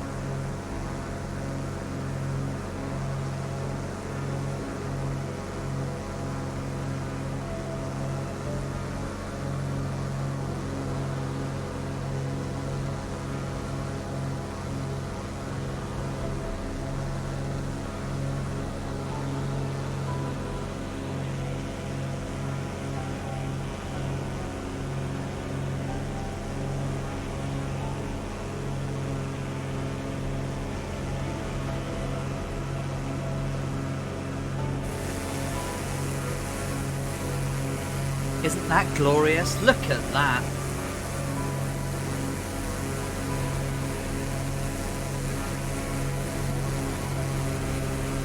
Oh, gumbo. Oh, gumbo. Shrimp Creole.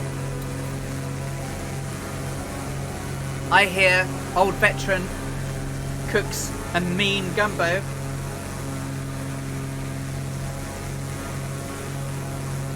I see you, Swamp Donkey. You are on my 7 o'clock. We are tracking approximately, because I'm going to fly north a little bit of the airport. We are tracking 275 degrees magnetic. 275 degrees magnetic. Approx 150 knots indicated. 169 ground.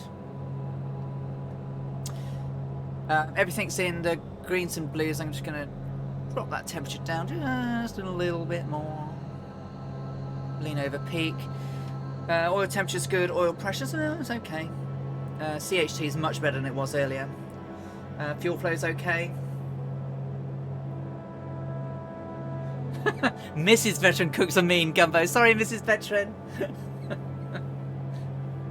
One day, Scott, I'll get out there and I'll have some very fine Mrs. Veteran gumbo. I don't.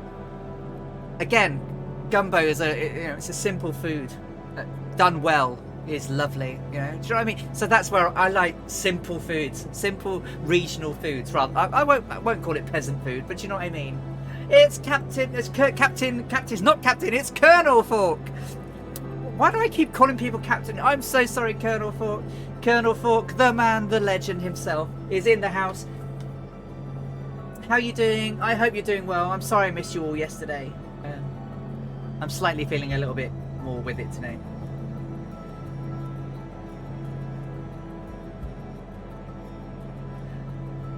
Colonel Falk is an amazing gentleman.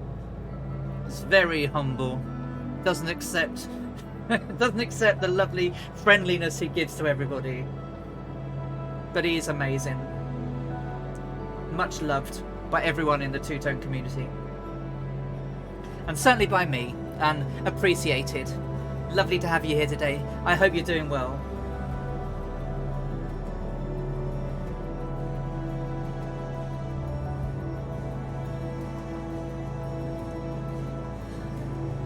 We're looking forward to it already, Scott.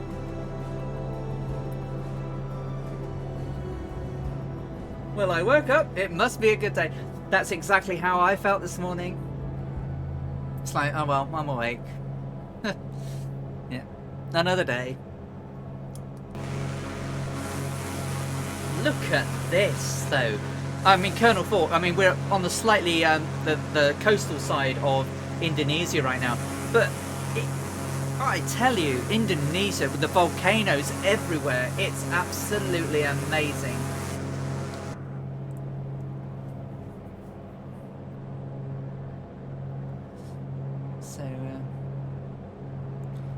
It's an amazing country. I've been stunned by it. Look at it. I mean, it's going to get... I mean, it's pretty flat once you get past these volcanoes behind... from if you're going the other way. But it's just incredible. Welcome back, Seamus.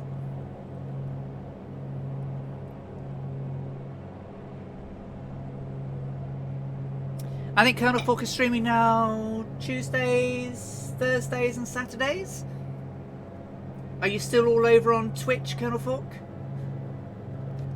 Oh, buttons! Buttons! No! Stop pressing buttons, Alison, you silly woman. If you don't know Colonel Falk, go give the gent a follow. He's brilliant. He's it does flight streaming. He's into the racing now, which I've watched some of. I'm rubbish at racing, but maybe one day I'll pluck up the courage, like I did in flight simming, to join you all. But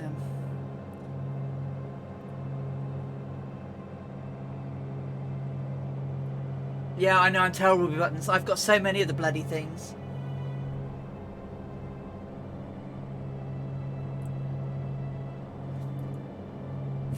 You haven't seen me race. It's total carnage. It's very bot. Alison has pressed the button 20 times. I probably have, you know, haven't I, Super Typhon? Bit rubbish. So we've got 55 minutes till our destination, where we'll have done about 700 miles to go nowhere. But hey, what a beautiful, beautiful country we're in. Surrounded by the fireflies.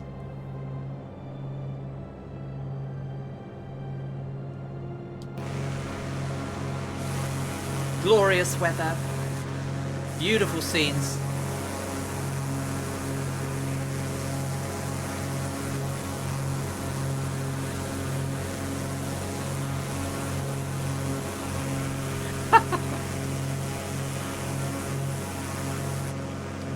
I'm so bad at racing. When I walked around the Montreal track, I ended up in the gravel most of the time, just walking.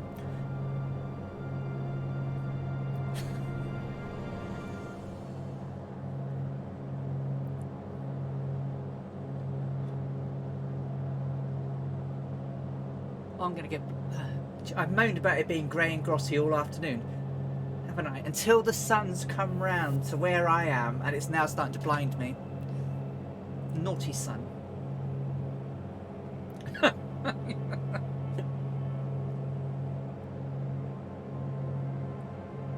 There's Dangerous Brian out there on the wing. There's a Dougal out on this wing. Look at that though, Dougal. You are so cool at this. Goblin over there by the volcanoes.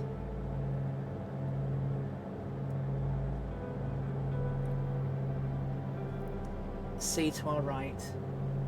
Do I need to check my tanks? No, I'm good. 3 gallons, still change tanks. 149 miles to go.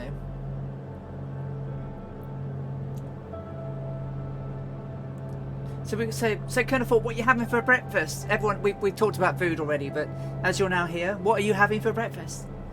Because I had Bort Panda cooked a form of toad in the hole, but with it was more like a pancakey batter with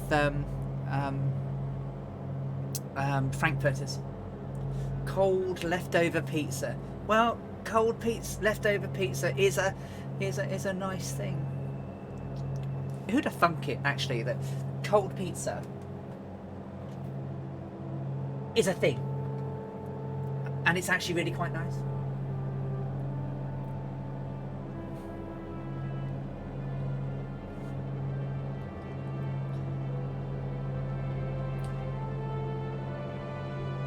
Cold curry? Really? Note the lack of surprise there.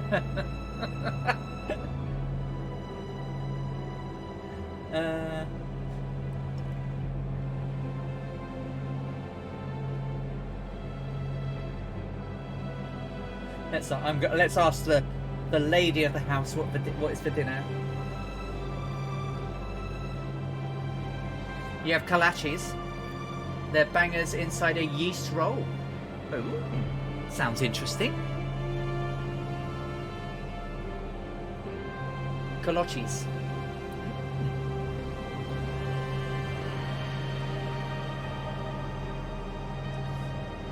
So, that Swamp Dog, not that Swamp, XBM Smurfy, you and I appear to be having a same fast food dinner, apparently. Laura's like, I can't be bothered. We'll get some takeout. So yeah, we're gonna have some fast food tonight, by the sounds of it.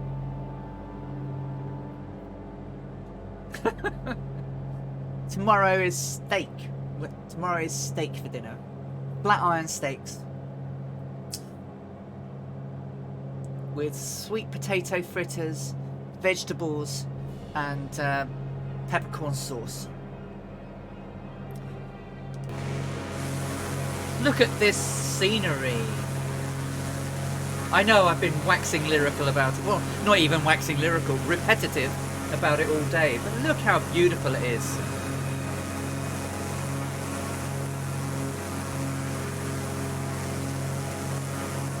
Enjoy, Dougal.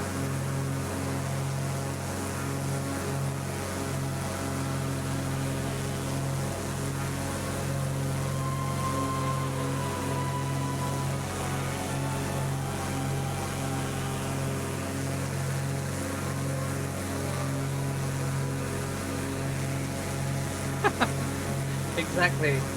Stakes are high. Beautiful, isn't it?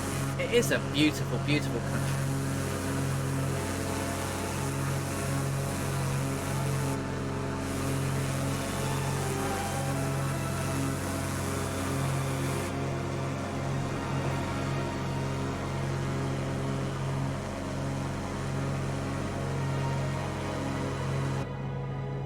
Seven on the left, 3-0 on the right.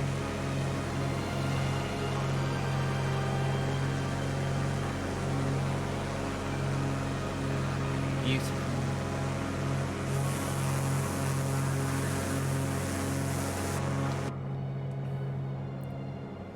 So next week's flight is going to be, I think it's going to be a great one. So we're going to do a little bit of this journey backwards, but we're going to be heading right past all the way to Kopang. So we're going to fly through the Indonesian peninsula, past Bali, and it's going to be a great flight next week.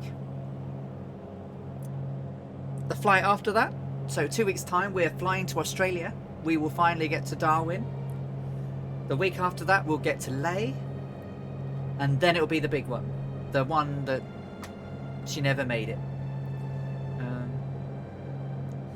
Around a 13, I reckon 13 to 14 odd hours. 13 hours in the air, definitely. But we'll probably do a little bit longer at the end, just to sort of close it out, because I think it's going to be quite emotional to get there and think that she never did.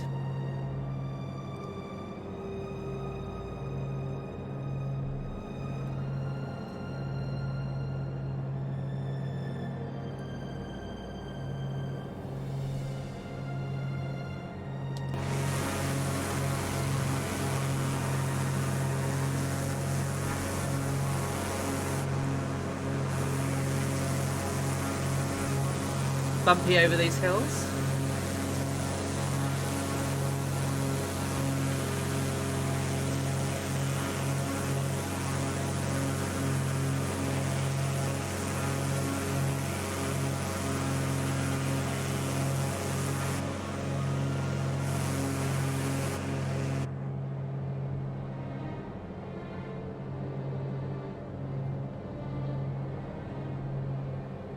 Sorry if I think I missed where you're flying tomorrow. Where are you flying tomorrow? Where are you starting and finishing?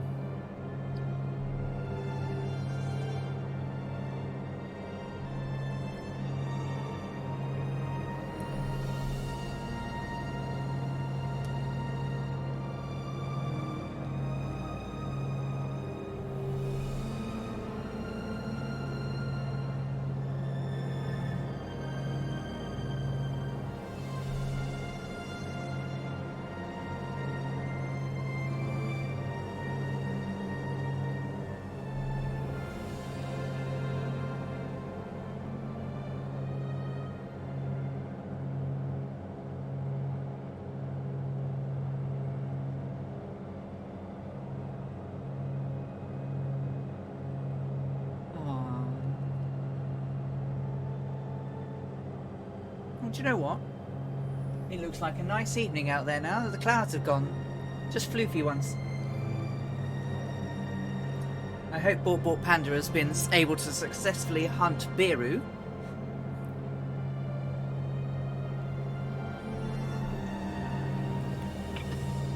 I think I could do with a beer after this week. Not very good for me, but hey ho.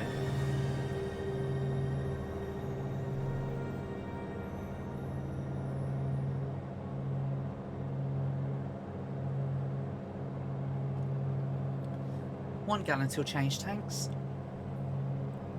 See, can we see the coast on both sides here? Yeah, we can. Just.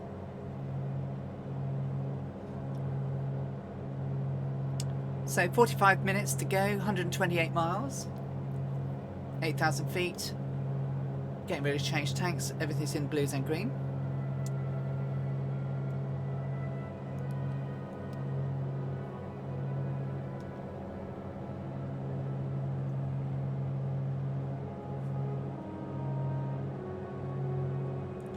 Oh, you've got me now, but it has to be the classic one. Mr. Blue Sky. There are so many songs by ELO that are just rip-roaring, but Mr. Blue Sky is probably the one that makes me tap my feet a lot.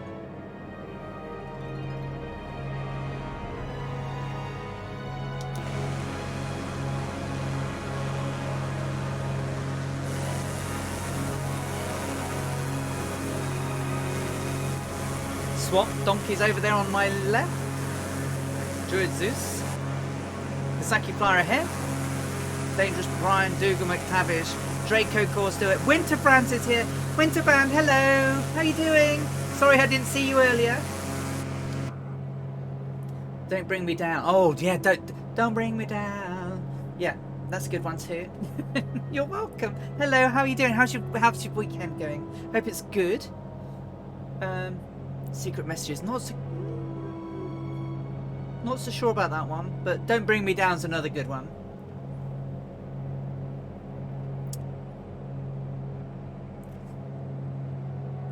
Telephone line.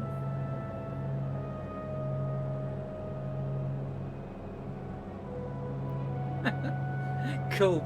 Thank you. See you soon, Joey. It's going into look mode. Thank you so much. Shine a Little Love. Yeah. Oh, Shine a Little Love. That's a good one. Obviously, I can't play them on the channel. Shouldn't really sing them in my own voice.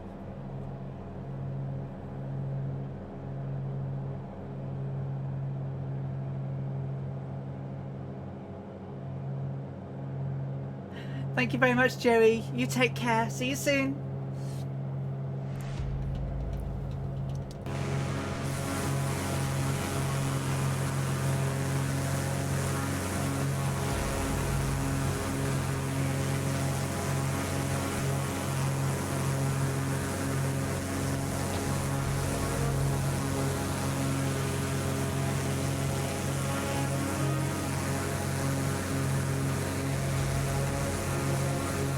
Thank you for following, Captain Wink. That's really kind of you.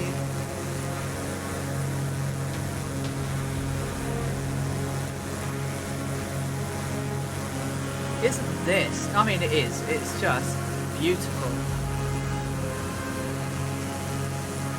Take care, Seamus. I'll see you soon. I'll see you on the bus. Thank you very much. You too, my friend.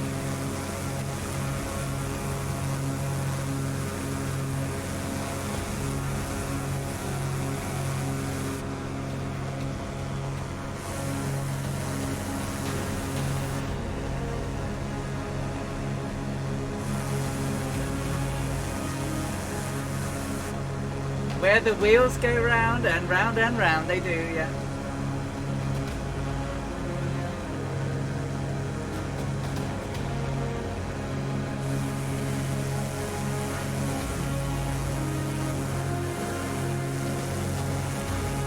Incroyable. And here, we're wing mirrors braking. 25, change tanks. So, yeah, I could change every 15 minutes. I like to change every 5 gallons.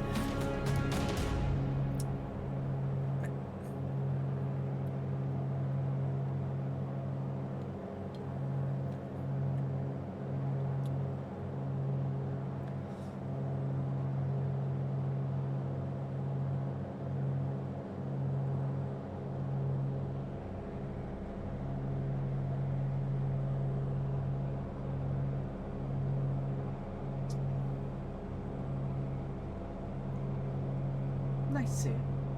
That bus is costing him a fortune in repairs. Yeah, it is. So we're doing around 150, 160 out on the ground. Everything seems to be okay. We are 41 minutes out.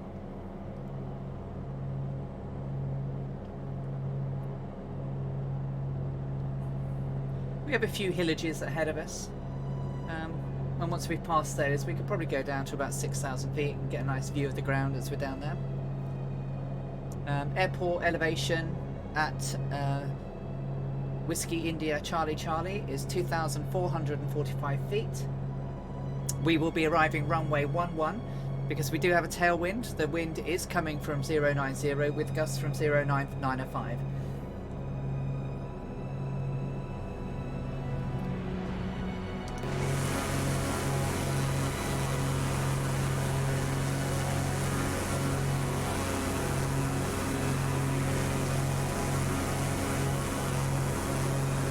Annalisa, hello my lovely.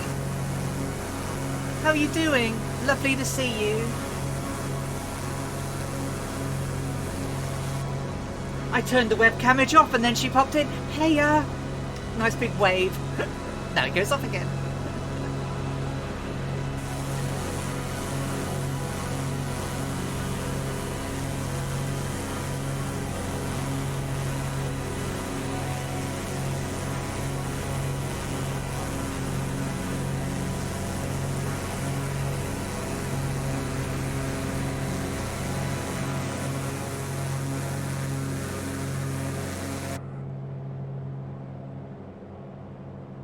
I hope you're doing okay, Annalisa.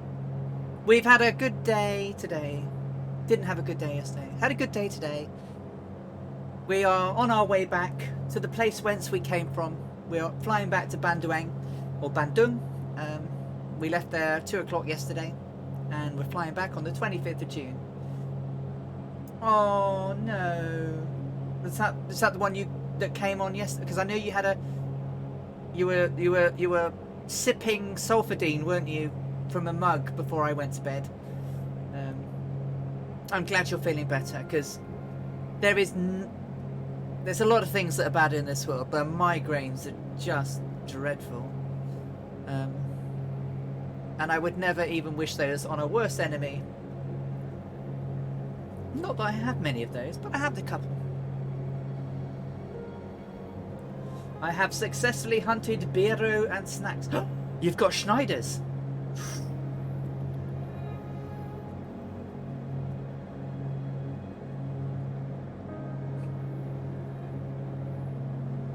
Annalisa, tamer of crispage and lady of the dance. Very true. Yes, Schneider's pretzels. What flavour Schneider's have you got, Bork?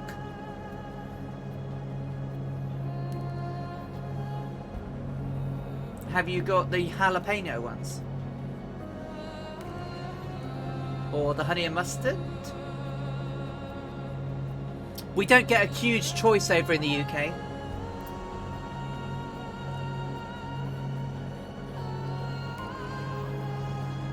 Honey and mustard. Cool, lovely. Oh, you got the pretzel bites. Okay, cool. Nice. I do like them. So XBF Smurfy, I absolutely love the cheesy ones. So,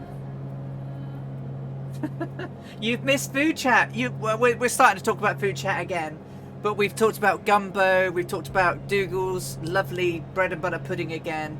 XBM Smurfy and I, and we're all, and now Bork, we're having takeout by the sounds of it. It's pretzel talk. That's like crisps. Caramel popcorn beats all. Period. Lol. End of story. Right, Draco?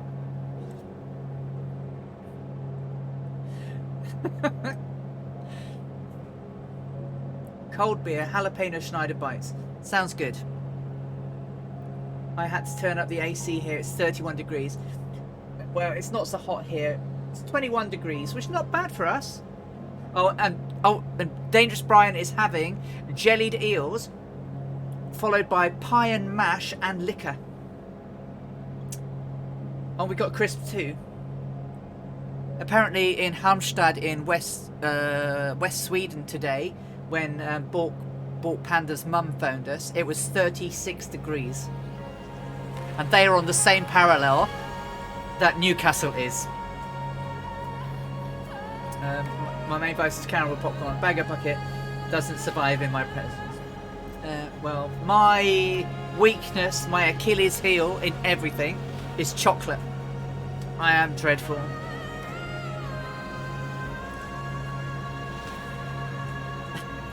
Oh, Colonel Fork, I'm sure it's not.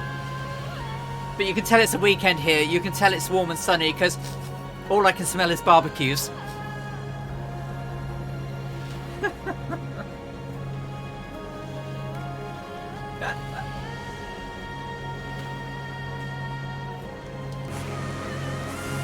Oh, the scenery out here has been amazing, Annalisa.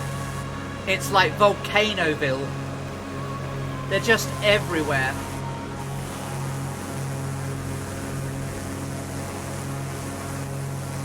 On a slightly different course this time. We're sort of more to the north of the island.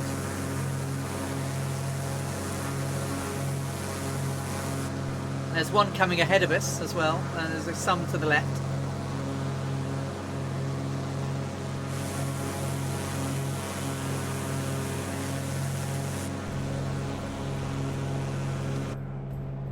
Well, that also answered the question, didn't it? Can we wear shorts at work? Well, by the sounds of it, absolutely. With I smell barbecues, read that as I smell lighter fumigants. Pretty much, Bork, yeah. Although, I'm pretty sure I can smell meatage. It's either that or the house is on fire and you're all dying down there.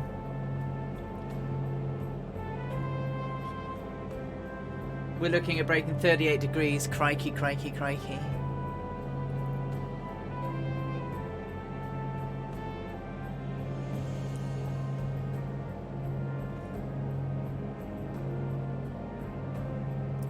For the gamers in the house, I've just noticed what my VDC amps are. Look at that. They're elite.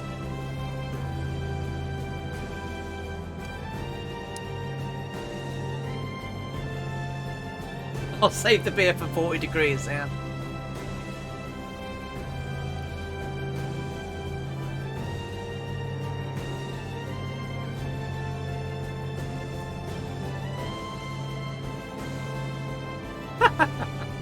I think it's my Mooney. Well, my Mooney's sounding like a Mooney again. It was sounding like... yeah, horrible earlier. So Jefferson suspects that there's a duplicated file between the Mooney and the Seneca, which makes whenever a Seneca's in the group, the Mooney have its engine noise.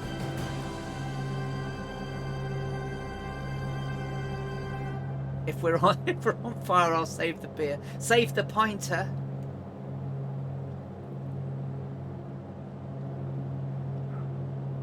Not sponsored by Pinter, but I don't know if you guys have ever heard of the Pinter, but it's a thing that makes beer in. We do need to get that. We do need to get the Pinter going again. We've got some Western Nuevo Californian lager to get brewing, and it does about 10 pints of beer or cider, and it's really good. The beer comes out brilliant. Oh, I want to come to Indonesia. I want to go exploring Indonesia and the volcanoes. Not too close, man.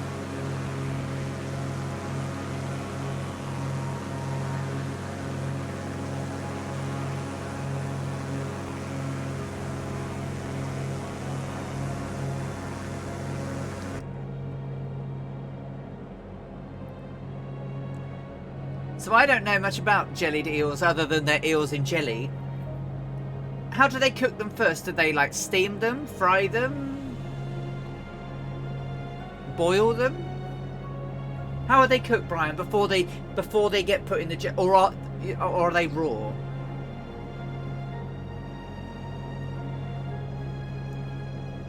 Can't be raw, right? I mean, Japanese eat them raw.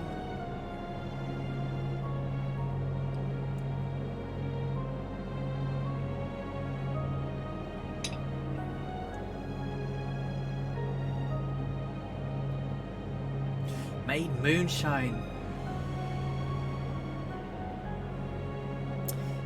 I've made wine. I made a Chardonnay once, and it came out wonderful. It was really nice. Laura tried to make beer that time, and it was horrible. But this pinter thing, it's really good. Chardonnay, yeah, it came out really nice as well. I was super surprised, and I bottled it and corked it, and, you know, put the corks in and then everything, and sealed it and everything. Had all the gear once, and then I moved, and we didn't get really into it.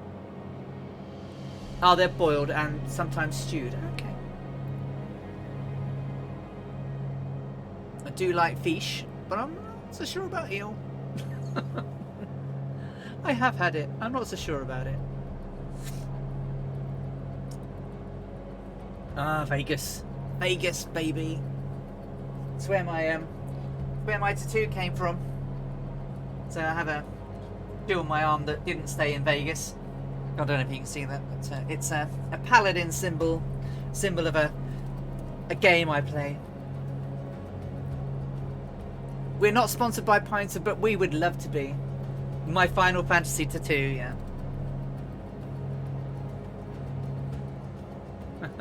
No, oh, Fallout for Vegas. Fallout Vegas, Fallout Vegas, Fallout New Vegas, wasn't it?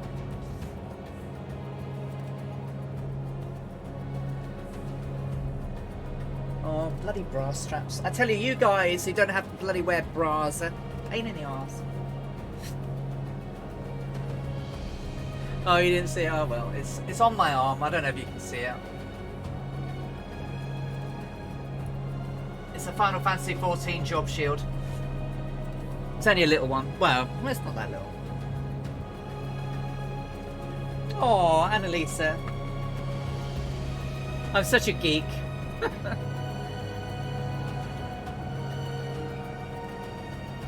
I've even got all the job badges.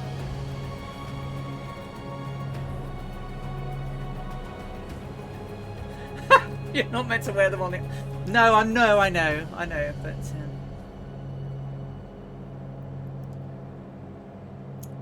but the certain tops with bra straps and they're just always sliding down. It doesn't matter what they are, straight down the arms all the time.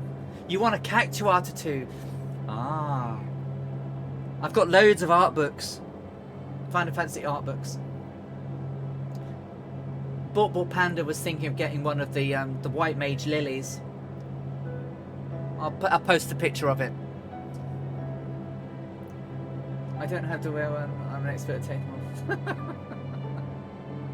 I see what you did there, Draco.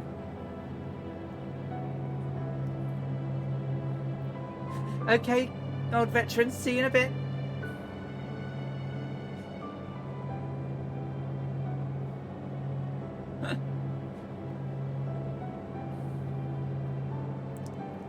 Mount Merapi.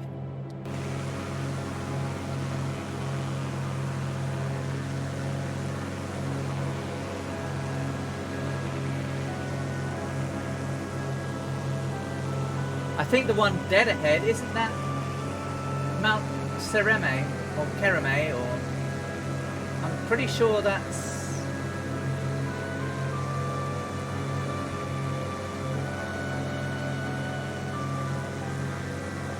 Gunung Siramai National Park ahead.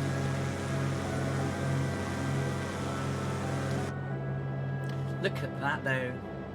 So once we get beyond this bit, this mountain, we can come down to about 6,000 feet.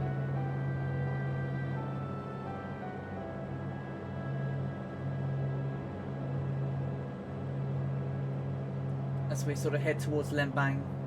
And we'll pass south of Lembang and then to come round into runway 11.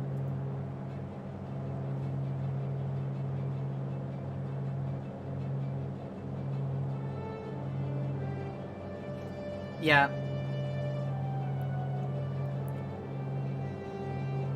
The Manzia or Manbra. I think it was Seinfeld.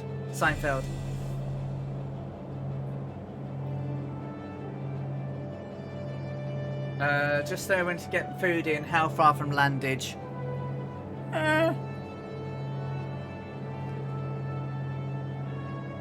30-ish odd minutes. 30 to 40 minutes, Bork. Angry Aaron 123, thank you for the follow and welcome to the Earharts. You've caught us on our way back to Bandoeng, having got as far as Soerabaya and had to turn back because the Electra in 1937's instruments all went to pot and stopped working. So it was too dangerous to fly on towards Kopang and Darwin without working altimeters, etc. So we're heading back to Bandoeng where KLM and KILM will maintain the aircraft, and then next week we will head off from here in Bandoeng and head down to Kopang. So we'll go through all the Indonesian peninsula next week, through Bali, etc. Oh no, Mankinis are banned. You've heard Mrs. Two-Tone. They are banned. Banned. Horrible things. Horrible things. Mankinis. Ah.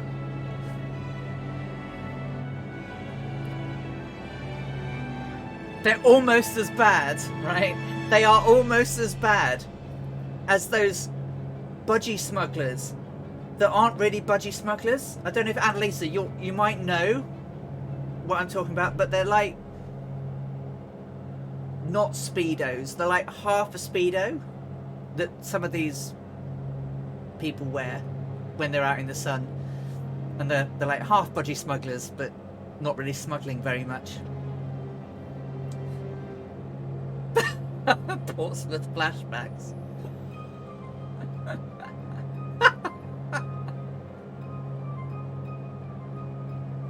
25-26 change tanks in 1 gallon. We're still doing just above economy cruise now because we've got a tailwind behind us. No, it's not. No, because the sort of, but not. It was a small, but it looked dreadful. Are you going round that mountain, Brian? From my angle, it looks like you're going right at it. Oh no, you're going to clear it. Actually, I have to use that. So I don't have my own Discord, do I? So I have to do the Two-Tone Murphy one, which is that one. I have a button for it because it's not working. Thank you, Colonel Fort. So you can find me and the Fireflies and all the wonderful chat viewers normally over on Two-Tone Murphy's Discord. Two-Tone Murphy streams Monday, Wednesdays and Fridays. Colonel Fort streams on Tuesdays, Thursdays and Saturdays. You can find me on Twitch on Saturdays, mainly because I work and my work. Well, I do have a little secret one, but I only use it to promote my stream and forward it to Two-Tone Murphy's Discord. But I'll send you the link. But I've got a little Discord, but it's have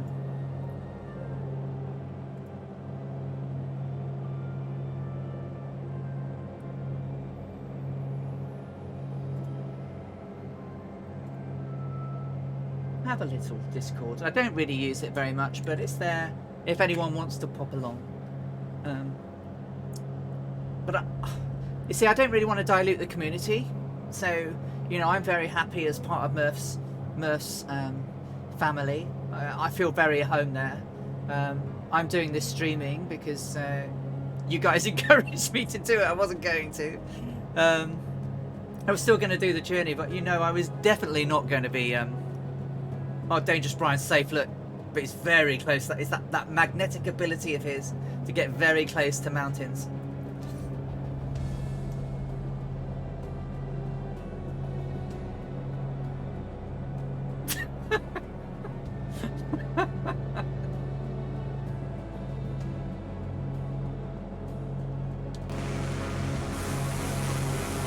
No, Draco, no! Oh. Only just saw that one. It's the biggest one for miles, Brian.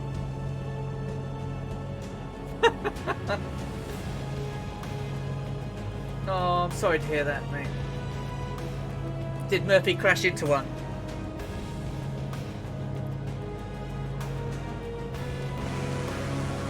Look at that, though. Oh, Druid Suit's going over the top, look.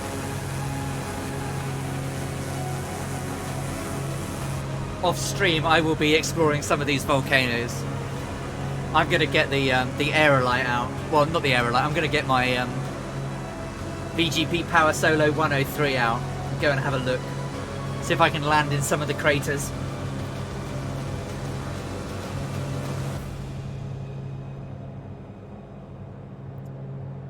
Oh, I'm sorry, Draco. I hate the CTDs you guys have. Well, I have them too, of course, but I hate the fact that you guys get them so much. Ah, the Power Solo's got some poke. It's got a very powerful little engine. If not, I will just gently spiral. Do a climbing turn. Gentle climbing turns and then stall because I've got no air or anything in the engine. And then just glide down. There is a crater, is there?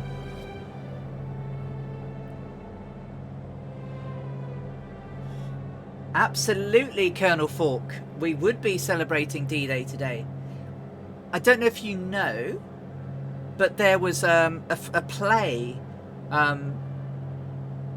Oh, what was it called? About this whole event where the British meteorologist argued with American meteorologists about the D-Day landings, and he predicted, based on historical evidence he had, that there would be almost like a hurricane in the channel on the day that was originally picked, and he stuck to his guns, and eventually managed to persuade the generals to I think it was Eisenhower, to not do it on the day, and they all woke up to a most horrendous storm, and he was justified in his recommendation. But basically, if they'd have tried to do it on the day, the landing craft would have probably caused many men to die. Trying to remember the name of the play. It's something like, is it something like Weather? I watched it at the Theatre Royal. D-Day play. Weather?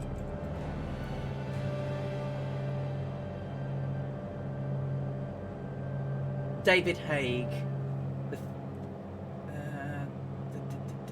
Pressure, it was called. So the play is called Pressure, and it starred David Haig as Group Captain James Stagg. Laura Rogers was Kay Summersby, who's George Eisenhower's secretary. And it was his genius that basically proved that, they should postpone it. And he was right. It's actually quite a good play.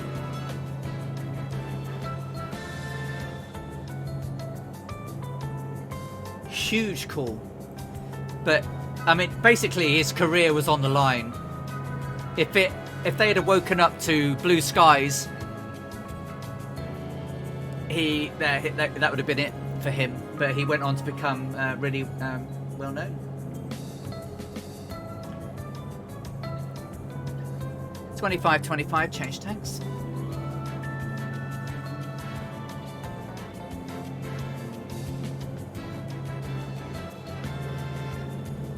So 15 minutes out. So about 45 miles.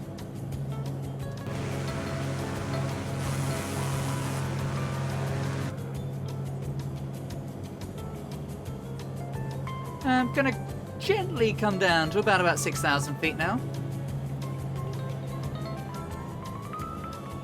But I'm not gonna peg it down, we're just gonna gently come down a little bit.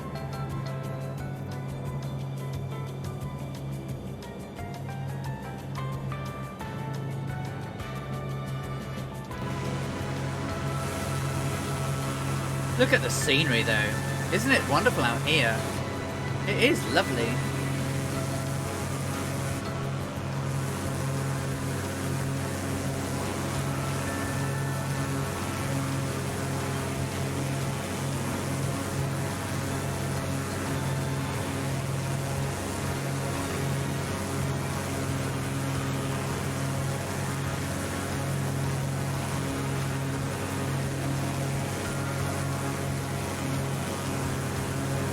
Apparently this is Cali Simanuk.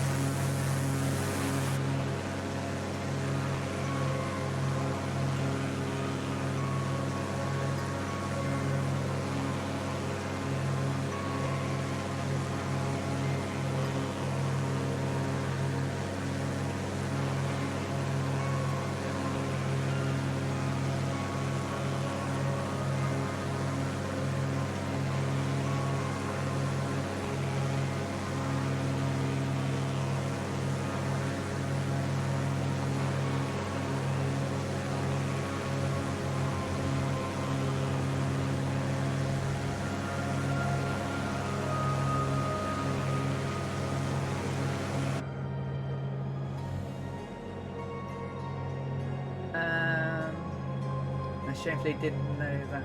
That's what they call it. History is brilliant. No, it is brilliant. And even learning about stuff you don't know is I love it. And I realise the last stuff history in this stream is aimed at NVIDIA users. I've seen NVIDIA advertised on their stream and no AMD advert. Well, they're going to have to do something if the Xbox is going to be on AMD.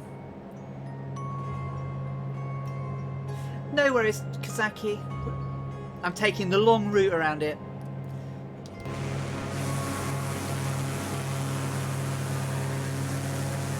I mean, I could just cut the corner and slip it in. So same here. That Swamp Donkey. So as I mentioned earlier, tomorrow I'm going to be putting this bad boy in, which is the Ryzen 9 5900X. So I'm already running a 6800 XT. So and a 570 AM4 board. I've got the Aorus Ultra Revision 1.1. So I'm at 6,000 feet at the moment, Brian, if you're sort of following me, which is going to be good enough. 6,000 feet is okay at the moment. Should just be enough to skim the trees. The altitude of the runway is going to be 2,445 feet. No, well, no, not really. So the graphics card itself is a dual slot one, but it's a single card, Annalisa. It's just a very big, wide card. No, it's not a replacement. This is the processor. This is the CPU. So this is the computer brain rather than the graphics. The 3700X. Yeah, it's a nice one. I got it because I couldn't get the 5900.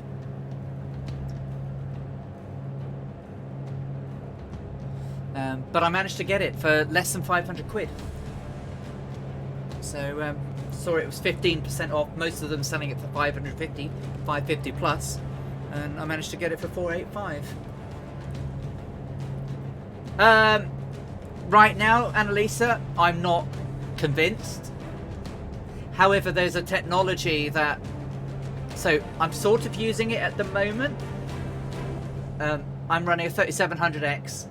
And I've turned on Smart Access Memory, which allows the CPU to access more of the GPU memory and vice versa. The temps will be higher, but I've got an AIO, Brian. So I know it'll be higher. Siri doesn't help. Siri is a pain in the...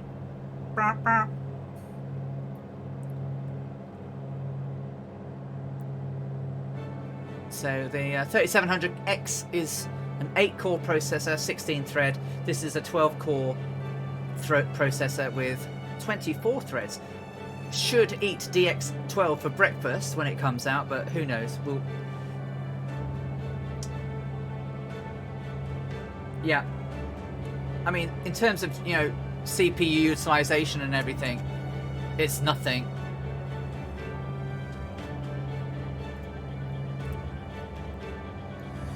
My CPU is like 30%. My GPU is roughly about 80% at the moment.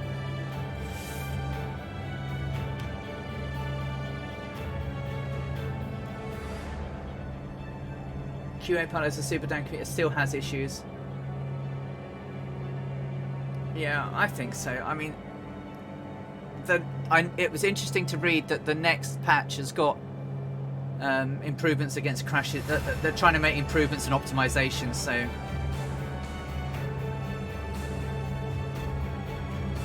So 25 miles to run. 8 minutes 39 until we get to India Foxtrot 11. That's actually quite... Am I going to skip that? Probably.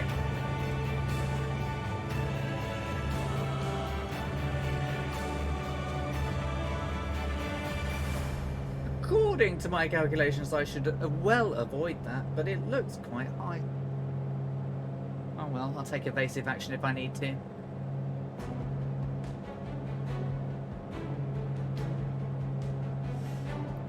Yeah, AMD drivers or CPU or GPU.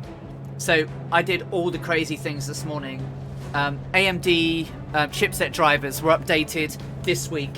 So I have actually updated the chipset drivers today. 24, 25 still good. We're on the bringing the tanks down.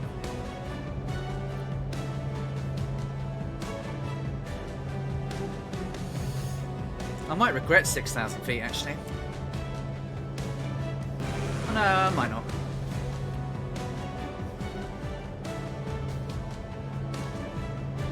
There are hills over there, Brian.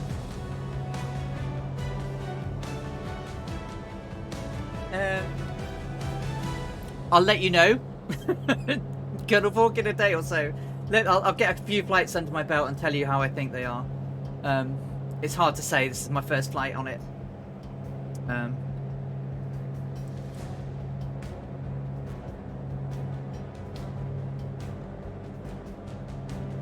Oh, it's going to be a scud run.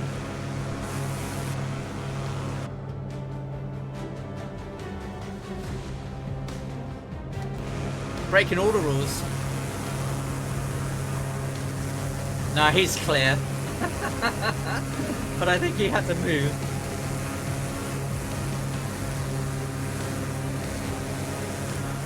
Oh, really?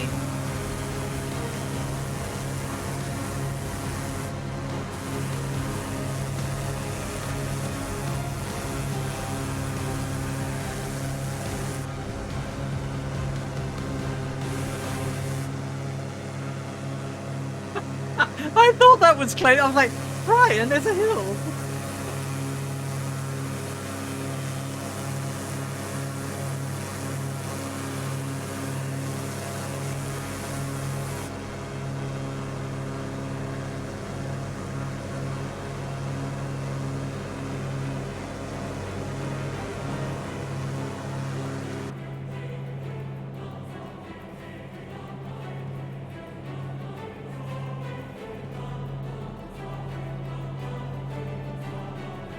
Okay, coming down 4,000 feet. Top of descent.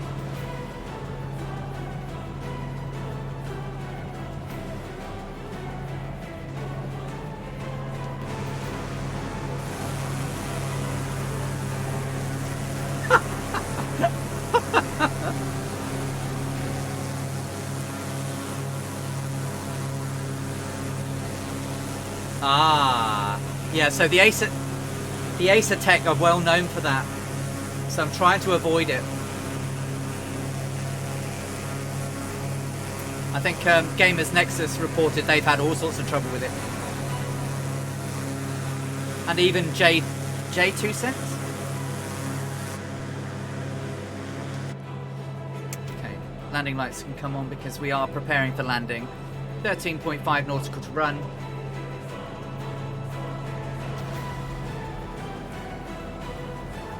I've got a Lian Li 011 dynamic.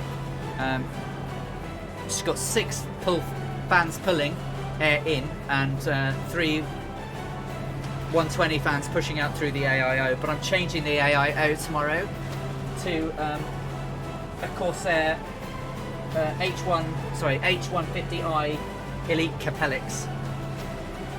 The main reason for that is I heard a noise in the pump of the NZXT Kraken. What do you think of it, Dougal? It seemed to have good reviews when I went hunting. Just touching the speed brakes just a tad, guys. Oh. Oops. Not impressed, oh dear. Oh well, I'll have to see how it goes.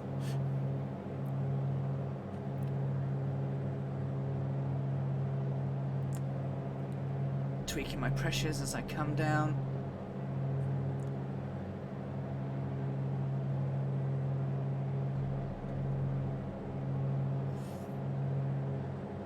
$23.25. That's something it has.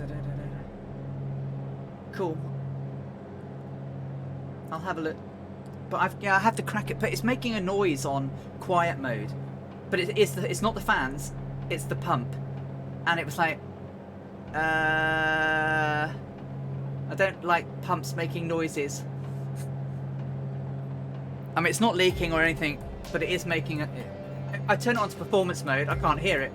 But the point is that at some point I think it will start making a noise even at performance mode, and then I'm going to really start hearing it. So I'm going to change it out and keep it just in case. Yeah, it could be, but I'm just being nervous, you know.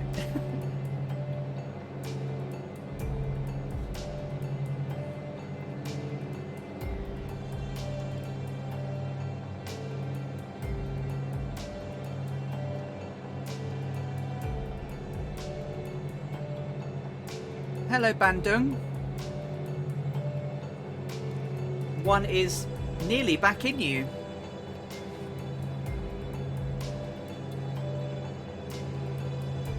Thing is, though, with water cooling, Annalisa, a lot of it, you know, most of it's okay. You know. I used to have a full water cooled system with. It was really nice, but it takes a lot to look after. You can't just, you can't, you know, you can't just build it and leave it.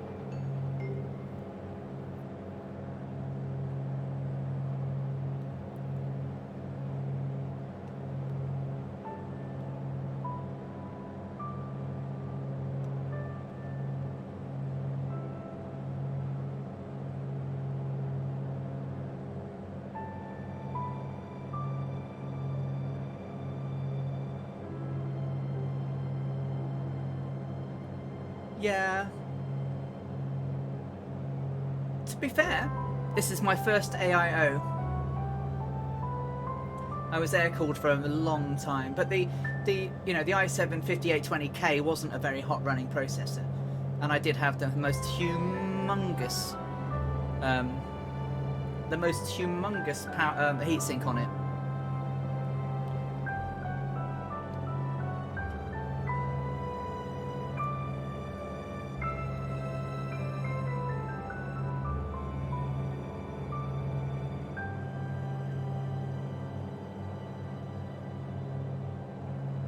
Bloody scenery is going to pop in on me again, isn't it?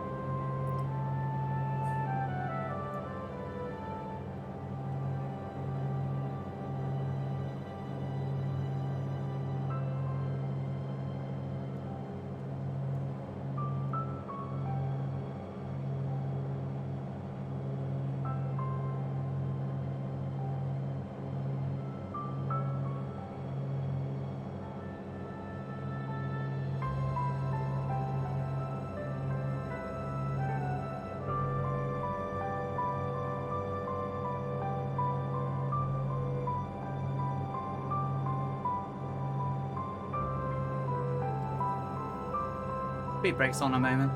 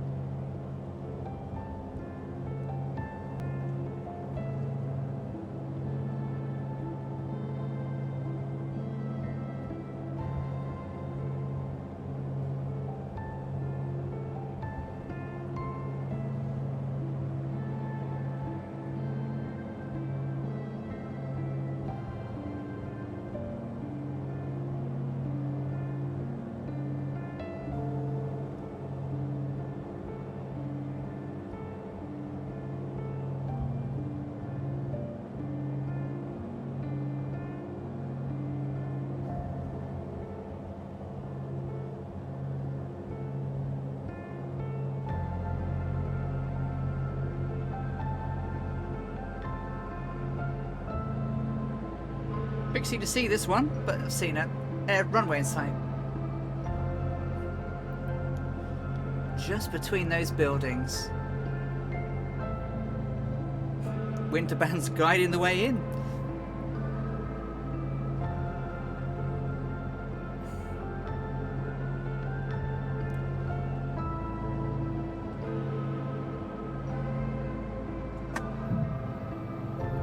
Changing to full tank, fullest tank.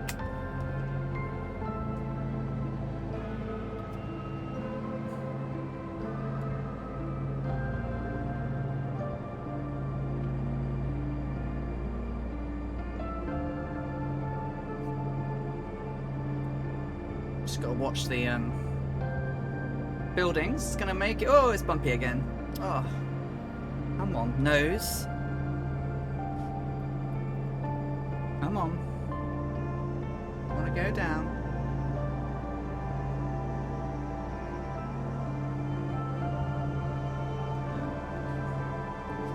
Slightly high on the glide slope, so I'm trying to get the note. It's bumping all over the place.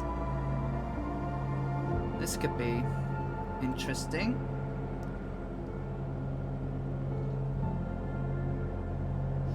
Come on.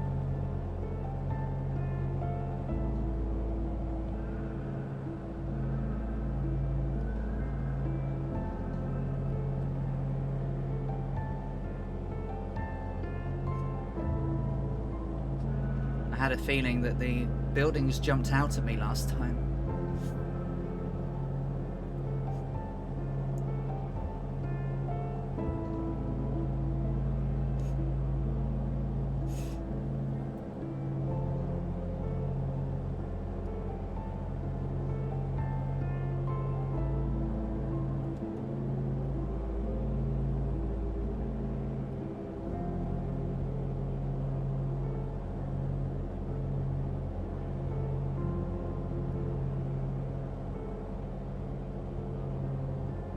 Sorry for going quiet.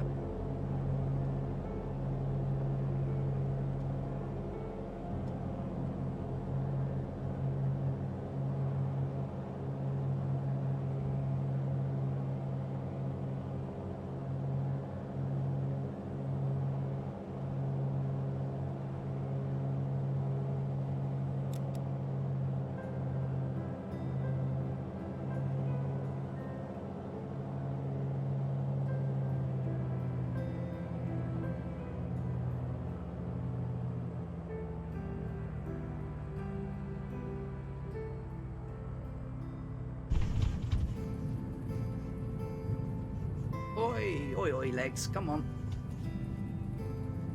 Aileron. Oh, aileron, aileron. Oh, wait, crikey, my rudder pedals. How dreadful was that? Sorry, guys. My dancing didn't work very well. I'm down. Christ almighty. That was dreadful. Just couldn't get the...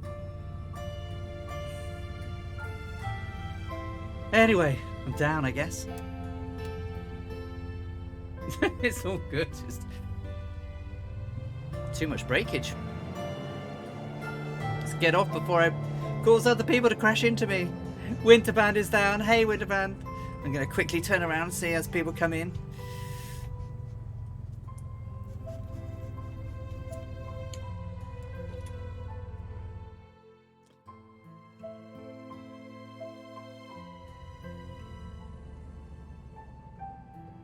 Oh, it was okay. Thank you, Speedbreak. It was a little... the actual approach was okay. The rudder dancing, not so nice. But, hey, I didn't career off the runway. I find since the last update, and the fact that these rudder pedals are quite old, I know, but some of them are nicer. Sim Aviation Annie Boy, hello, welcome. Here comes Swamp Donkey. Welcome back to Bandoeng. Thank you. Draco's in. Welcome, Draco. Uh-oh. What happened, Swamp Donkey? Are you okay? Or was that just a stop? Comes Druid Zeus, Goblin Zeus, as we know him.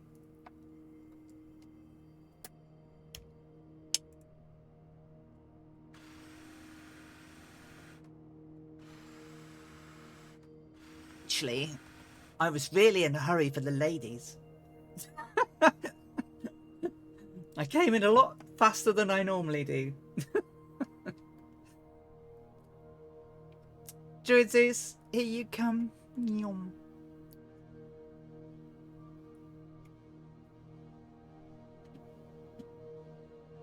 Welcome to Bandoeng again. Nice landing, my friend. Kazaki fly behind. A little bit of a bounce. Oh, wee. I hope that's on my screen. Wee. Are you okay?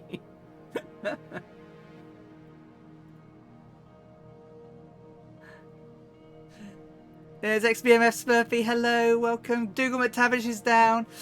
I don't know if you had the same sort of windage as I did, but it was once you got down on the ground. Even though I put the ailerons at towards 95, it was like they didn't want to. They really didn't want to play.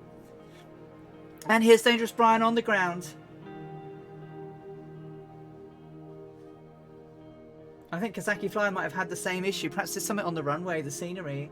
I mean, I'm just using default, but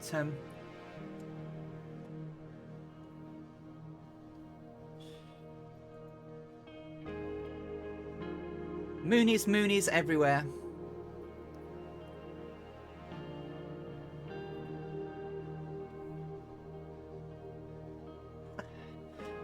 Well, that was a good flight, everyone. I really enjoyed it. It was pretty scenery. We're down on the ground in Bandoeng. We've made it. We've just over nearly 5 hours, I guess we've been going. So nearly 5 hours. Once again, thank you ever so much, everyone, for spending your Saturday afternoons with us, joining in on the flights with the Fireflies, flying the legs, keeping me company, making me laugh, making everyone else laugh, keeping everyone entertained. It's been brilliant, as always. Thank you again for your the chats, the follows, the subscriptions. Very, very gratefully received. Thank you very much. You're very kind and generous.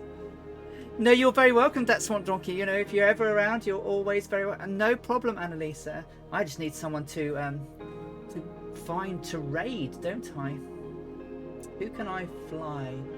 Who can I raid today? I prefer to raid someone that's doing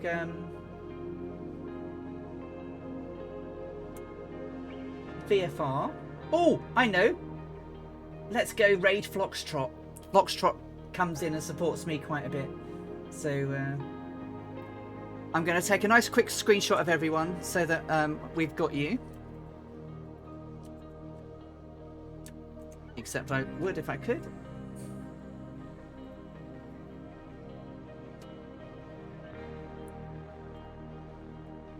I'll just wait for someone to get in there. There's XBMF Smurfy. Take a nice screenshot there so I can post it up. I must change my screenshot software. And behind us we have someone. We've got Kazaki Flyer over there as well. So I'm not going to leave Kazaki left out.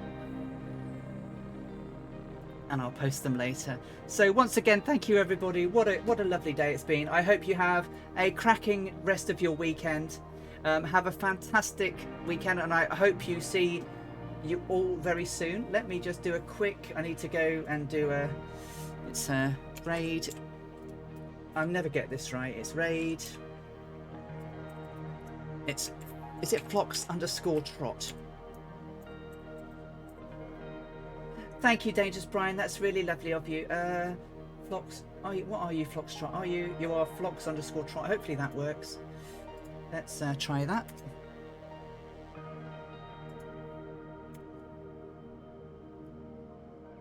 So we'll pop over to Floxtrot and make his day. He's got about 12 people in, so that would be nice to say hello. I try to go to people who have smaller numbers and are flying GA.